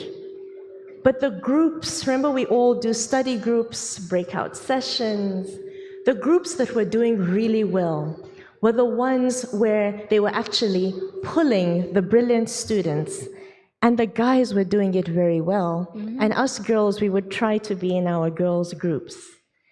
But it was a gender divide that was not necessary. We just needed to pull together who knew and who did not know how to fulfill the tasks. And learning that helped us to break the barriers and eventually graduate. When I was interviewing for one of the jobs in one of the companies, which I will not mention, they asked me, "You're quite soft-spoken. How are you going to manage this job?" And I was telling my team yesterday that my internal thought, which I didn't share, was, does technology need me to shout? What is the difference between me being soft-spoken and a gentleman being soft-spoken to do technology? And would a man be asked this question? But that made me very confident, actually, because now I am in the position where I am pulling up people, I am hiring people to come and join the bank. I previously worked in Stanbic Bank, and it was the same, interviewing a lot of young talent to come on board. And one thing that I make sure that all the ladies who come into the team, what I want them to know is that there's no difference. There really isn't. What is the difference is what you believe about yourself, because everybody feeds off on that. So when I talk about realizing inclusivity, it's not only gender, we've spoken a lot about gender, but it's also age. We have graduate trainees who come in very timid and shy, but very brilliant. But if you're able to open and set the stage, give them tasks that challenge them, all of a sudden they realize they're actually the most brilliant person in the room, and the confidence grows. Yesterday I shared with the team that actually, of all of them who have done psychometric tests to come onto the team, one of the youngest ladies got the highest score. And I know each of them were just wondering which one of them it was, but the truth is brilliance, God has blessed us all with brilliance. And it's up to us to be able to pull that brilliance out, regardless of age, regardless of gender, regardless of capability, we still be able to find their skill. Thank you. Thank you so much. It calls for confidence, yeah? Yes. I happen to work in a space where I'm among the oldest people. Safe Border is young. I think technology is for the young. So I got in and realized that my bosses were younger than me, and I was a woman. So you can imagine that phase, that journey that we went through. I joined as a head of customer support, moved through the channels. I'm now the country director. Let's take the stage. Yeah, amen. So if we think about it, let's move on. Let's have the conversation. So Sarah, if you could speak to us about Stanbic Bank, what strategies or your personal principles that have guided you in positioning yourself for growth? Thanks. It's Gladys, but one of the things that has stood out for me is one, having a vision. What is it that you want to achieve? Because if you don't have a vision, the good book tells us you will perish. Yeah. And so setting your sights, if you're a teller, when do you want to make the next move? What's your aspiration? What's the one thing that gets you out of bed knowing in 18 months' time, I want to be the manager. In another 18 months' time, I want to be leading in a certain product. So what's your vision? Once you have identified what your vision is, it is time to build up the skill. Because there is no shortcut. Yeah. You have to build your competence. Let no one doubt your competence.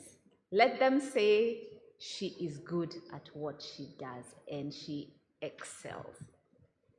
Once you have built your competence, you must be consistent.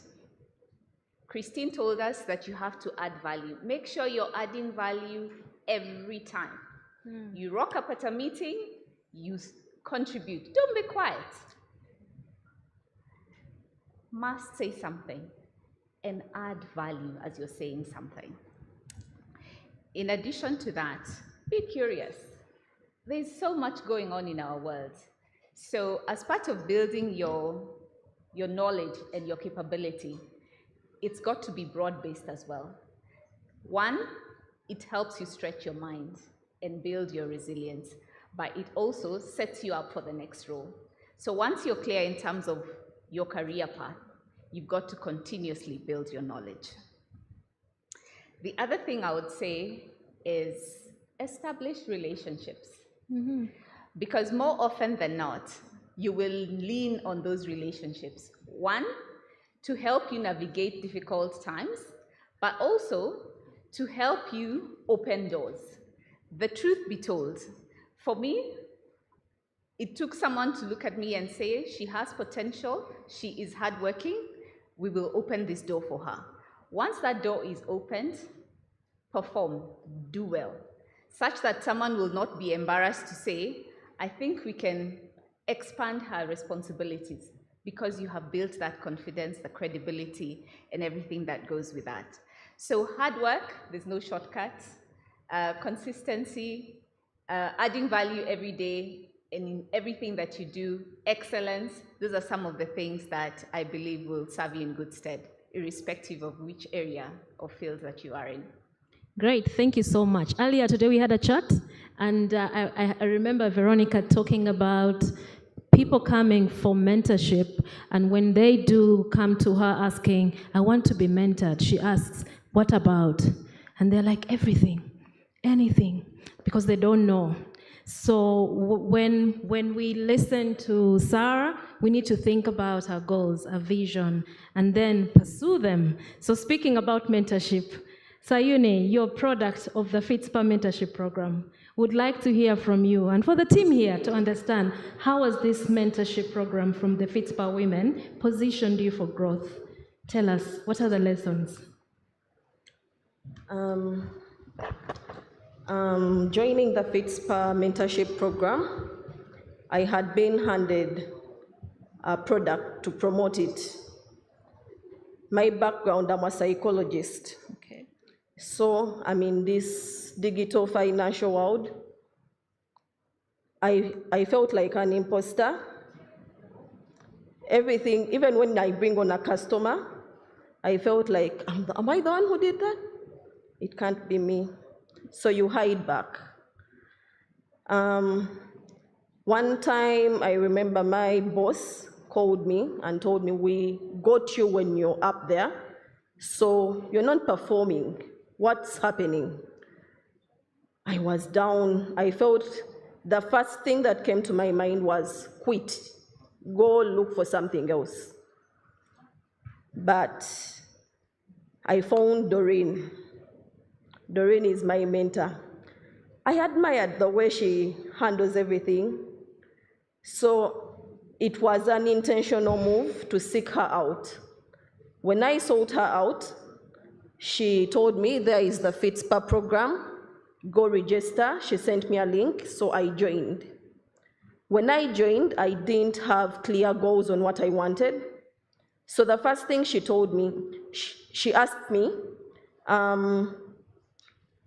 how do you feel about the work you're doing? I told her, I feel I'm not doing anything. She told me, okay, the first assignment was write down everything you do for the company. I went, I got a paper, wrote down about 50 things, because the product I'm handling, I'm the support, I'm the product manager, I'm the business support to the banks, to the technical support. You have to draw the product journey. I realized I'm doing something.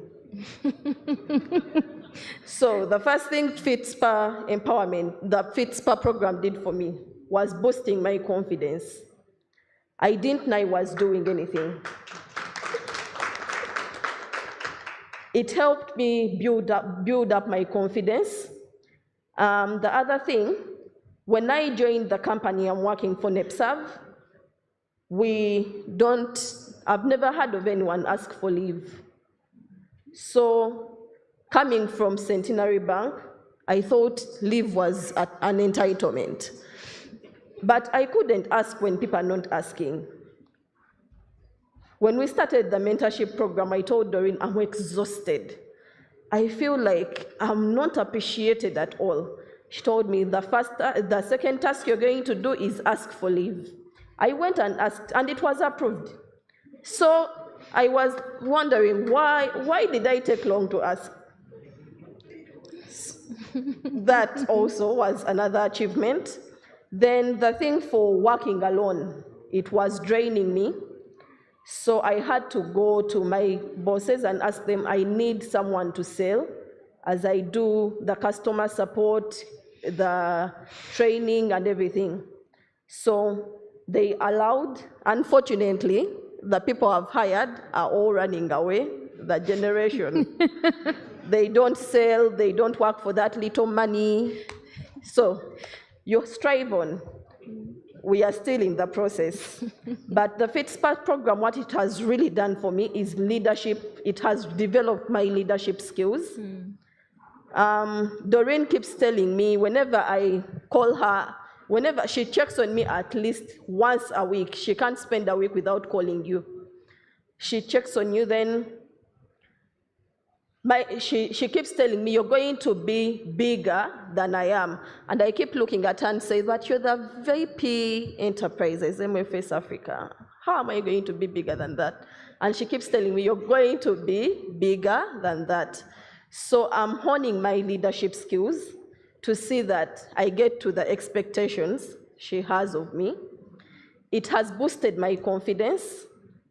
Last year, I attended the annual Fitspa conference, but I couldn't sit here. The fact that I'm here, this is real improvement.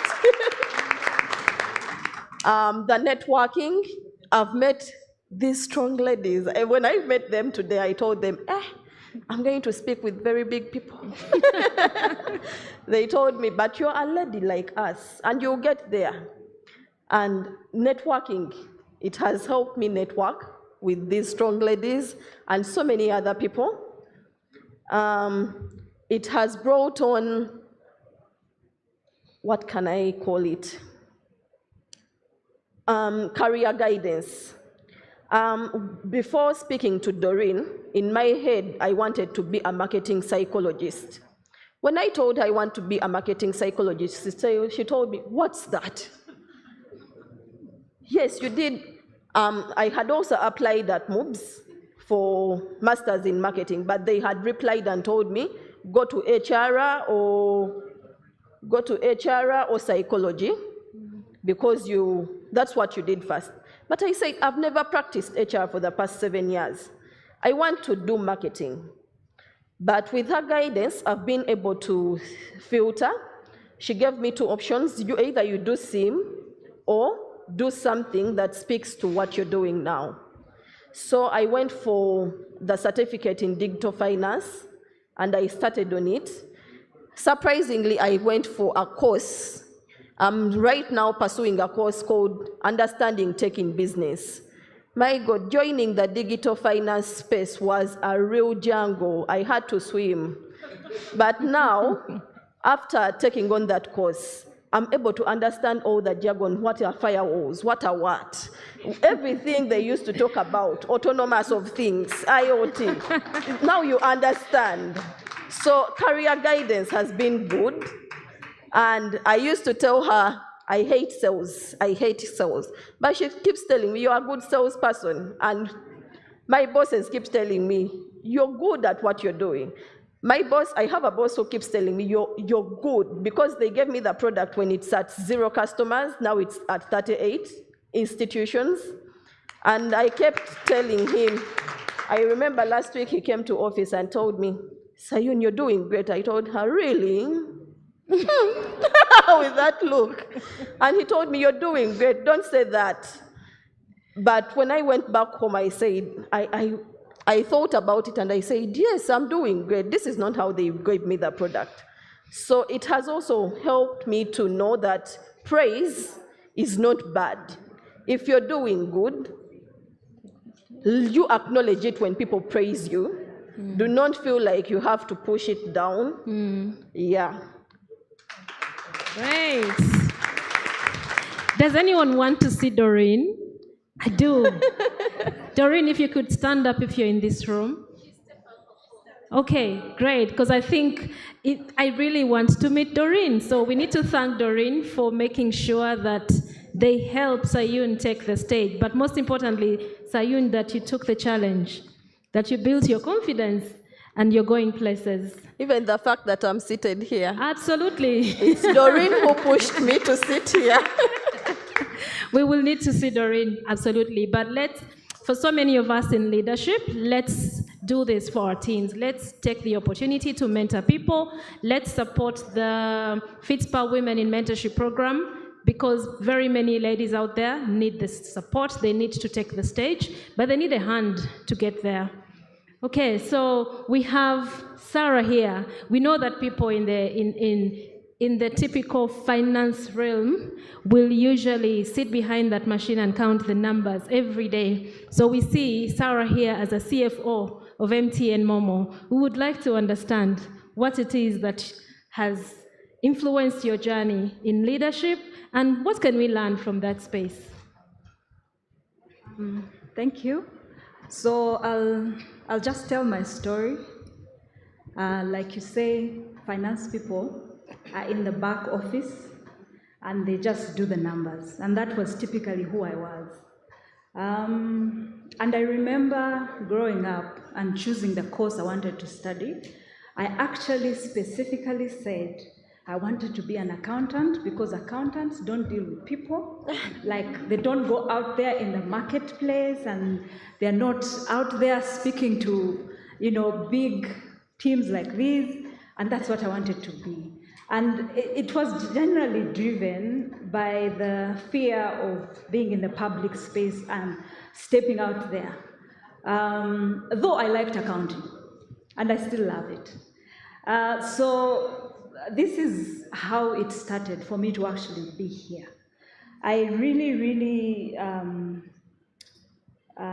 what Sayun is saying really applies, and many times you sit back and you're wondering, can I actually do this? Can I step out? Can I be the one stepping up on the podium and giving a speech? That used to go through me, and I would say, no, I can't do it. I cannot. Let me continue with my back office work. But 3 years ago, I reached a point in my life. I had been at a senior management level in finance, and I reached a point and I said, I'm done. I cannot do this anymore. There ought to be something that I can do better. So when we talk about positioning for growth is really to say that you're moving from one point to another. And I had to take a decision. So it starts with a decision, a personal decision, that you actually want to grow. So ladies, there's no one who is going to, bring things from nowhere. If you're not ready, they will still not find you. True. I have worked for MTN for a very long time, and opportunities are always there.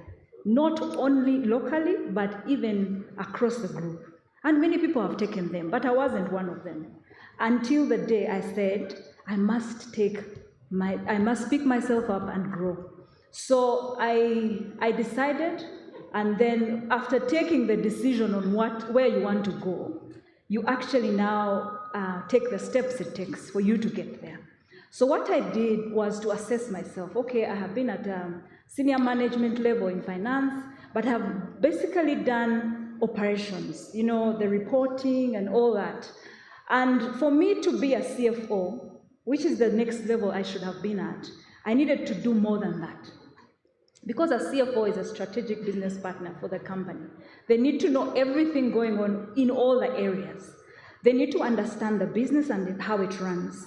So it required me to do more, to know more, to have extra skills. So I did a self-assessment, and I said, okay, yes, I have a lot of financial knowledge, but today CFOs are not just with the numbers, they add value. I need to understand the business, I need to position myself in a way that will take me to the level that I want to. And after knowing that, I then decided to look for the opportunities. So my ladies out there, once you make a decision, you will find the opportunities. So the opportunities that I was finding at that point was not the job that I sit in today, but the opportunities for me to acquire the skills that I need to get to the place that I want to be and where I am today.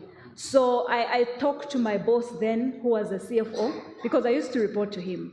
I sat him down and said, you know what, I think I have done this for a while. I have done everything there is to do. I need to move. And if there's no move internally, I will look for it elsewhere. But I need to move. And I showed him, I told him openly the desires that I have. Maybe it may not be open for you in your organization or in the space where you are, that you can talk about it. But in MTN, there's a degree, because the opportunities I was talking to were opportunities that were happening within the group. And I said, okay, at least I can do a secondment, I can do something that will expose me to this role. So I did speak to him, and immediately he put me on a program. So there are programs we call succession planning. He said, all right, if you want to be a CFO, I will put you on the succession planning, which is then you go through a proper assessment and you're given particular courses to do to prepare you for that. I went through the courses. And then I also enrolled for CFO Leadership Academy, which is run by Matt Abacus, because I was intentional about what I wanted to be. I wanted to be a CFO. And to be honest, at that point, there was no opportunity, but I was preparing myself for the opportunity. So you may want to aspire to be at a certain level where you're not today, but you must take the steps of preparation. Know where you want to go and prepare for yourself to be ready. So as I went through that process, lo and behold, that door opened for me. There was an advert for a CFO job. And because I had been in talks with my boss, there was no way even he could say, you cannot do it. He could not have the moral authority to say, no, go back on it, even if I was supporting him in many ways. So what I did is then I took the step of applying. Of course, I was very scared. The people that applied for that job, of course, had a lot of experience as CFOs previously, and even the job required that you had to have been a CFO. But I said, yes, I have been on the CFO Leadership Academy, and that experience can help me get there. So I took the step. I did. I went through the interview, and I also trusted God. That's a very important thing. You can do everything else, but there's a superpower. I trusted God, and I trusted God that He was going to give me the opportunity to take this role. So, yes, the process went through, and I am where I am now as a CFO of MTN Mobile Money. Great, so, congratulations. Just to complete this, when I got into this role, I actually started off shocked that now I have to talk to the staff and address them. Now I have to speak to the entire group about the numbers. I wasn't used to this. It was scary. And I remember my first board presentation. It wasn't the best of experiences, but the good thing is that I had a mentor. It's very important to have a mentor. My mentor was my boss, and he was part of that board. So when I finished, he would always give me feedback. He said, no, he would be honest. Okay, my boss is a very candid and honest person who will give it to you as it is, without covering it up. It can sometimes be very painful. But I chose to say, I know what I want, and I'll go for it. And he would give me the feedback, and I would work on improving it. The next other meeting I had where I had to address the board, he came back and said, you're like a totally different person from the one I knew. And I was excited. So mentoring, or a mentor, is a very important person in your career growth. Please, find someone you can be comfortable with. I needed a person that who was not going to just pat my back and say, it's okay. I needed someone who would be hard with me because I am that soft person. So he would give it to me in the most rough way, but I would take it. And I'm glad that I am where I am today because of the feedback and the continuous improvement. I'm not yet there, but I'll get there. You're there. Great. You're there. We cannot underscore the importance of taking the stage, number one, and mentorship. So let's ensure. So we are running out of time. I'll just ask one last question, and then I'll take 2 questions from the audience. So as we wrap up, I would like to hear from Veronica. As a leader in innovation and change, what advice you tell the ladies here, give the ladies in the room about how they can take the stage, how can they grow in these positions? All right, I'll give 2. In technology, there's a lot of failure. It's amazing how much failure we have to endure. But the fear of failure is typically what we are always hesitant. It's always the reason why we're hesitant to get into technology. If you're coding, more often than not, 90% of the time, you're going to have bugs. It's going to fail. It's going to be wrong. You'll have to start. The server will crash. You'll have to start afresh. There's always going to be an aspect of failure. If there's anyone in this room who has never failed, I'd like you to raise your hand right now if you've never experienced any failure in your life. Okay. MC? I'm just kidding, but there's nobody. And yet we fear failure so much. And yet even the people we are scared of failing before have also experienced failure. So the embracing of failure and also finding safe spaces where you can fail are so important. So that's the one. And when I speak about the safe spaces, are you creating a safe space for somebody else?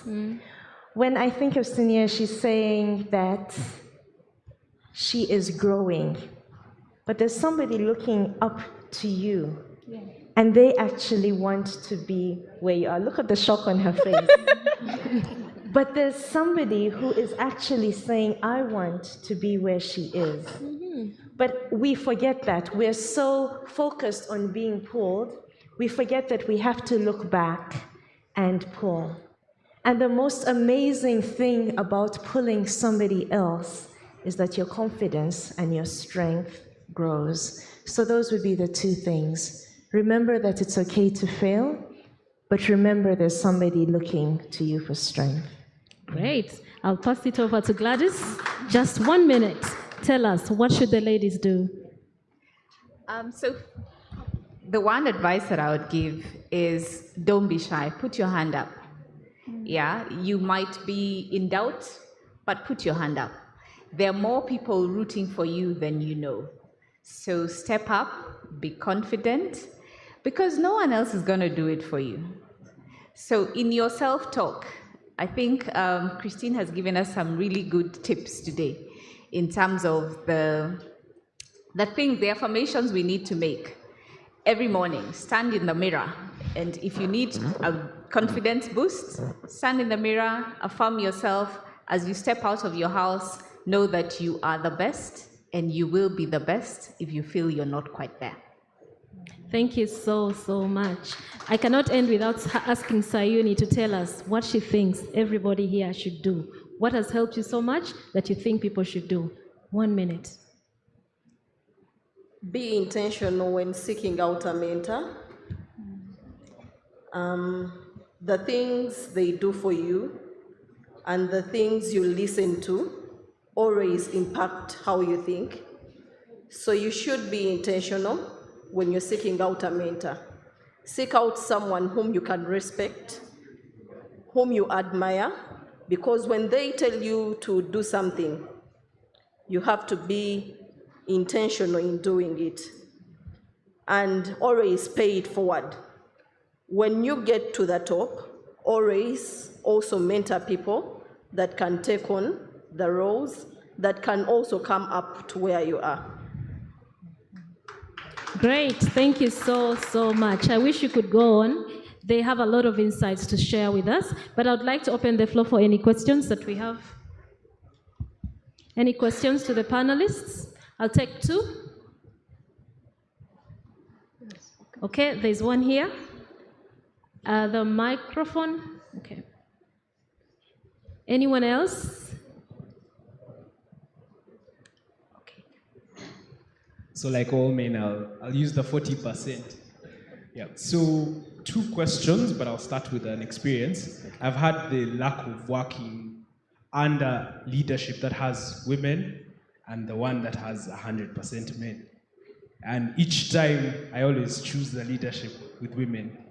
Why? Even though you're looking at mentoring the women, us, the timid young men, would like to take that route as well. So it's always a comfortable route to go through.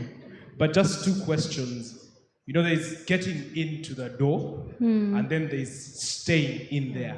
So there are always fights.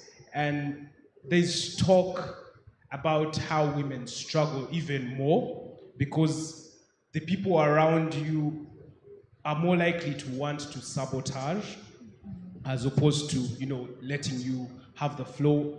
Have any of you had that experience, and how do you, you know, grapple with it?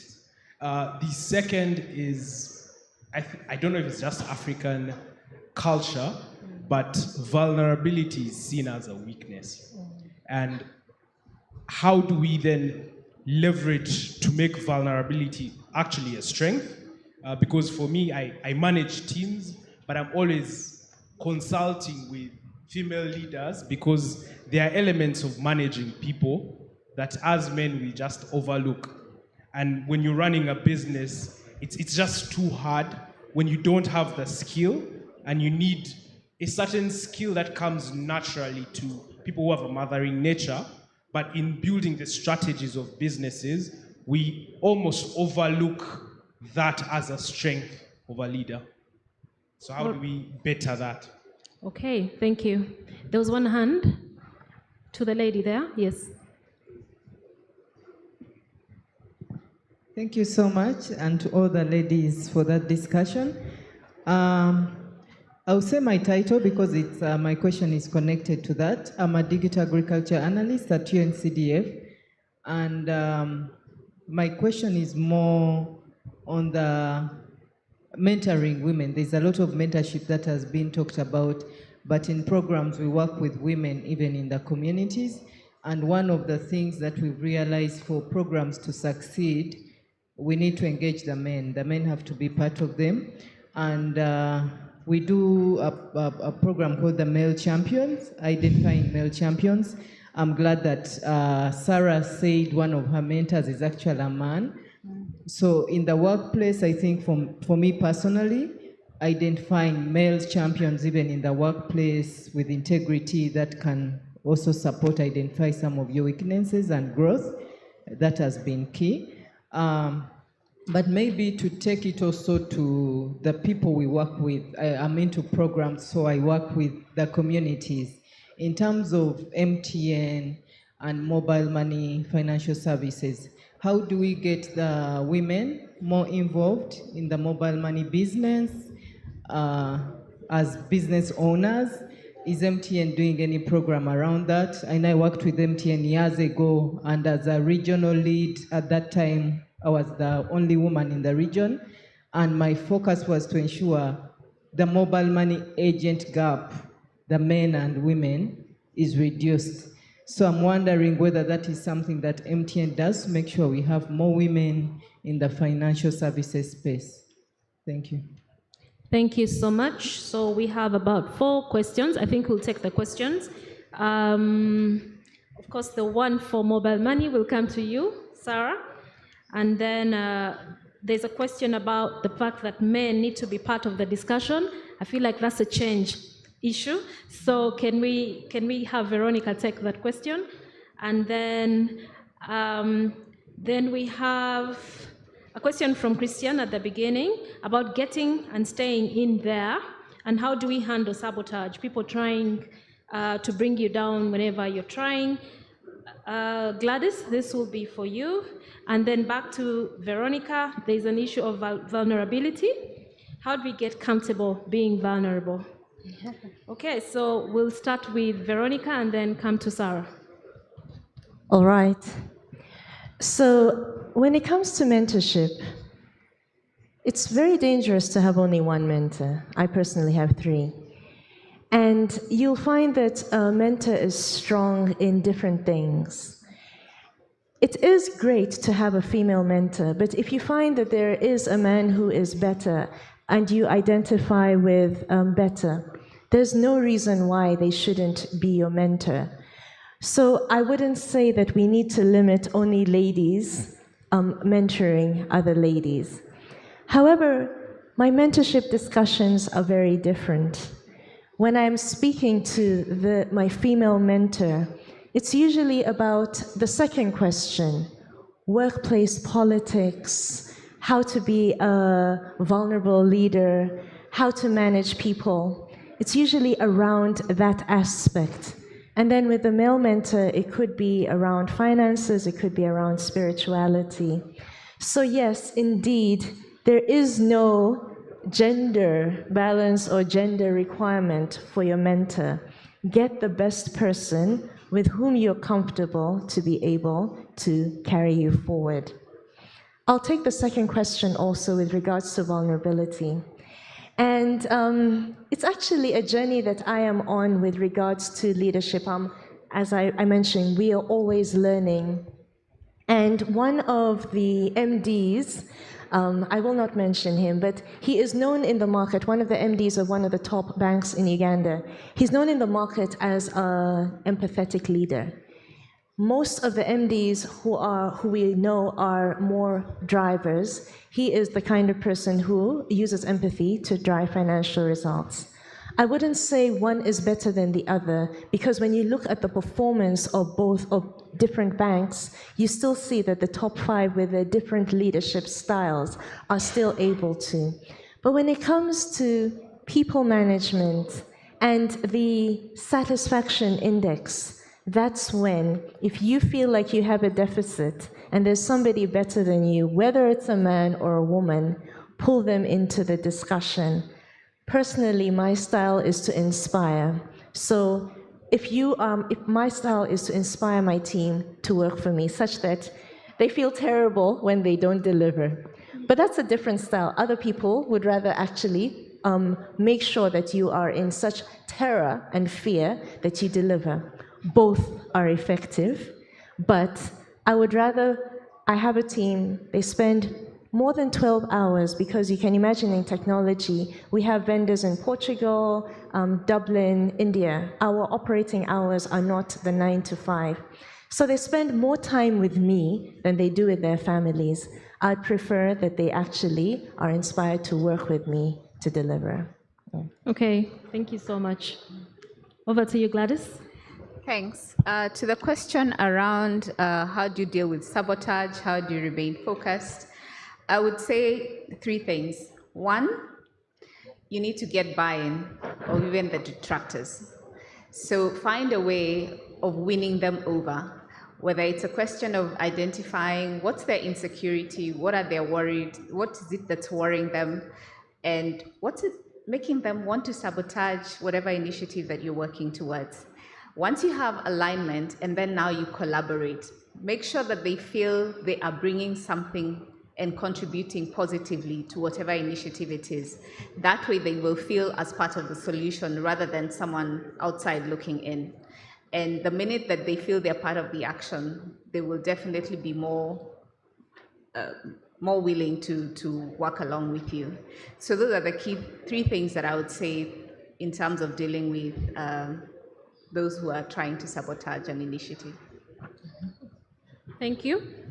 And to you, Sarah? I would say that MTN is really strong on diversity and inclusion, and there are different programs that drive this.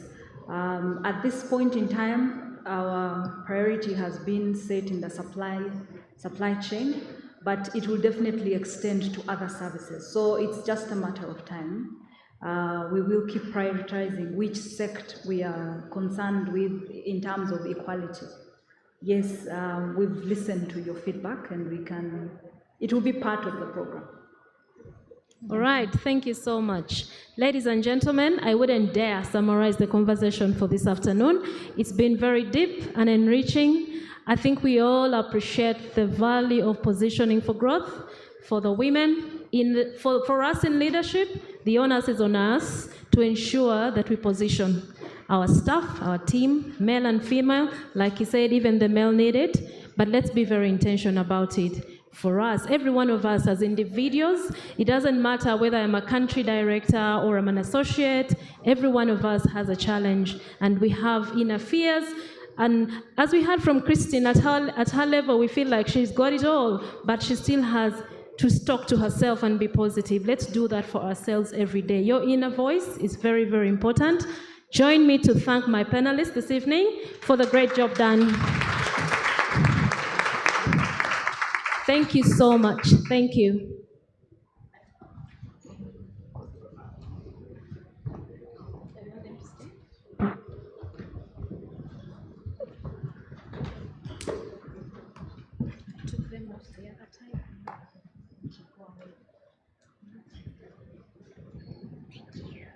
The photographer, please come earn your money.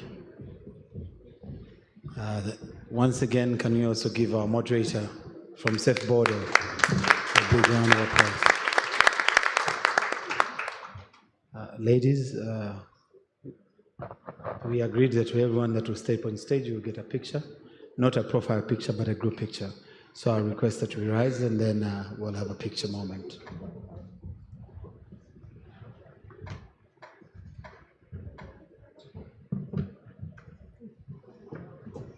It's nice to get close to one another.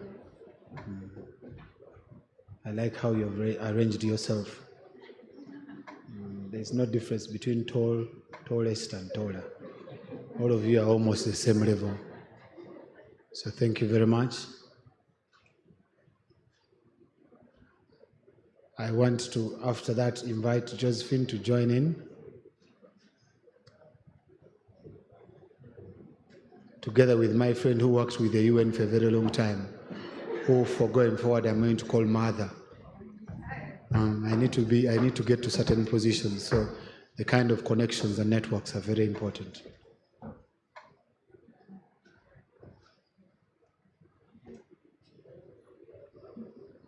The only way we participate is not by staring, but is by clapping for the team for a job well done. So thank you very much. Hey, I need to join, ladies. Sorry. All of us, I need to join.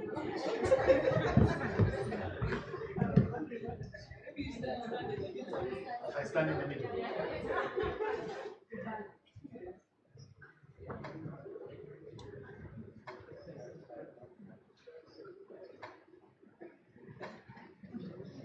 Thank you very much.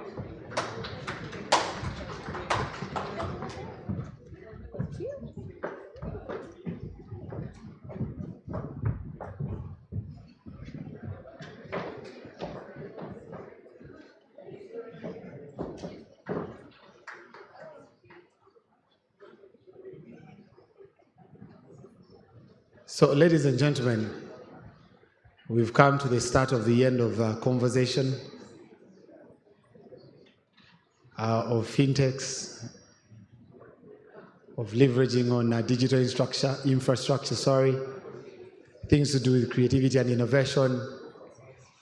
And of course, I liked the conversation that closed the discussion, because they say that when you train a woman, you train a what? Can we clap for the ladies that just left the stage? Everything that you have talked about, for me, is put in one statement of success. All of us need to be what? Successful. Ladies, if you forget anything that they have said here, please remember that what I am going to tell you. One, that poverty is real. So every time you think people are stepping on you and then you don't know that poverty is what? Poverty is real. When you remember that statement. In the morning I was leaving and I told my wife I have to go now. Then they said, you had to take the child to school. I'm like, the child needs school fees, needs pocket money. Let me go make it. I will bring it. If you don't want to take, don't take. Because poverty is what? Look at your neighbor and tell them, poverty is real. Let us work. So whether people are stepping on you and you feel, oh, your rights, and you feel you're not ready, poverty knows no what? Knows no man. But I think also as ladies, it's important, and these are just the 2 points I'm going to make, the remaining 2 points. It's very, very important for us to know your breaking point. Because as ladies, especially when we get married, we feel like, oh, this man, I have to keep working, I have to do this. You need to know your breaking what? Your breaking point, to know when to give up, to know when to move on, and proceed doing your life. The final thing I will comment about, and this is from experience from the friends, the lady friends that I've interacted with. You need to draw a picture without a man.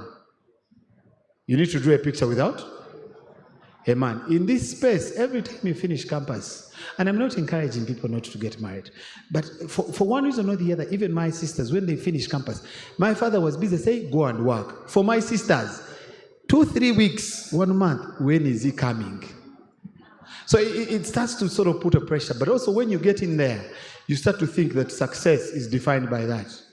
Recently, one of the musicians called Shiba said that we were not defined by getting married, right? So it's very important that we start to think about those conversations.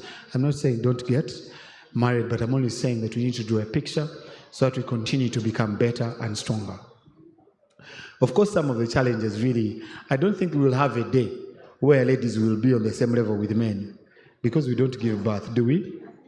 We don't. So maybe in the 2 years where you're giving birth and nursing babies, maybe we are catching up with a certificate or two. But we'll probably be at the same level where we're discussing conversations on a similar platform. So thank you very much, ladies, for sending the conversation of positioning growth. I hope you picked a word or two. And I'm going to request everyone, especially the ladies, to shake your ladies' hand and tell them, thank you for making it, let's go be better. Shake your neighbor's hand, especially the ladies, and tell them, thank you for making it, let's go be better.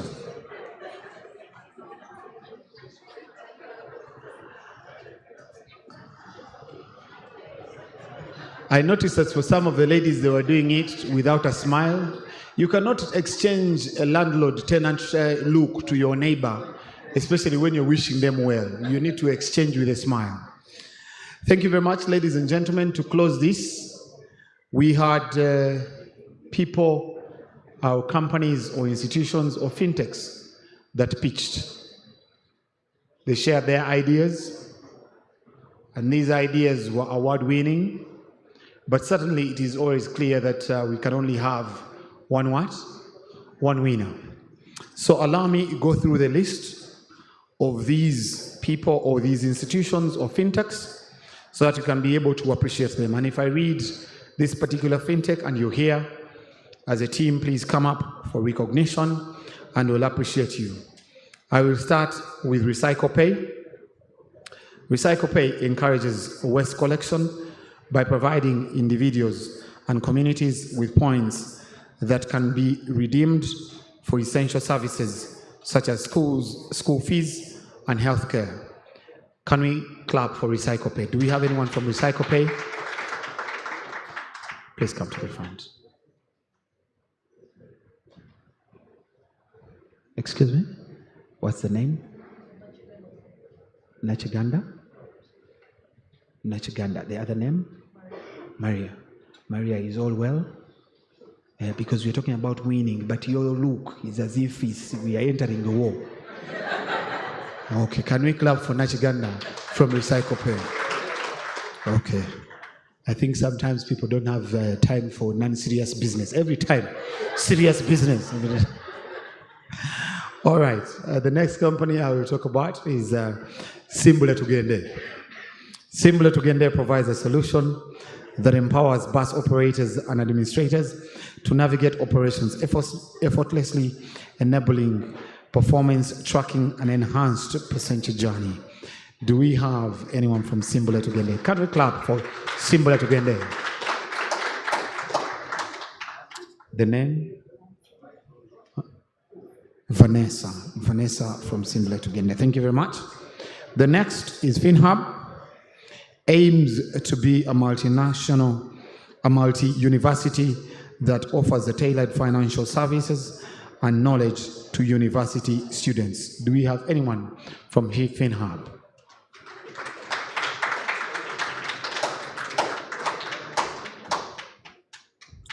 Hajat. Assalamu alaikum. What's that your beautiful name? Zahara? Bidi. Thank you for coming. We shall talk. All right. People, that's in other news. Let us proceed. We have the other company is Mpampe. Mpampe is a crowdfunding platform that will enable students of Makerere University to efficiently raise funds for education. Do we have a representative from Mpampe? Can we clap for Mpampe?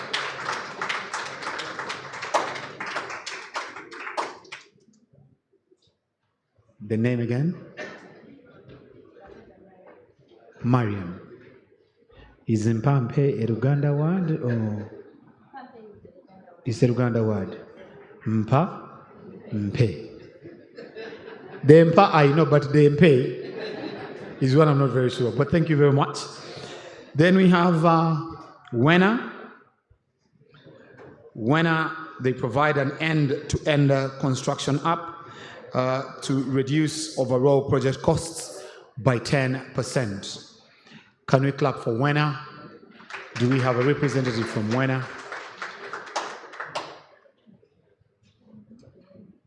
Okay, that is what they call in absentia.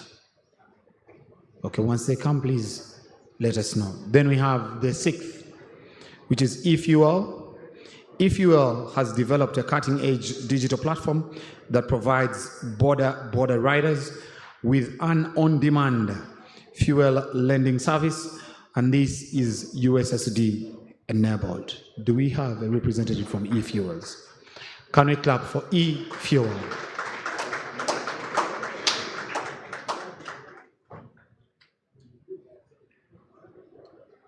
The name? Mariam Ndagiri. You have a sister who is a musician, so if you see that technology is not moving, you can go and sing and also act in movies. People, can we clap for these ladies? Where is our official photographer? Can I request that you extend that side? I will request the Fitspa team, Josephine, you still come and then take a picture. I think the common thing about these ladies is that none of them puts on high heels. I will start telling my wife not to put them on. There's something about developing solutions. Smiling is a prerequisite for photos. I don't want to. All right. This one I cannot participate because I don't have any solution apart from marrying, but the rest I haven't done. Thank you very much, Josephine. These are the people that submitted, and once again, let's appreciate them with a big, big clap. Now, we have two options: to sit there and receive the news of not taking something home. It doesn't mean you're a failure, but you are just not taking something home. Or to go back and you receive the shocker there, and if you don't receive the shocker, you come. Which option is better? To go back and you receive the shocker and your friends next neighbor, your neighbors left and right, nurse the wounds. But of course, you're not a failure. Can we clap for our winners? So walk majestically. And once I don't read you, you know that the Lord continue being with you. But you will win one day. One day.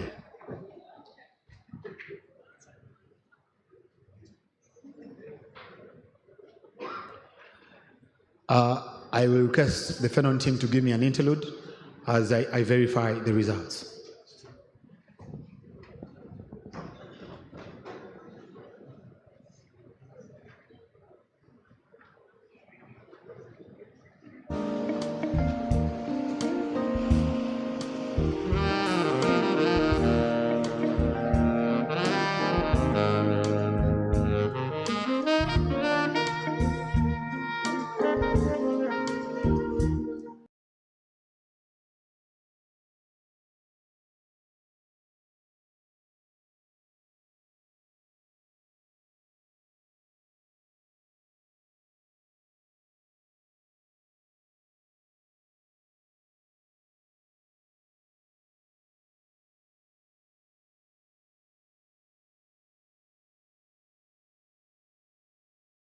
watched award ceremonies, Grammys, when the person brings results, the people, they clap. But the way you were looking at me is it's as if you're not happy I've brought results. Ladies and gentlemen, the results are here.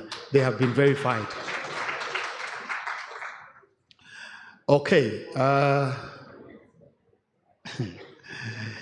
In position number 3, with a total of 111 points. Who can guess? Let's have Recycle Pay.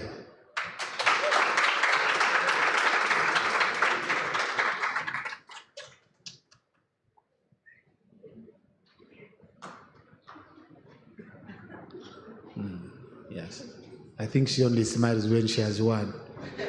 These are the things of I am in the middle there. She doesn't know. And in position number 2, with a total of 117 points. These people scored close to one another. Even these ones that didn't get were close. We're just not lucky. In position number 2, with a total of 117 points. Ladies and gentlemen, let's welcome Mpampe.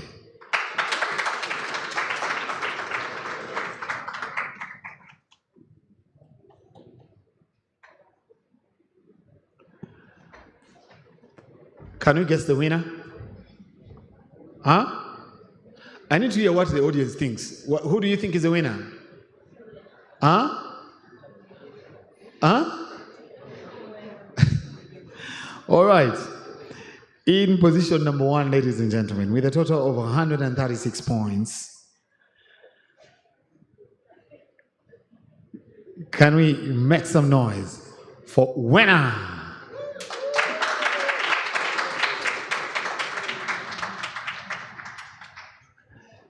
So do we have a representative from Wena? Or they are among those people of her? I was not sure I will win. So I will not send a representative. Do we have any representative? Okay, if we don't, can we clap for our 3 winners? Can I request the usher or the Fitspa team to get me the dummy check?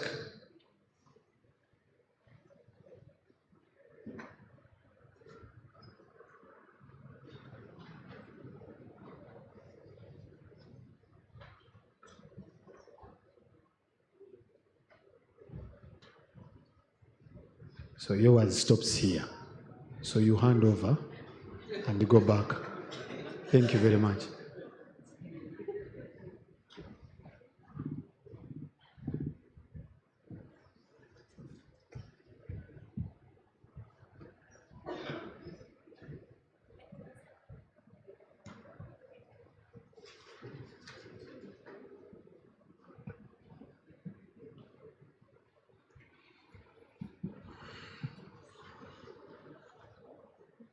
All right, and to award the 2 individuals, but also the 2 institutions, the 2 companies, or the 3 companies that have qualified to be the top ranking, according to our information that they shared, but also our assessment.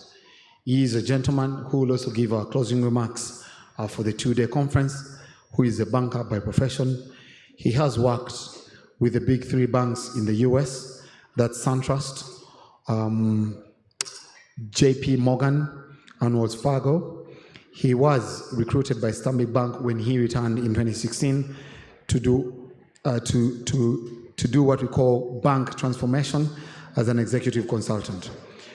When his contract ended in 2019, he set up an advisory firm called Sunbet Holdings, together with another called Chafe, which is a digital solution and a micro lending business. He is a member of Fitspa on the board, and he is also part of the American Chamber of Commerce. He has partnerships with Delphos International that has built extensive experience in debt equity and guarantees insurance, together with grants across 30 countries. Ladies and gentlemen, let us welcome none other than Wava, a representative of Delphos, a board member of Fitspa. Please come and do the honors.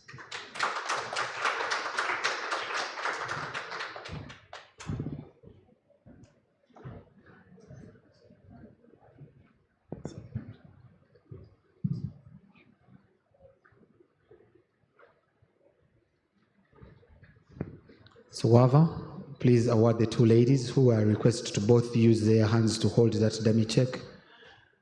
Exactly. Wava, we are going to change. For the picture moment to come out correctly, you will first award the first lady with a handshake, because that now shows that the money will move from Fitspa to their account.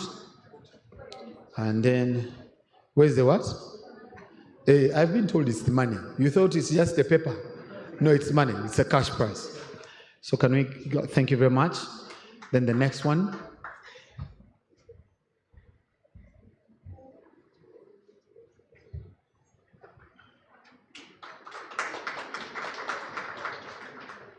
And then the final photo is when you're holding the two of you.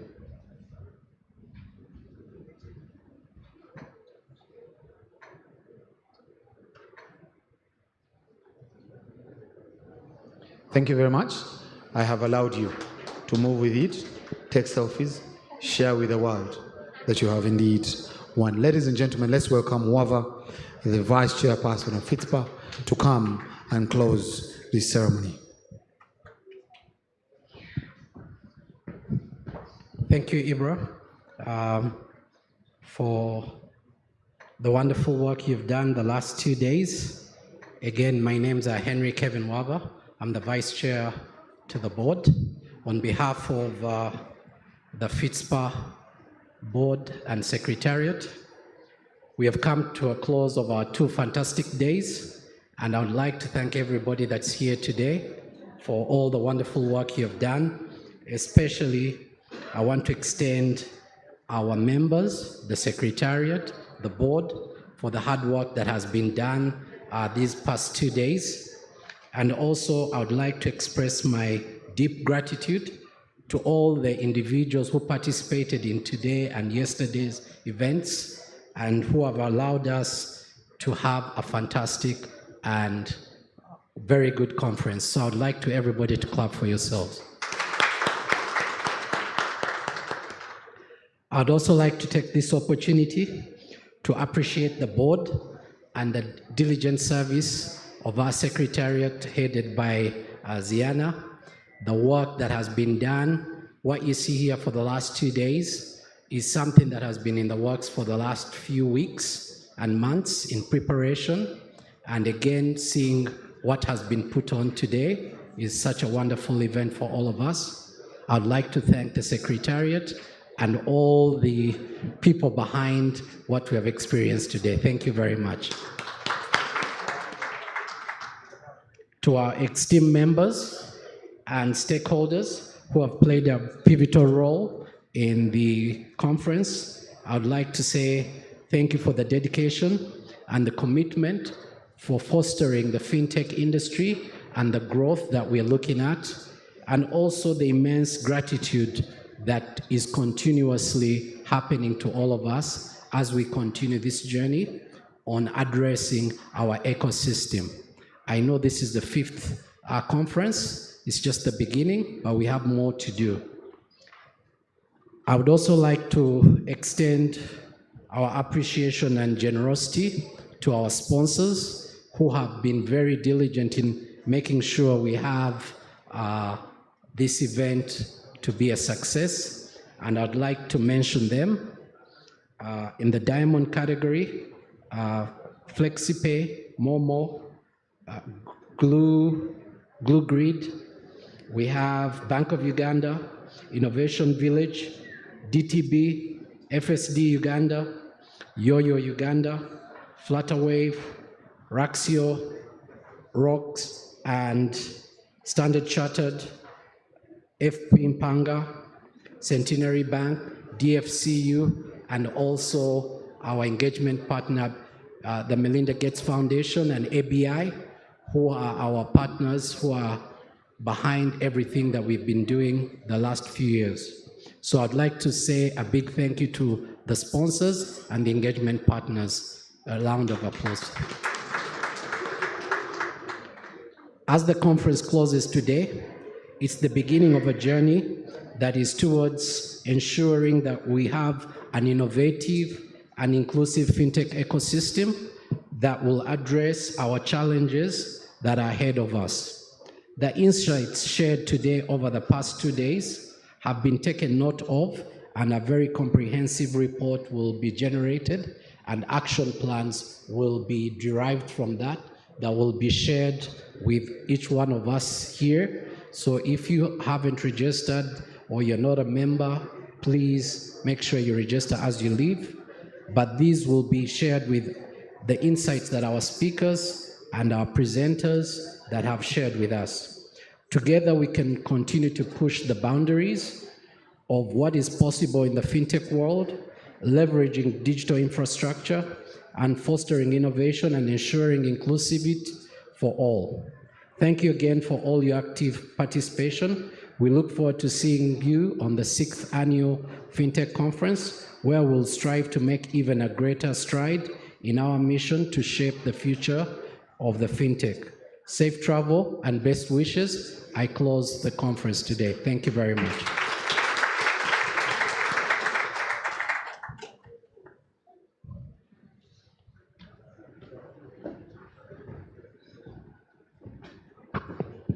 Ladies and gentlemen, the conference is closed. I'm not here to open it, but I'm here to just make sure that we come and have a group picture.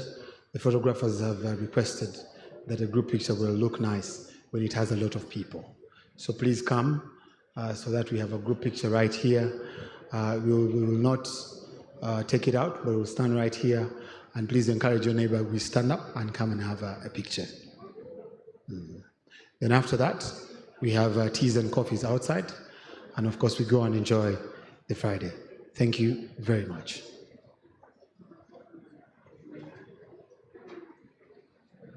Did I say we go for teas and coffees? I see people going for teas and coffees. I requested we come here. We have a group picture, all of us, and then we'll go for the teas and coffees. Thank you very much. Can I call the photographer to come and put some organization to this photo?